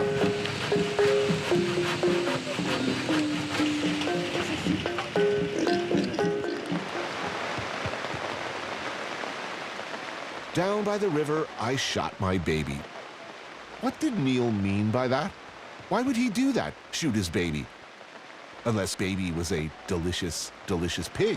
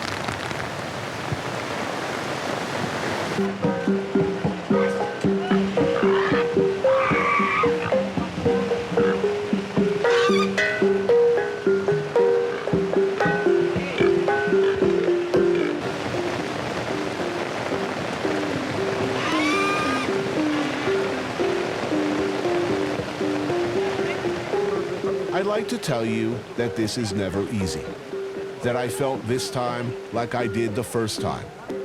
Sad, nauseated, complicit, aware that I'd crossed a line, been changed by the violence and the blood and the awful noise.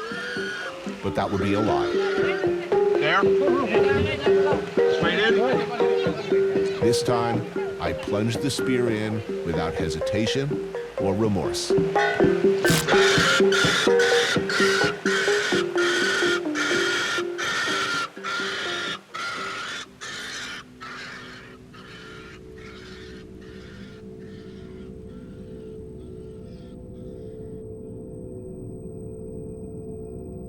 When the pig dies, finally gives it up, I feel only relief. I have been hardened by the last 10 years. I don't know what that says about me, but there it is.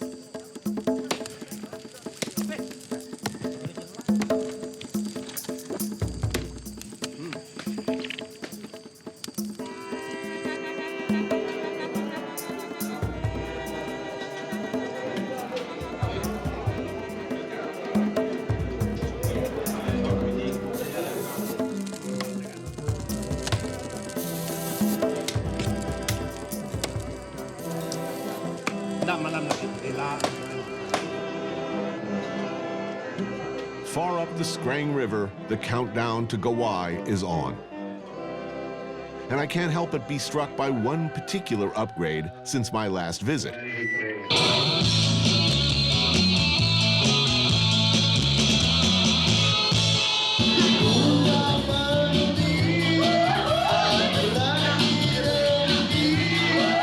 Karaoke.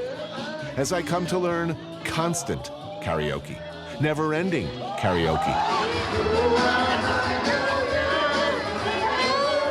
From a limited playlist of favorites, nearly 24 hours a day, accompanied by copious amounts of beer, tuak, and other strong spirits. Selamat Hari Gawai. Kayo guru kaya Gawai.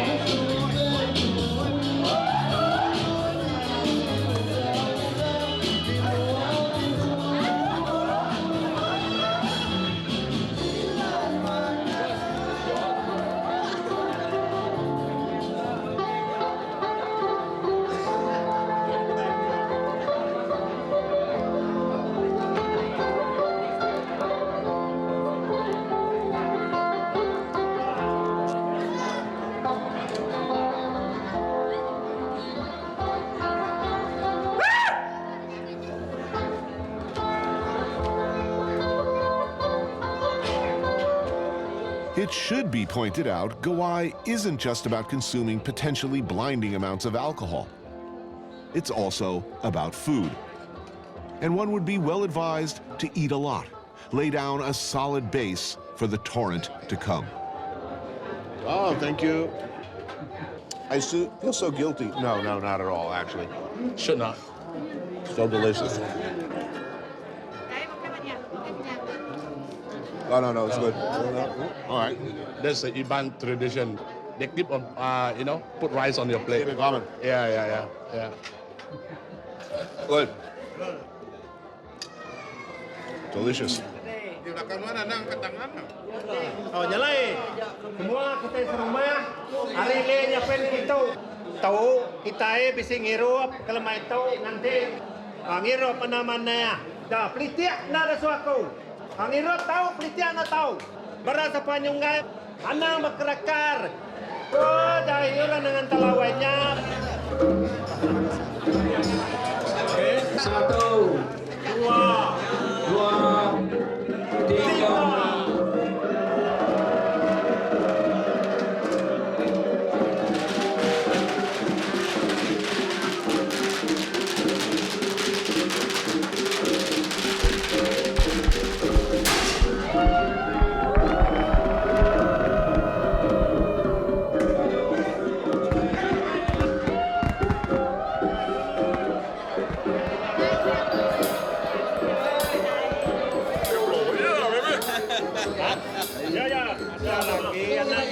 Welcome back. Thank you. Cheers. Happy Gawai. Happy Gawai. Happy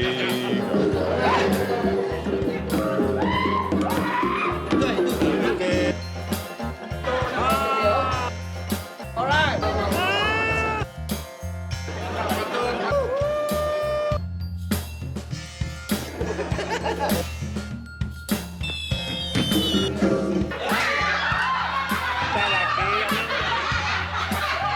As the revelry kicks into high gear, there is nowhere to hide.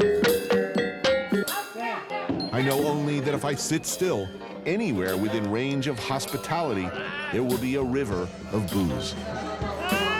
Beer, tuak, which is rough, handcrafted local rice wine, and its more lethal distilled bigger brother, Langkao. Then somebody's pouring you Johnny Black or JD or VAT 69, then Langkau again, then who knows? You only know it keeps coming until you sag face down onto the hand-woven mats and pass out. Perfectly acceptable practice, by the way.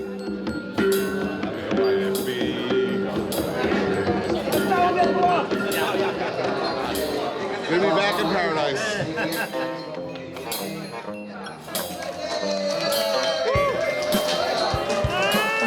I wake up, I go to sleep, I wake up again.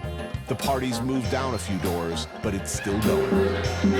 This is an experience that will repeat itself again and again for the next 3 days. One time, it's the ladies still standing, partying like it's 1999, dancing and drinking. Another time, it's the old dudes, the village chiefs and elders. And everybody, elders, women, children, visiting relatives and their families from Kuala Lumpur and Kuching and abroad, wherever circumstances or the Bajellai took them. The party expands and contracts according to mysterious patterns that I am in no shape to discern.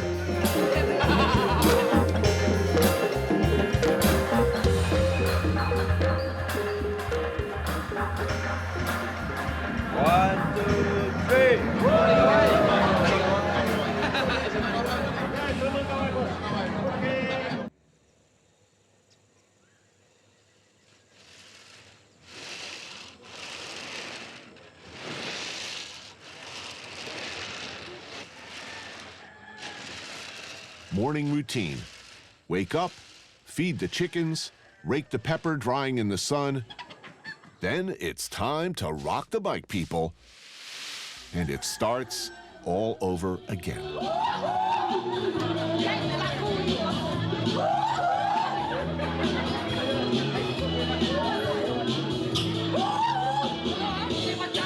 While the party continues up at the Longhouse, I've got an appointment.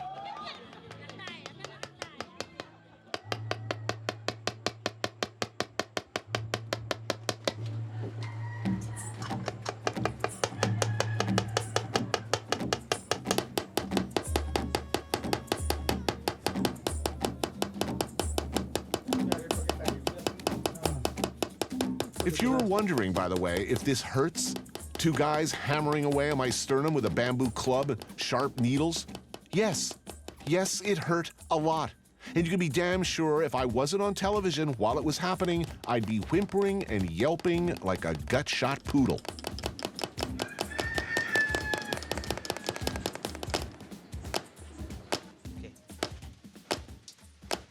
Right.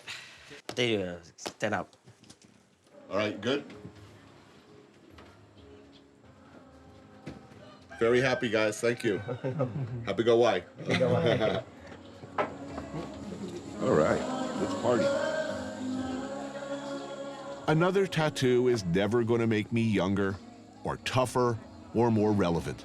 It won't reconnect me 10 years from now with some spiritual crossroads in my life. No. At this point, I think my body is like an old car. Another dent ain't gonna make a whole lot of difference. At best, it's a reminder that you're still alive and lucky as hell. Another tattoo, another thing you did, another place you've been.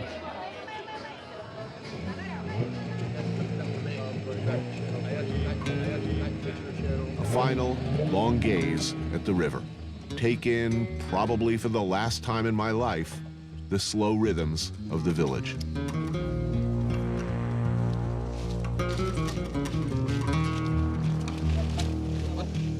One more thing to do. Say goodbye to an old friend.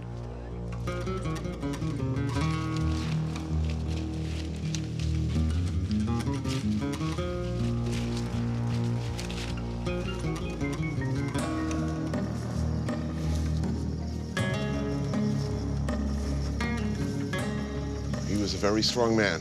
Yes. I remember him well, running uphill, faster than all of us.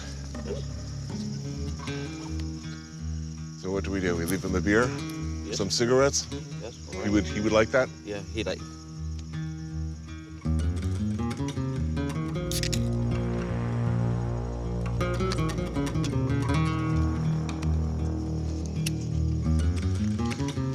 First cigarette in 2 years for you, man.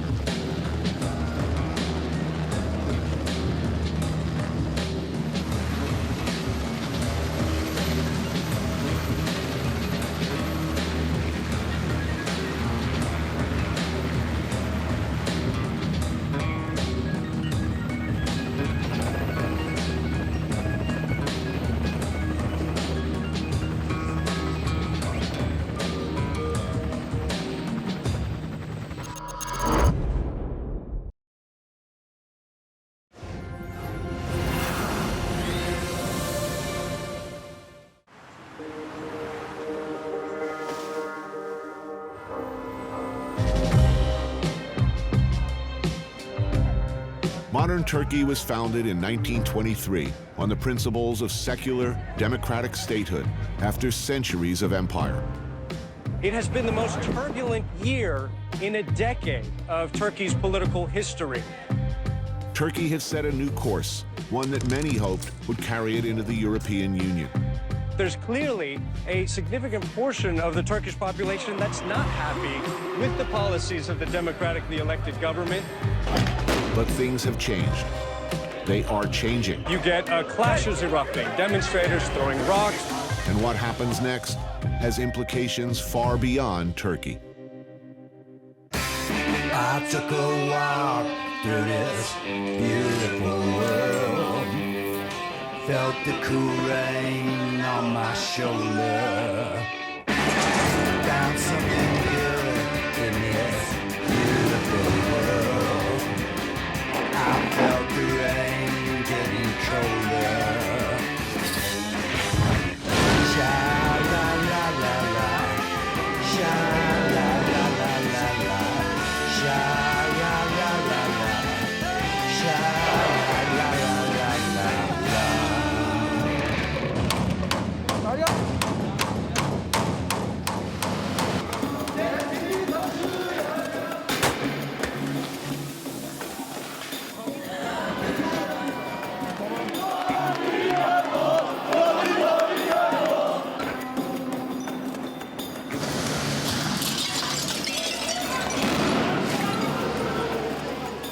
It has been a turbulent year for Turkey.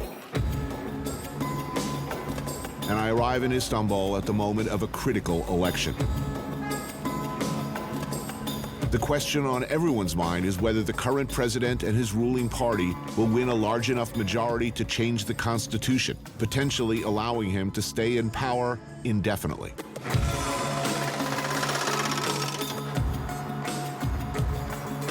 These have been good times for some, particularly in the construction and development business, and fearful ones for others. They are particularly concerned about what happens next, for instance, in the Kurdish parts of town.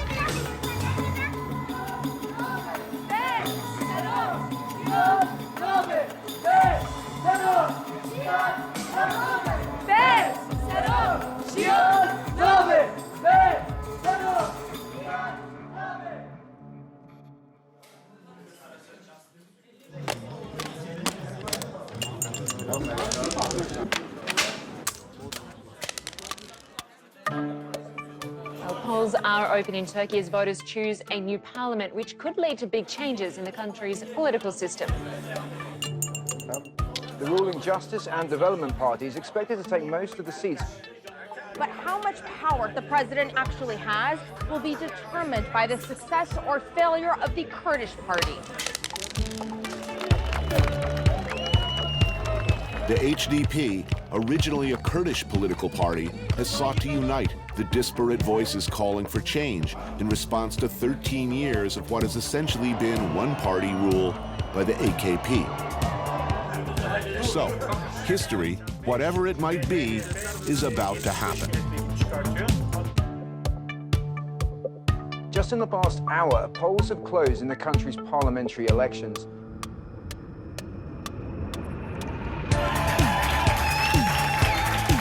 Voters in Turkey have just shaken up their country's political landscape in a major way.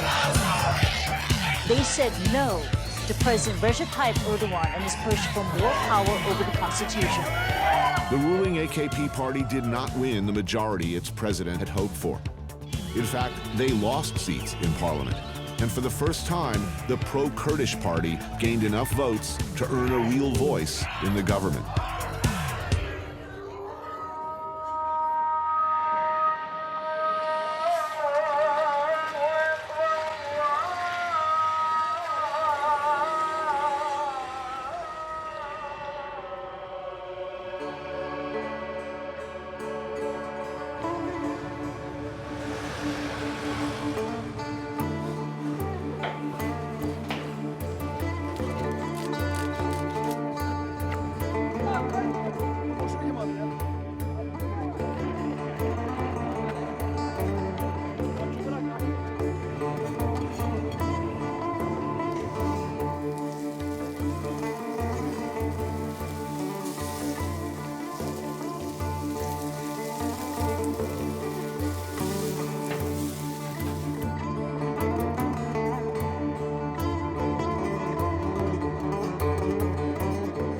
At the very tip of Istanbul, next to the Black Sea. So the ships that are going by here, they're basically going to Russia. I meet an old friend, Esra, for my first meal back in country. I know you like your fish with the head and the tail. So this is perfect. I ordered some raku. Oh, makes me so happy. Yes, which is our national drink. It is aniseed and... I am familiar with this drink, all too familiar. Cheers. Welcome back. So, since I last saw you, which was 2009. 2009, wow, a long time ago. So Istanbul looks a little different than last time I was here. It looks a little more like every other city. Yeah. Well, construction. There seems to be a lot of that going on. Yes. Your president likes to build stuff. He likes to pour concrete. It concrete. keeps the economy going. Turkey is so much politicized since the last time you came. Like, after 2011, the daily life issues like how many children you should have, advising women not to laugh out loud in public, things like this were actually suggested by the government. Right. Now, do you think this is coming from a genuine ideological, religious place, or is this a political calculation? I think it's a genuine... You're telling me that the current leadership is, in his heart, is genuinely opposed to alcohol, women laughing in public? Maybe I don't feel comfortable answering that question. Okay.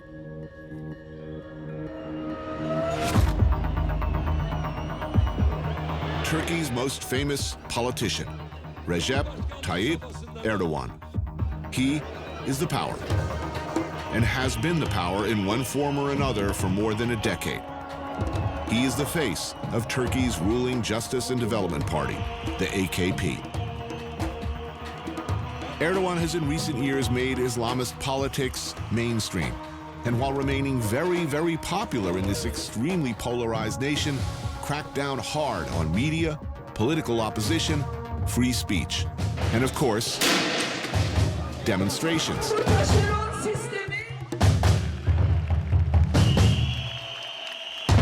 In 2013, the almost revolution in Turkey happened. a protest to contest the proposed demolition of Istanbul's Gezi Park resulted in a brutal crackdown by the police. In response, ordinary Turks, unconnected by any particular ideology, poured into the streets. With the whole world watching on social media, they too were met with force. In the end, Erdogan remained firmly in control, and there were repercussions for many who had supported the protests. From that point on, media, social media, even open discussion of issues or events became treated as hostile acts by foreign enemies.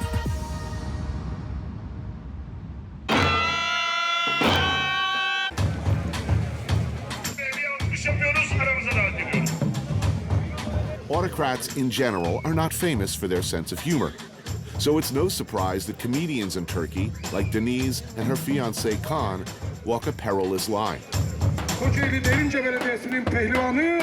Are these good times to be a comedian in Turkey? It's definitely one of the best times because our former prime minister is my support for a living. We don't use the names, we just call him the greatness or, you know.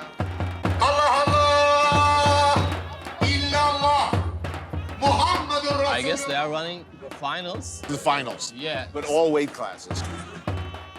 But it's basically Greco-Roman wrestling. Just they're greased up. As I understand it, you can't choke with two hands, only one. Yes. But you can just slip your hand right down into some greasy ass crack. and grab whatever. That's okay. Tell me something. I want to know what are the rules of the game.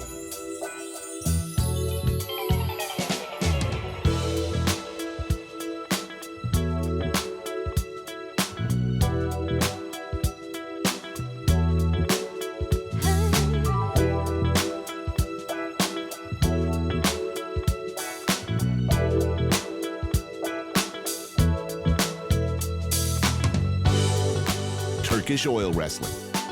A big freaking salad covered with oiled men in leather pants giving each other spirited and prolonged reach-arounds. Oh, geez. Can we get rights to the Barry White Greatest Hits record or Diana Ross Love Hangover? Or is that too obvious?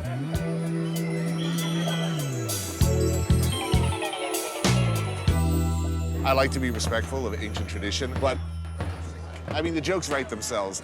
And they have what? There's like ropes inside or handles or... Where do I get a pair of those pants? Those are some super freaky pants. And did you see the golden belt? It's good too. Well, look, it's gotta be, because I mean, the pants are awesome. Imagine what the belt looks like. Yes. Allah Allah! İllallah! Muhammedur Resulallah! Hoş pehlivanlarımıza! Does he stop yelling at some point? Coşkuyla alkışlıyor, hoş geldin diyoruz kendilerine. The announcer called Jazgır. Yeah. And in slang, Jazgır means the person who talks too much. Benim mimarı. It's too loud. Güreşlerimizin tertip komite başkanı. It's time for political ads. Coşkulu alkışlarınızla her meydana davet ediyorum. What's changed since your last visit? Obviously, the mood has changed a lot, which is weird because everything seemed to be going so well. Things seem to be getting more tolerant. Tolerance level is so low these days. People taking sides, don't like the other one. These people don't like our kind. So what happens if someone doesn't like your joke? Somebody in a powerful position does not like your comedy. What happens? Depending on the degree, how much he doesn't like you, how much he's offended. Let's say he's really offended. You go to jail for being, you know, terrorist or... Aiding and abetting the enemies of the state. Yes, enemy of the state. Being an enemy of the state is the most common thing you can do right now in Turkey. Koşa koşa görmüş olduğunuz yer meydanda kimse kalmasın arkadaşlar. Güvenlik. Barış pehlivanlık müsabakalarında They are asking for more oil. More oil. More oil. And immediately. Abdullah Güngör, Samsun, Lanet. Büyükşehir Belediyesi'nin pehlivanı Fatih Bakır, İstanbul.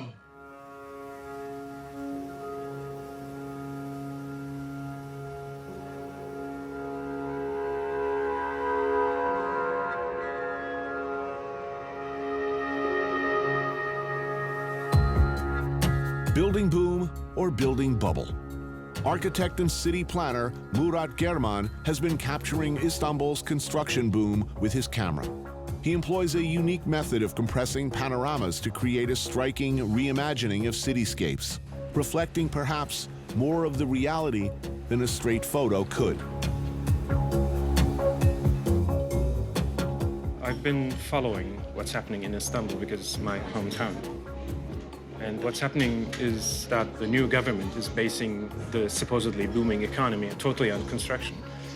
So what they did is they started to build high-rise housing, shopping malls and roads and all that, but not necessarily buildings that are related to the making of culture. So all this construction is related to consumption. Well, are these spaces needed at whatever income level? Will somebody be living in these buildings? That's a very good question. I'm asking the same question. First things first.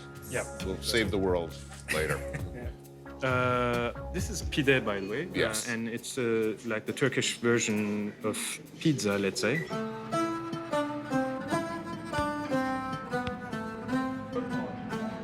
Pide has some similarities. I mean, there's cheese in it, dough, but it's more like a calzone, maybe. I don't know. It's an efficient delivery vehicle for, in this case, ground meat, cheese, and onions. A not-so-little torpedo straight from, I was going to say Flavor Town, but no, that would be wrong. I want to see what you do with this. I want to see how you eat this. And what do you do with that? Will you dip in the egg? Pour it in? Or? Yeah, exactly.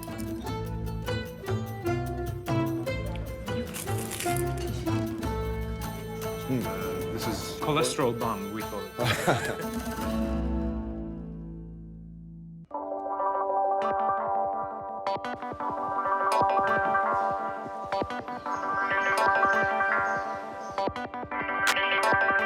There's a remarkable lack of sentimentality about really one of the most uniquely glorious looking spaces anywhere. Why don't they care? I agree. There's a lack of sentimentality, and there's also a lack of vision, I believe, long-term vision. We have very short-term visions, mostly based on money-making. When people look at the work you do set in Istanbul, what do you want them to see? First of all, I really value the sustainability of a particular culture. I want my work to show, hey, look, this is what we had. I think we are already losing it, so why don't we stop here and maybe consider doing something else?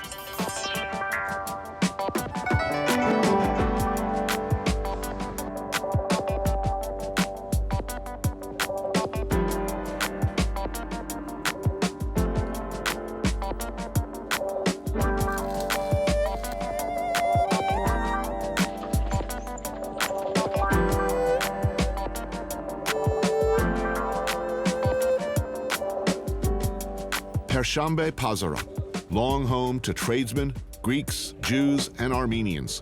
Groups whose populations are these days a tiny fraction of what they once were.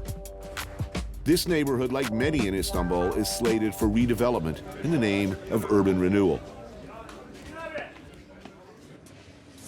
Wow. Oh, look at that. It's a lot of food. Cesar and his family have been running a restaurant here for nearly 20 years.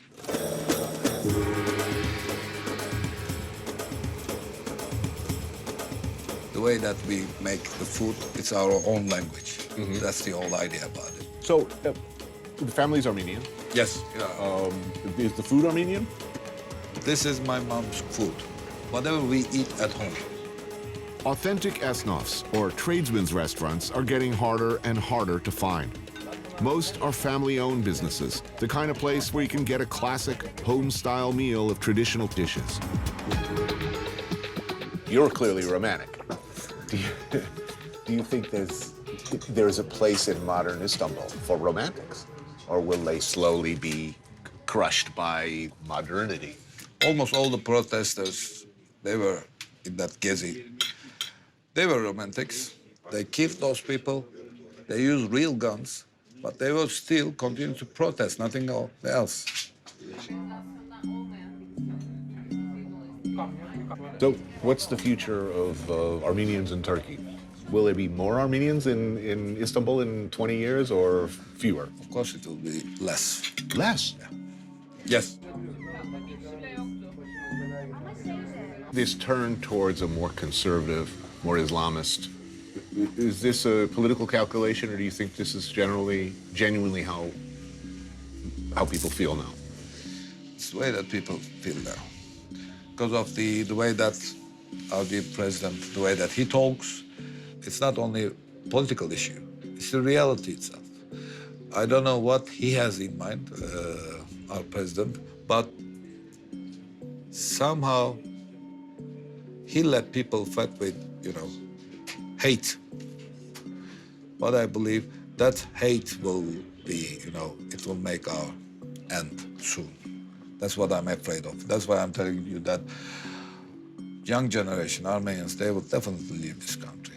Wow. I hope you're wrong. I'm not really an optimistic person, but I hope you're wrong about Istanbul because it's an amazing place. I hope you will be the one who's right.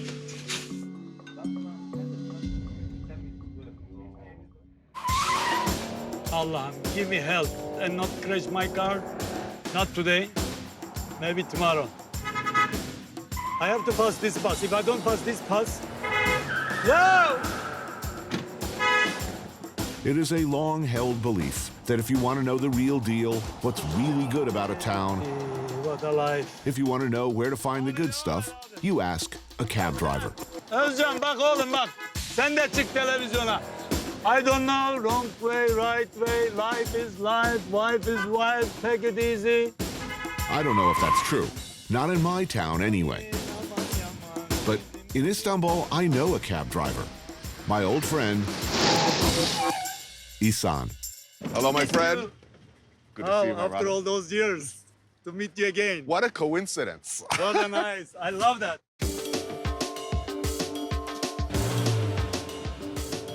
How are things in Istanbul? It looks very different. They're building stuff everywhere.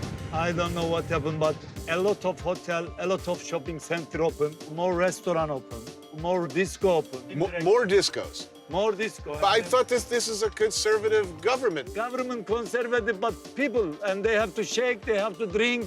Life too short. Abicim bura olmaz ki oğlum, yolun ortasındasınız ya. Manyak mısın lan?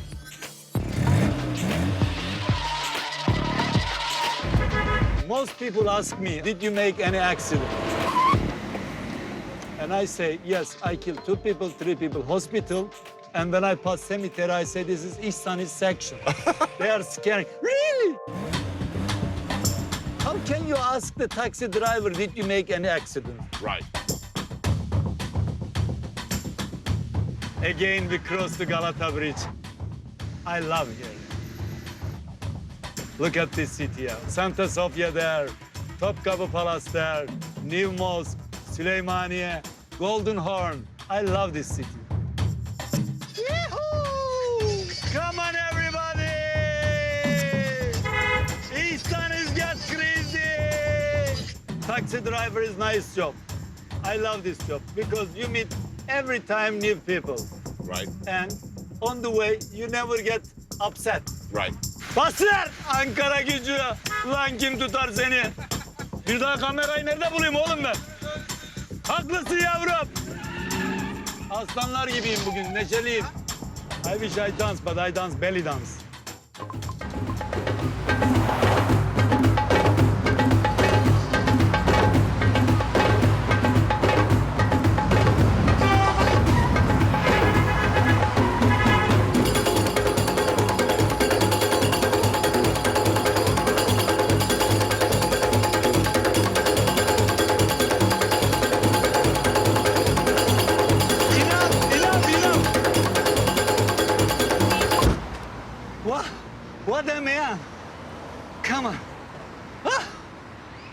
Everybody say this not normal. I study about Ottoman, how to read, learning Ottoman languages. When you ask why Ihsan to learn this, because I want to read history, original. Right. Probably not while driving, though. Yeah, but I'm not driving, but the traffic already stopped. Allah'ım ya Rabbi ya. If I talk too much and you're boring and I go. Take another taxi because I talk too much. Arkadaşlar ben buradayım.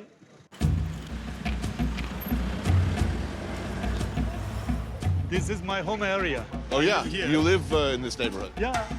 We call this area Lokanta. So this is a local favorite of yours, this restaurant? This restaurant I know since 30 years.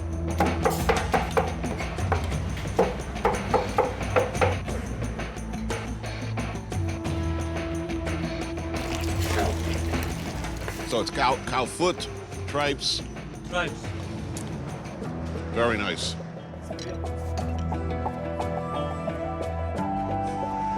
That looks good. Man, this is just delicious. Are the young people more conservative or less conservative? My daughter married, religious person, and she has a scarf. Another daughter, young and 18 years old, short and moderate. They walk together. One is scarf, one is not. Right. Maybe one day you invite me to America and I will be making belly dance on the American main road, taking my body. I think probably get arrested for that.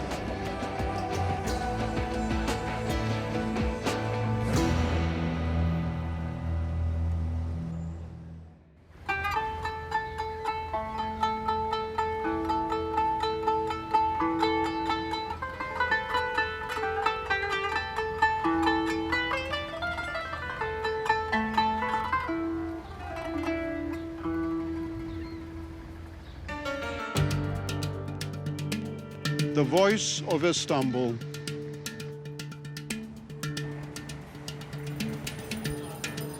I've had at least 30 names from New Rome to Istanbul. Now they say I'm between the East and the West, an identity crisis. Mine or theirs? Enough of this nonsense. Take the labels off and just look at me. You won't need a guidebook. Like all cities, I have my own sense of time. I'm a labyrinth of layers that only makes sense without a compass.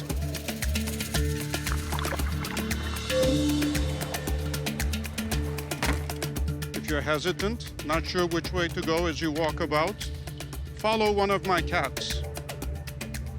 They would lead you to places, introduce you to people, point out secrets they keep even from me. They, more than anyone, are the longest continuing residents of the city.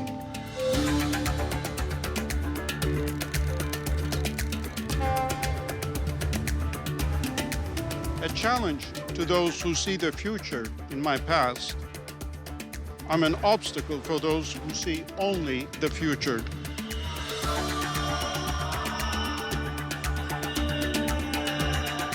I see change with the patience of centuries. Look at my silhouette from the bridge on the Golden Horn. Time has not passed me by. It has protected me. I ask of you the same.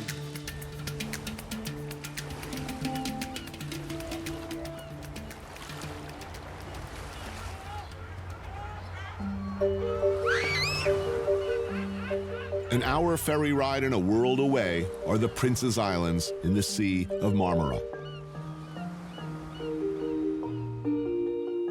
Gündüz Vasov and his friend Seyra Yilmaz have invited me for lunch. Actor, translator, philosopher, poet. Are these good times to be a poet in Turkey? It is actually, because it's a way to bring down the noise, in a way. Because so much words are exchanged, especially in heated political discussions. I have become very used to and fond of this drink, by the way. Maybe too used to it and too fond of it. They used to call it lion's milk. And a famous Turkish poet is known for saying, I wish I could be a fish in a bottle of raku. Serhat prepares a traditional spread of meze. Turkish meze are an extremely tasty, very diverse assortment of dishes originating in every corner of the former Ottoman Empire. The Ottomans liked to eat and entertain, and they employed armies of cooks to dazzle them with ever-changing menus, variety being key. Circassian chicken, fava beans, rice with mussels, eggplant, stuffed grape leaves, poached eggs with yogurt, all classic and all delicious. What shall I give you? A few of everything. Yes, please. Yes. I'll put some, or maybe I could give you some chicken already. Make room for that, I think. Here we go.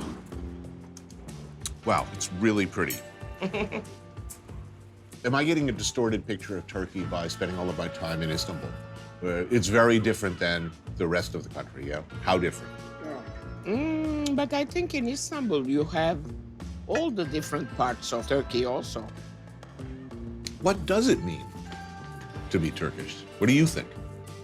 Serhat, are you Turkish? Yes, but it's not my fault.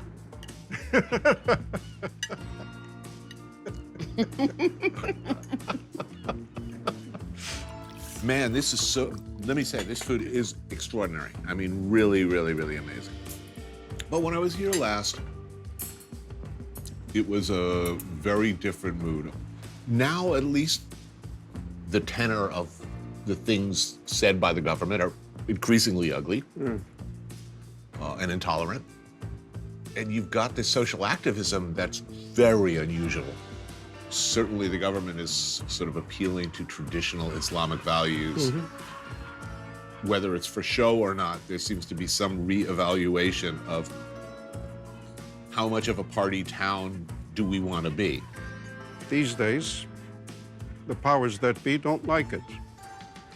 And do they genuinely not like it, or are they appealing to a political base? no, it's populism, it's a political base. And lots of people, of course, play along, saying that they don't want to drink, etc., because that's the way you get your contracts, that's the way you get things done. But I mean, nationalism seems to be working internally. Yes. Nationalism and xenophobia, it's a vote getter almost anywhere. Well, it's a vote getter, but it's a vote loser as well, in the sense that there's so much backlash. What do you think's going to happen? It'll get back to normal. Do you think it'll go back? Oh, yeah.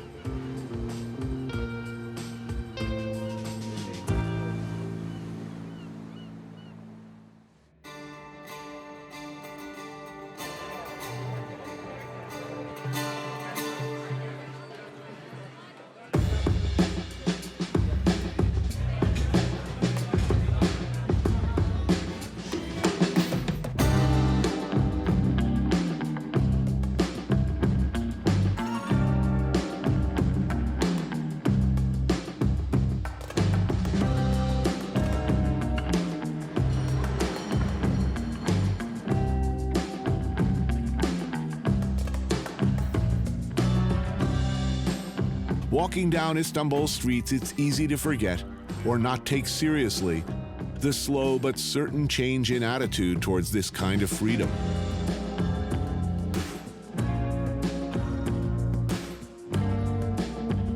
The right, for lack of a better term, to party.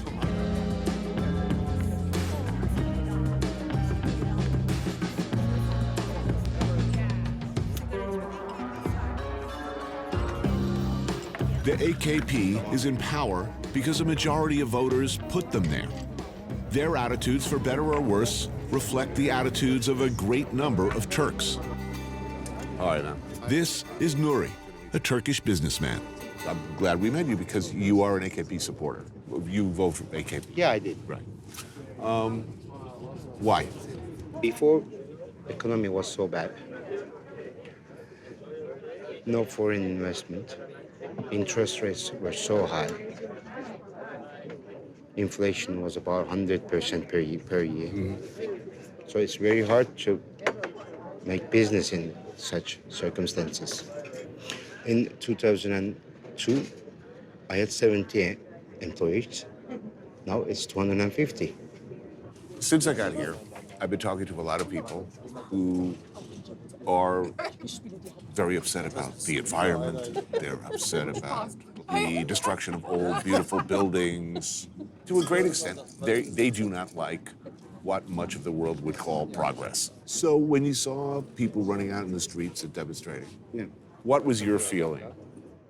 They said they went there for the trees. They went there for the environment. But at the end, they were together with the terrorist people. We have to accept Istanbul like this.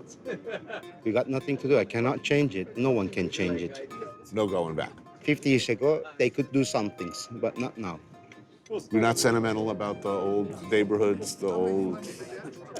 No. I got used to it.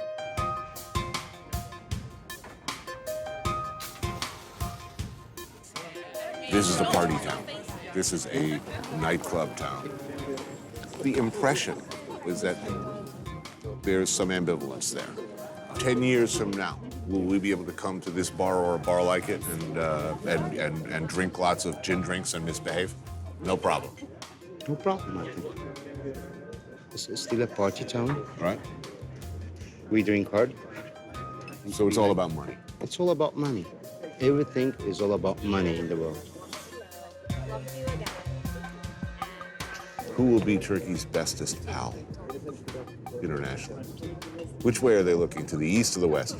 East, Russia, China, Iran, and the Arabic countries.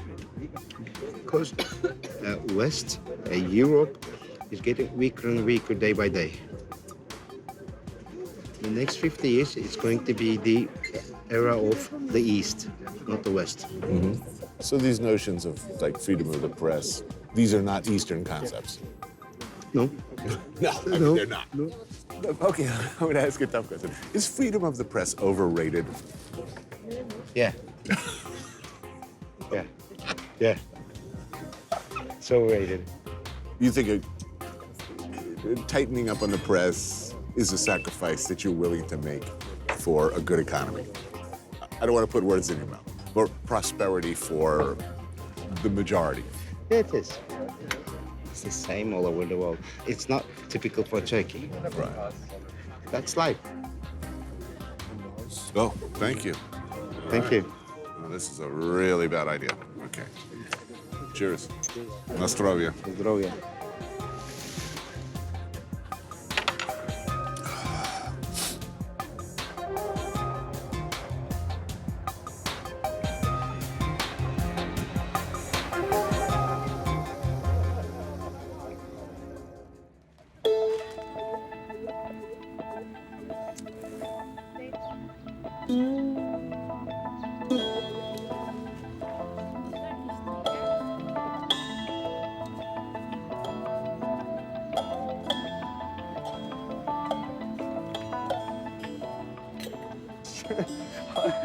Hey!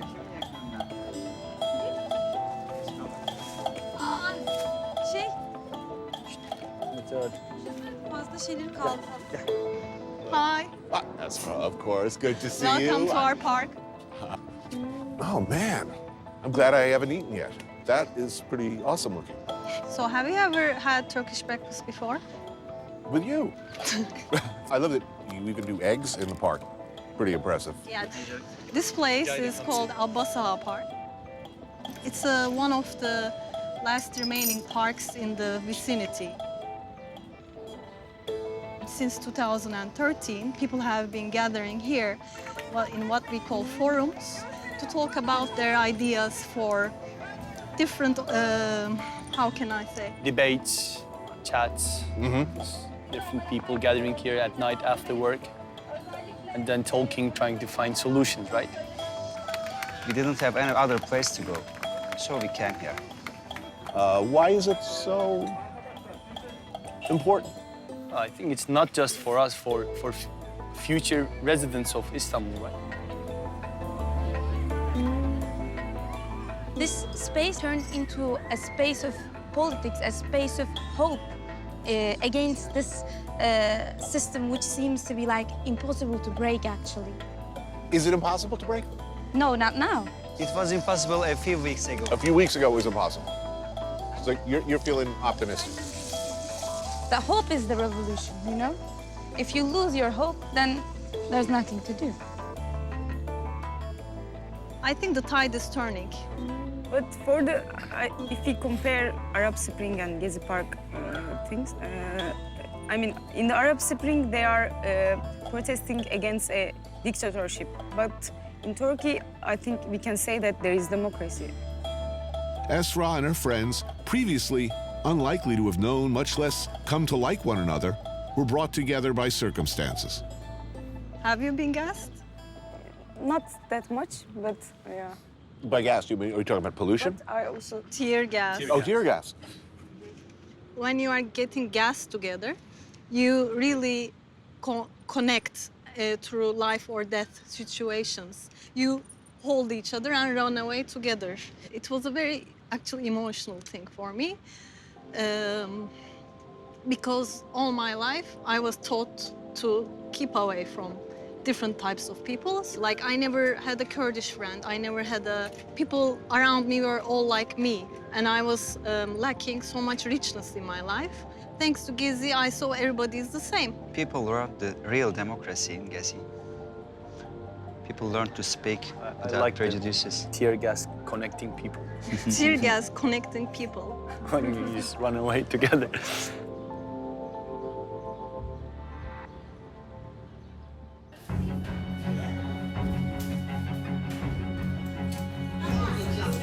Democracy is always a fragile thing. 92 years ago, modern Turkey was assembled from the fragments of the Ottoman Empire. It has always struggled to find a balance between those in power and the consent of its widely diverse population. Since the filming of this episode, Turkey's newly elected parliament failed to form a coalition, and President Erdogan quickly called for new elections.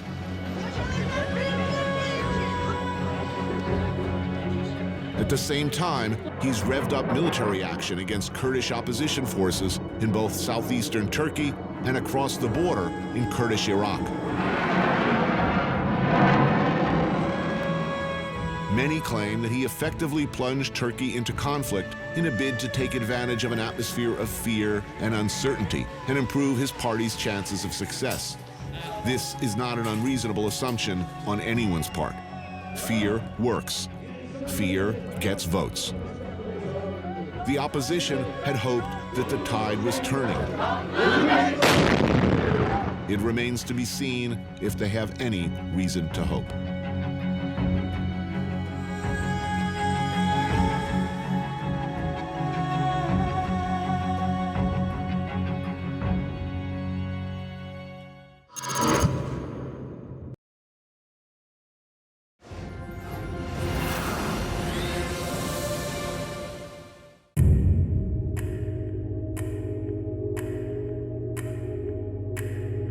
I will never be young again, or any younger than I am today. I will never be faster or more flexible. I will never win competitions against 22-year-old wrestlers in my weight class. I will never be a black belt. None of those things will happen, but none of that matters anymore. I took a walk through this beautiful world. Felt the cool rain on my shoulder. Found something good in this beautiful world. I felt the rain getting colder. Sha-la-la-la-la, sha-la-la-la-la-la.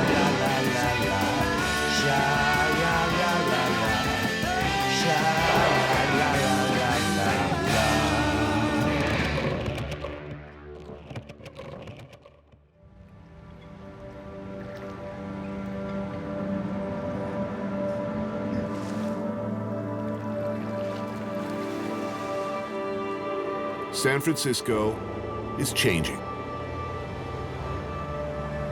We all know it. You can't stop it.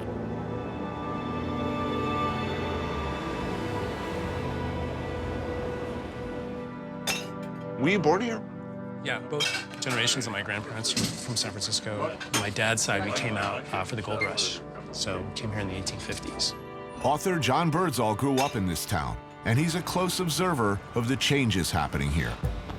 You know, when I first came into San Francisco, I was making all the same sort of tired jokes that everybody from New York who comes out to San Francisco the first time makes. You know, I thought it was all like sort of granola and politically correct. And in fact, that's really, nothing could be further than the truth. Right? San Francisco is like a righteously dirty town.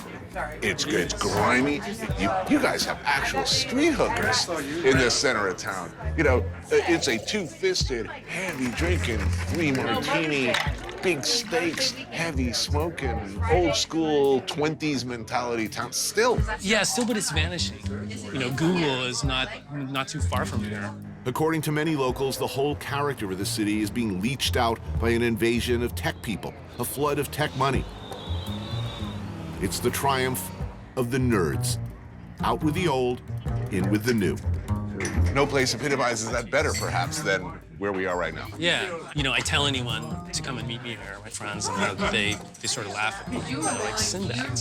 But it's this thing that doesn't really exist in San Francisco anymore. It's not self-consciously divey, you know? It has this kind of faded glamour, kind of worn out, it smells kind of sour. Sinbad's. Lost in time, yet its time running out. Living out its last stand on San Francisco's Pier 2, just south of the hordes of neckbeards and man-bun vapors buying artisanal drip coffee a few hundred yards away.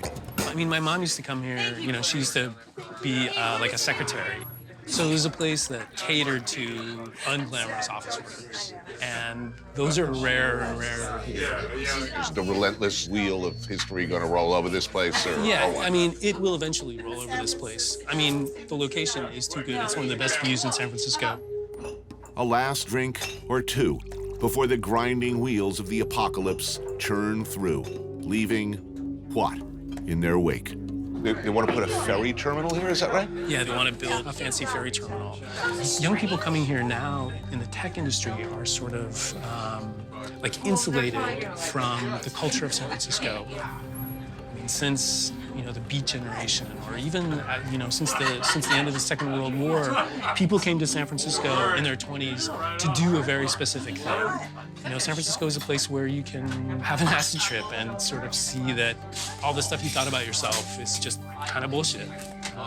And, you know, even though culture is changing and even though it's horrifyingly expensive, right, there's still something like that that exists in San Francisco. You'll always have that. You know, San Francisco will always make that impression on you.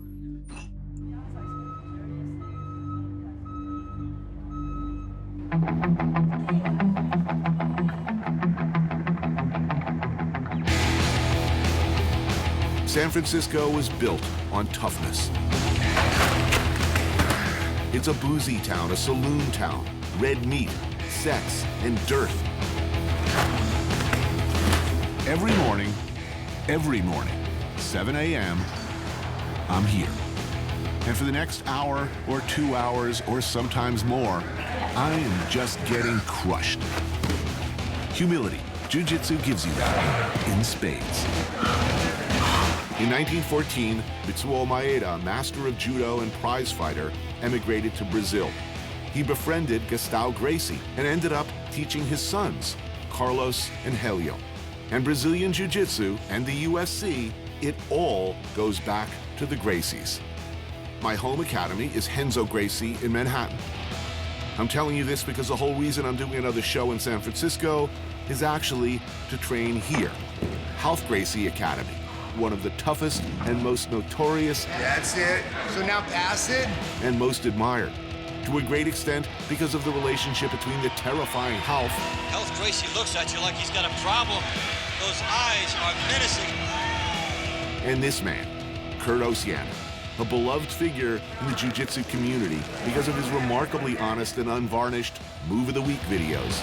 So he gets stuck and a side control here, and he gave the guy an underhook.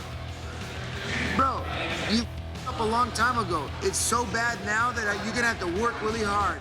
Oopa scoop, up, in, to my knees, head up, getting side control on the other guy. When you see an MMA fight, when they strike, it's usually boxing or Muay Thai or karate. When they throw or trip their opponent, it's judo or wrestling. But when it hits the ground, you better know Brazilian Jiu-jitsu. Object: to choke your opponent or lock one of his extremities in such a way as to make them submit. I do not want this, getting my guard broken. That's bad. It sucks. There's full mount, armbar, Ezekiel choke, rear naked choke, bow and arrow.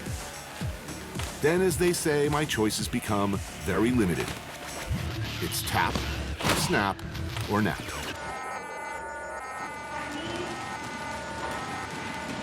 Grab his pants, now start to rotate towards yes, and extend your arm. Put your head out, no, don't lift him up. Put your head this way, extend this arm. Yes, pass it. Okay, it's a little bit tight, so you can always adjust it. Thank you, brother.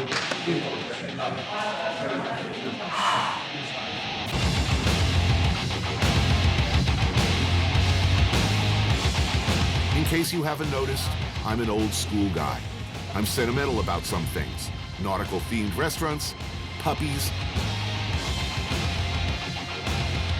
and places like this. I'm fully aware of the fact that, and I can hear it already, it's like every show you've ever done in San Francisco, you come to Swan Oyster Depot. Yes, that's correct. True love cannot be denied. I need a counter with some familiar faces on the other side. Good morning. Let's see, what am I having today? I'm having the crabback, of course. I'll get you one. I need a cold draft beer. I deserve this beer. Been eating healthy. I'm like a real housewife of New York City. I drink only vodka, you know, because it's like low carb. And I need shellfish. Like that. Whoa, Mika. Look at the size of that one. Here it is. That's the crabback. Dude. I guess somebody throws this away. You know, they tear the legs off and eat them, and then throw this out. Stupid people. All that good stuff, the brains and fat and magic. It's like unicorn juice. Mmm. Swan Oyster Depot, a touchstone in my worldwide wanderings, a happy zone.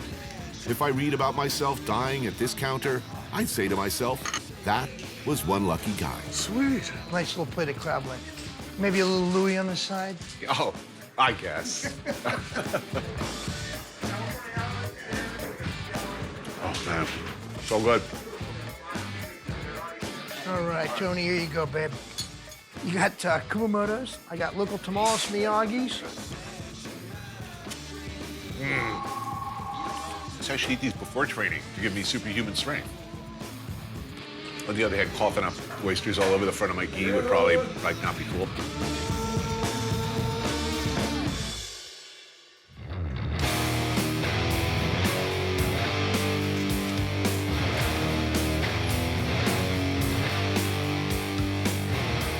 The Bay Area is changing forever. Will San Francisco's new overlords find a place in their hearts for this? Trader Vic's, one of the last of its kind, started in Oakland, one of a wave of tiki-themed Polynesian fantasy restaurants, bars, and nightclubs that for a time spread across America. I definitely need the drinks menu. I've been beaten like a chicken fried steak, you know? Why? You were doing some sort of martial art, yes, were you? Yes, I want the Mai Tai wave. What's the Mai Tai wave? It's a flight of Mai Tais. Really? It's like a surfboard with 3 different Mai Tais. Not many places left that do this. Very few do it without irony. This is not the first time you've been here. No, I practically grew up in this place. Really? My parents used to take me from like about age 3. It was like a home birth at Trader Vic's. Author Sean Wilsey grew up in San Francisco. His parents were regulars at the original downtown Vic's. I used to drop acid and go to Hawaii Kai, so this kind of thing is a taste of my childhood, too. Oh, yeah. So cool. I got sent to boarding school when I was a teenager, an East Coast boarding school where everybody was like, oh, you're from the gay bay. And it was really difficult to just negotiate being from San Francisco. I would lie and say that I was from Napa because I was embarrassed, you know? Yeah. I was at like a hockey school in Massachusetts. And I was gonna get hazed for being from San Francisco. Okay, so San Francisco for you as a kid was... I just remember all sorts of factions. Like there were all these skinheads and skaters, because that was like from the teenagers' point of view. But then there were all the old hippies and like the slightly older beatniks, and everything was really cheap. I mean, I don't think San Francisco has become an expensive rental town until maybe like the last 10 years. Okay, I love it, sort of this pan-Pacific. Well, they have that like weird kind of tandoori Japanese Chinese oven. Right.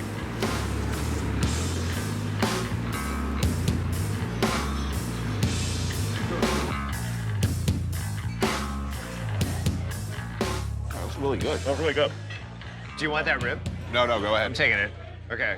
I mean, the narrative you're hearing from a lot of people here now is the evil techies are coming, driving up rents, pushing out the mom and pop, you know, restaurants. Well, that's kind of a true thing. That's actually.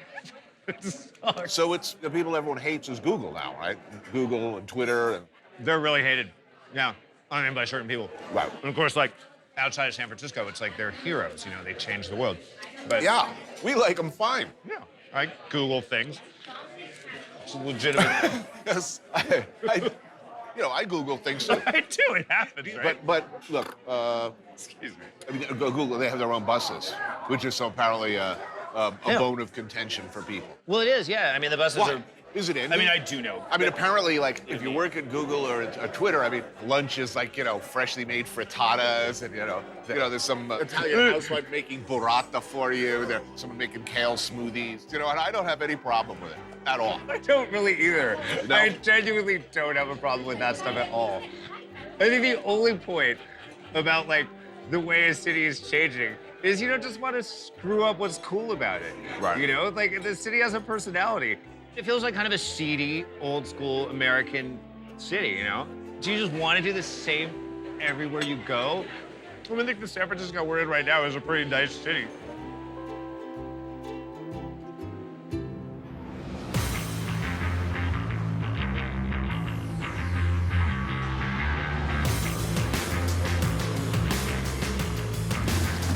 It took me 6 months to be able to handle the warm-ups back at my home academy. And for a long time after, I just pray that somebody would be more out of shape than me. The warm-ups at House are legendarily tough. They're proud of it, lasting in some classes, they say, a half hour and beyond of ferocious and unrelenting interval training. 8, 9, 20.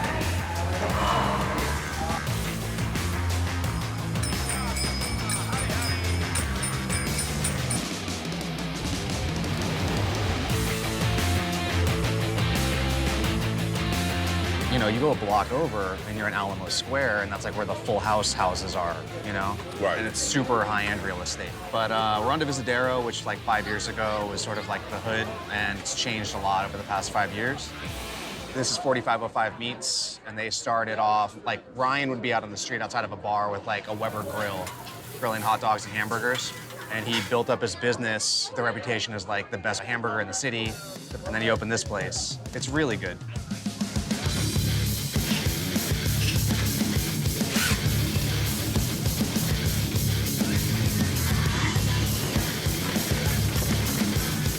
Wow. So this is a little bit of everything. Our presidential platter. Jalapeno cheddar sausage. Yes. It's our francaronis, macaroni on top of our hot dogs we make inside. Oh, that's wrong. I want it. Yeah. Ribs. Yeah. Brisket. Chicken. This from the whole hog we were cooking earlier. Beans, potato salad, coleslaw. Life is suddenly very, very good. Thank you. Yeah, you're very welcome. Thank you, man. Thanks, man. Wow. How long have you been in the restaurant business total? 17 years now. You know, you have become, reluctantly, I'm sure, sort of the poster boy for the beleaguered, you know, victimized by evil tech money, an example of what's happening in San Francisco as a whole. Yeah, there's definitely good guys and bad guys, and there's lots of people that have come in now that haven't paid any dues, and they can open something right away, you know, by dropping $4 million into it or something. Right. Over the course of 5 years, Chef Richie Nakano built his pop-up restaurant, Hapa Ramen, into a beloved local favorite. Then he made a deal to open a brick-and-mortar Hapa. With that money came expectations. And only 4 months in, the shit hit the fan. You're a month into a restaurant, you're not gonna make money. And that's when the trouble started. You're a year into the restaurant, you're not making money. Yeah. Who makes money in a year? Yeah, 30 days in, and we were already sort of facing those sorts of things. The money wanted to make some changes. Richie did not. So he left, and the restaurant he created vaporized with him. At the old space that we operated out of, they're doing a vegan brunch there now. No way. Oh, it really is the perfect story of evil triumphs over good. And I think that's the problem with the city right now is there's a lot of people that have the means to open a restaurant, and they sort of open formula restaurant, right? It's safe. And anything that does interesting food is gonna get forced out, and it's just gonna be a town full of Chipotles.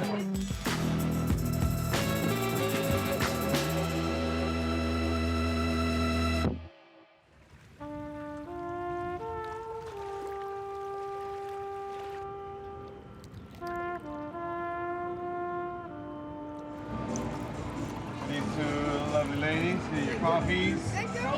You're welcome. All the way over, extend your arms. Stay low, stay low, stay low. Now, when you're a white belt, especially a 59-year-old white belt, facing younger, stronger, far better competitors, you don't go out there looking to win. You go out there to learn how to survive. If I can hold on, break their posture, give them something, anything to think about before they choke me out and I have to tap.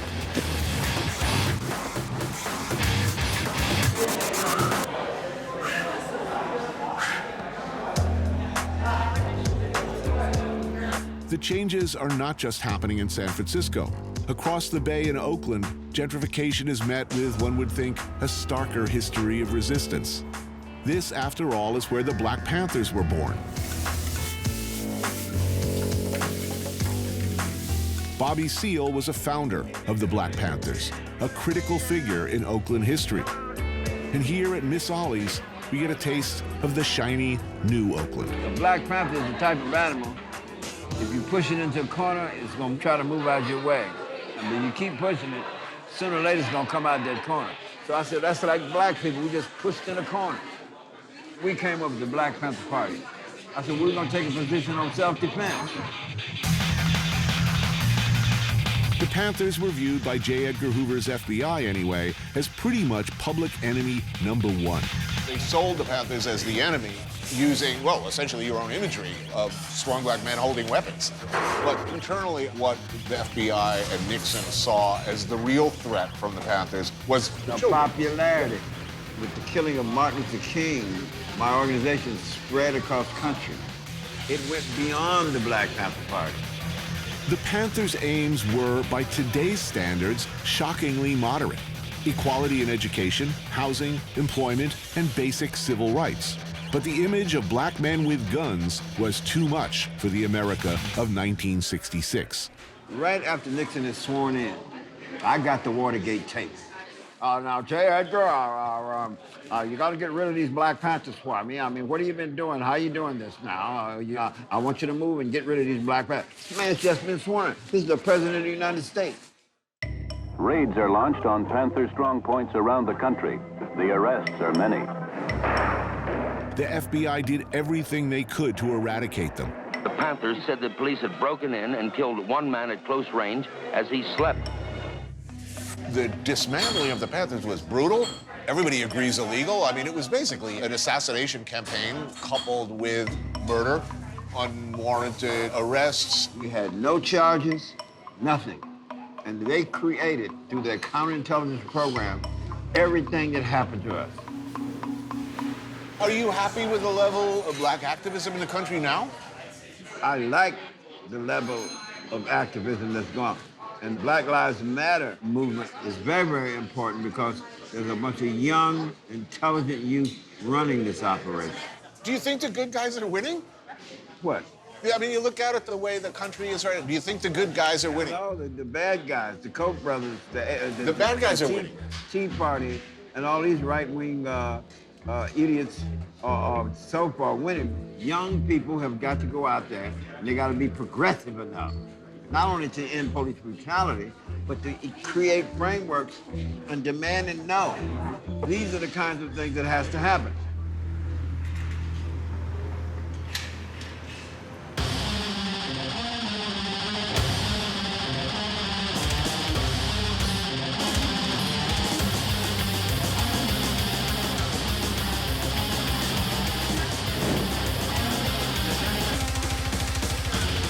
Manchurian cauliflower.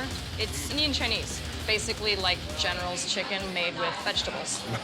It's one of our most popular dishes. It's vegetable candy. Juhu Beach Club is a strip mall in Oakland's Temescal neighborhood. An unassuming but utterly delicious new addition started by this woman, Preeti Mistry. Oh, so good. So good. Thank you. So I know you've been to India a bunch of times. So maybe you've had a bhel puri. It's a puffed rice salad. Yes, yes, yes. So what we do, because we're in Oakland, we serve it in a ball jar. Tamarind chutney, cilantro chutney, pickled cabbage, pickled onions, fresh green garbanzo beans, puffed rice, and the chickpea noodles, the sev.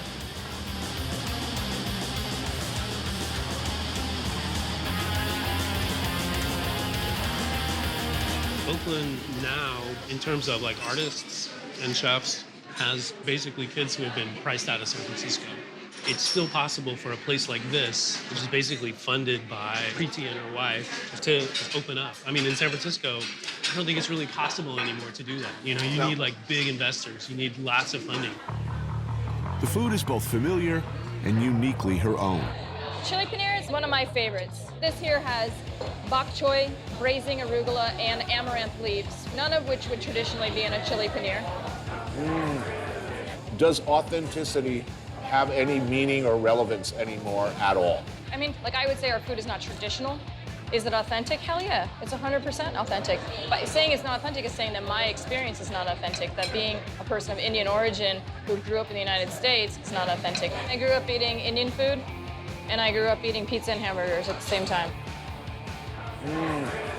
So tasty. Something we struggle with in New York has always been, how do you value Indian food? Yeah, I totally. mean, the expectation is that you will get delicious, authentic Indian food cheap, super cheap. Yeah, our food is not cheap. You know, you look at the Yelp reviews or whatever, the biggest thing is always somehow we're overpriced. You know, $19 for a curry. Like, do you know how to make a curry? Yogurt marinated chicken simmered in a curry made of onions, bell peppers, chilies, and garam masala. All right. This is our methi chicken curry, so braised on the bone. Fenugreek leaves, butter, fresh red peppers in there. That's totally delicious. And then this guy right here, you're gonna wanna cut it open. All right, we got to get the camera in over my left, right here. Prepare the incision. Whoa. What some people say, oh, it's an Indian Scotch egg. Well, guess what? We invented the Scotch egg. They didn't invent the Scotch egg. No doubt. So what we've done is we took a duck egg, cooked it, kept it soft, wrapped it in lamb, and then the sauce also has braised leg of lamb in it. Wow, really extraordinarily delicious. So this is a positive thing. Yeah, I think this is a really positive This is the kind of change we like. This is the kind of change we like. I believe that any place that serves delicious food is on the side of the angels. Yeah, absolutely.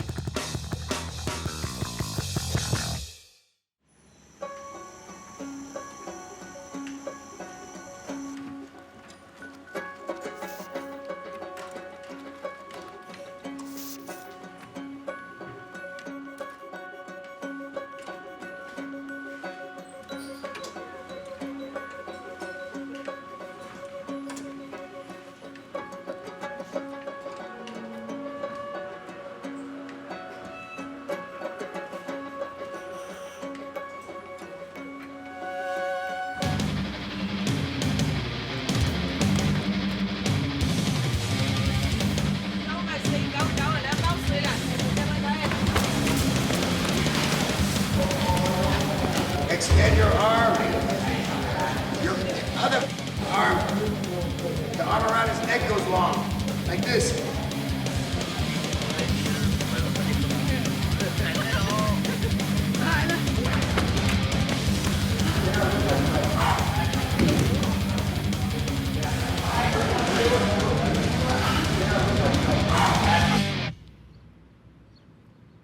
Did you see the vacant lot across the street?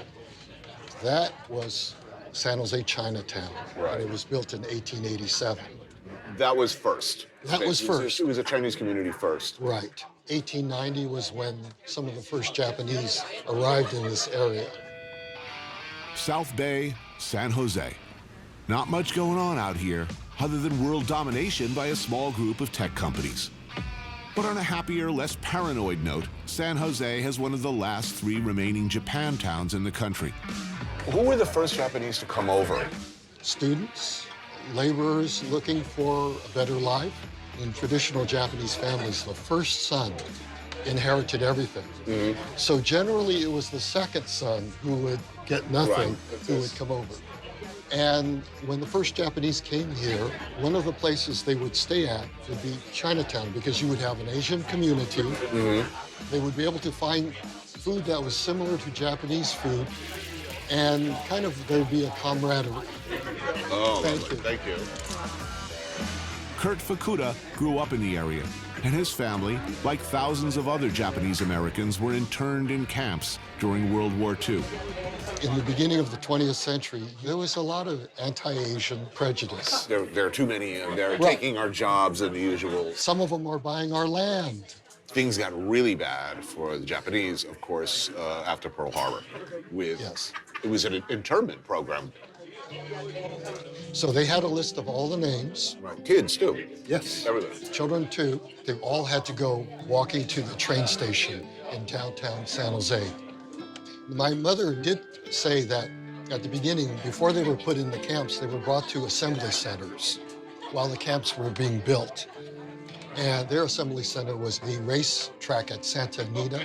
So she said they were actually sleeping in horse stalls. What happened to their property? Some of the people found Caucasian friends to look over the property while they were gone.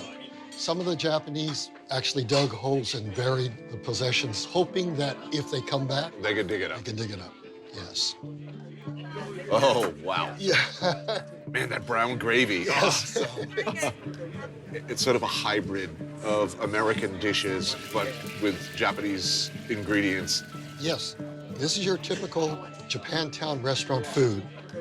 I think some of the heartbreak of the internment is that this was really pure Americana. Okay, the faces were Asian, but the businesses and the feel was, it was Mayberry. Right. You know? And this was a Japanese-American community. Right. With an emphasis on American.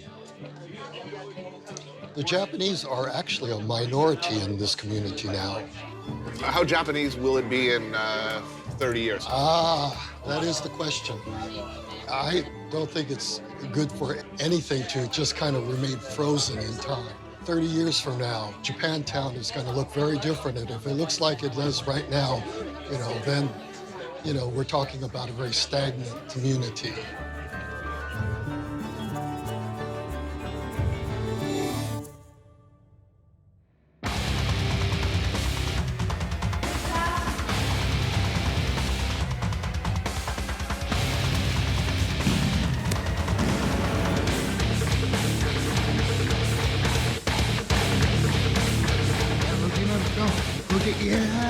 It's all hips.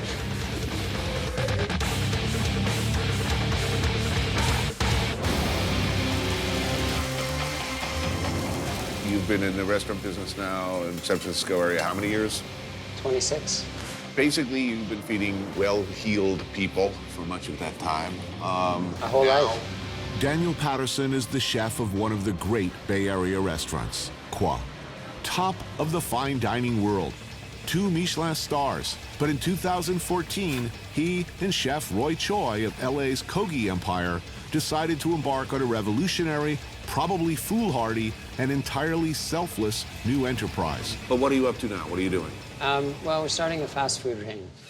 I mean, Why? It's unbelievable that in our country, so much of it, we've just decided it's okay for people to eat garbage, basically, processed food. The Tenderloin, the area that we're going into, is traditionally the worst intersection in the entire city. Most drug arrests, most homicides. The most vulnerable populations in our country are being fed the worst food, consistently. Local intends to address all those problems, creating a fast, casual food business that's actually good for the world. So this is Roy calls awesome sauce. Tomato, onion, garlic, a lot of olive oil, gochujang. And then scallion relish, just grilled scallions and lime.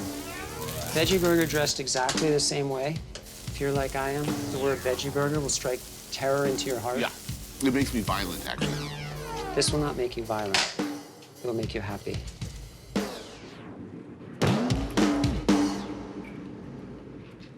Wow, I'd totally eat that. If you didn't call it a veggie burger, I'd be all over this. Yeah. So fast, healthy, and affordable. Yeah. So $2 to $6. So you're not going to get rich off this venture? We'll make money. Do you think you'll make money? We have to.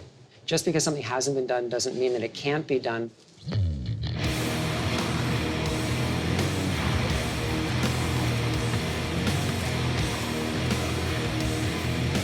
Saving the world is one thing. Making sure that my San Francisco mentor gets something to eat other than acai is another priority. This happened from, I grabbed this guy's collar and he broke my grip this way and my finger went here. I'm pretty sure Kurt Osiander hasn't eaten at Cuba before. My finger broke inside my 16-ounce glove against my head. That's how hard this guy punched. Wow. Not everybody likes to get punched in the face really hard. Right. No.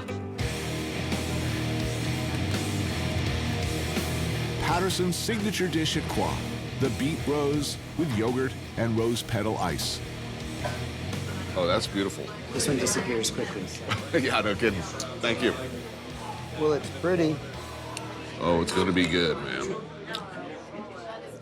man. Oh, this is great. Watch the barbarian eat really fancy food.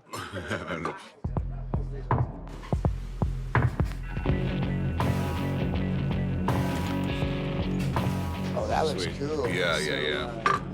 Egg yolk, poached in smoked oil, creme fraiche, chive, California sturgeon caviar. So the egg yolk, when it's raw, it's actually fully cooked. It's kind of a custard texture. Beautiful thing. Thank you, man. I'm going to love this. Oh, yeah. Man, I'll take 8 more of those. It's really good. Zach, why is there only one? Right. Born and bred San Francisco area? Yes. Jiu-jitsu for how long? Since '93, since before the first UFC. What was the preeminent martial art of the time? I think it was probably karate. Karate, right. Right? Chuck Norris was big then, right? Right. So it was like kick people in the head kind of thing.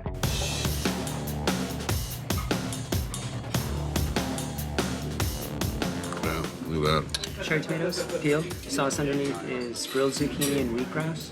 A lot of herbs and flowers on top. Everything I grew myself in my house. Well, that's killer. Excellent. Do you eat carbs? I mean, generally speaking, Yeah. you just eat a full whatever? I can eat whatever. My guys are trying the all bacon. I'm all bacon all the All time. bacon all the time? Yeah, that can't be good for you. No. Scheiße. It's good. Let's. Miss, so sorry. That's okay, and thank you for calling me now. I'm not even buzzed. Wild king salmon wrapped in yuba with charred cabbage and dried scalloped ginger sauce. Seared spot prawn with sorrel and new onions. Wow, this is awesome. Is that meat? Oh, yeah. What is it covered in? Beef tenderloin encrusted in lichen with coastal spinach, chanterelle mushrooms, and bordelaise. Yeah.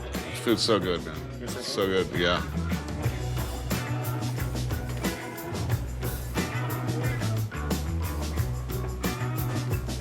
It's a taco.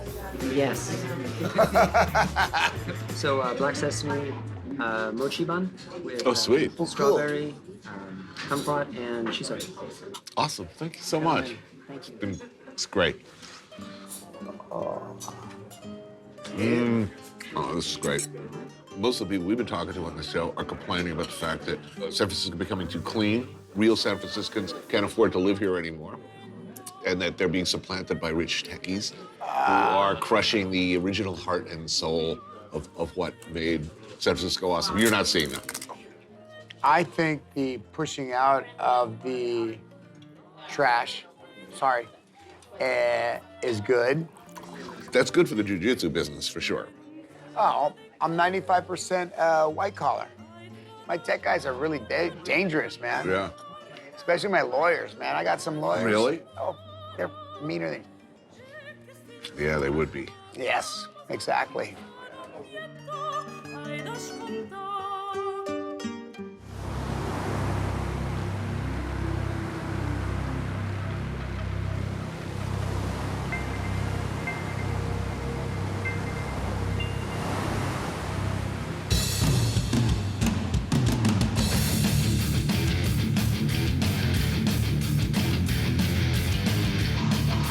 Here's the thing about jiu-jitsu. In spite of the fact that people are trying to basically choke you unconscious on the mats, that you're scrambling for your life in a sea of sweat, it's a remarkably and refreshingly testosterone-free zone.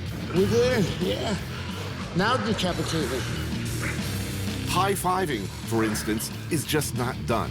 One would never celebrate or brag about a submission. Even a fist pump and a yes would be considered inappropriate. Win or lose, you thank your partner and shake their hand. It's a douche-free environment.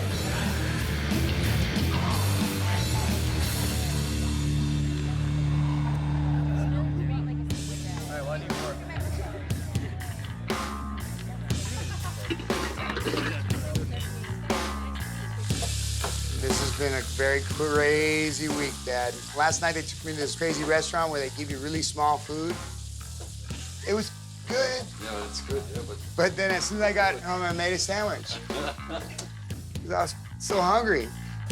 Kurt's having a barbecue. Yes. Chicken hearts on.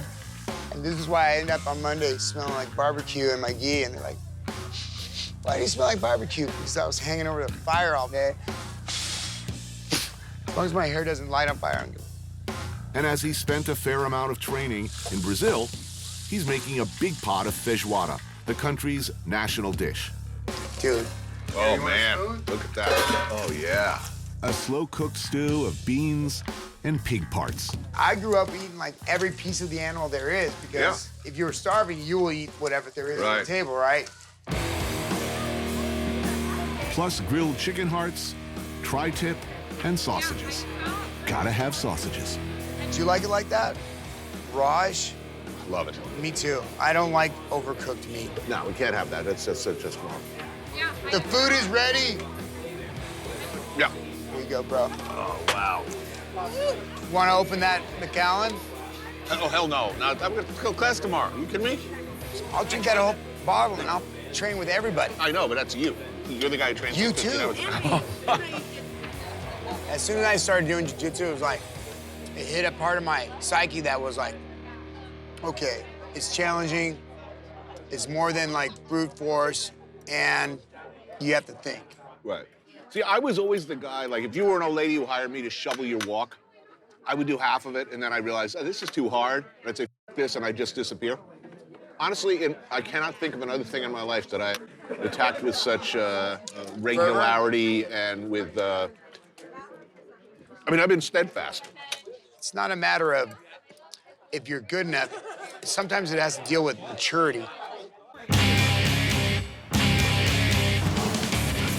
The old tends to get run over by the new. That's how it works. Whether it's San Francisco invaded by a new generation of people with different priorities, or a 59-year-old man grappling with a bunch of younger, fresher, tougher, and hungrier bastards. But I don't know. I like to think there's hope. At least hope that every once in a while, the old guys will have a good day.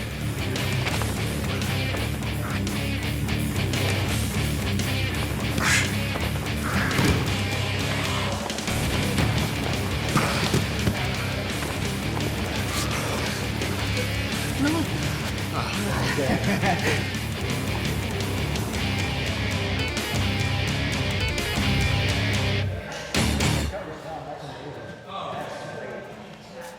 my God.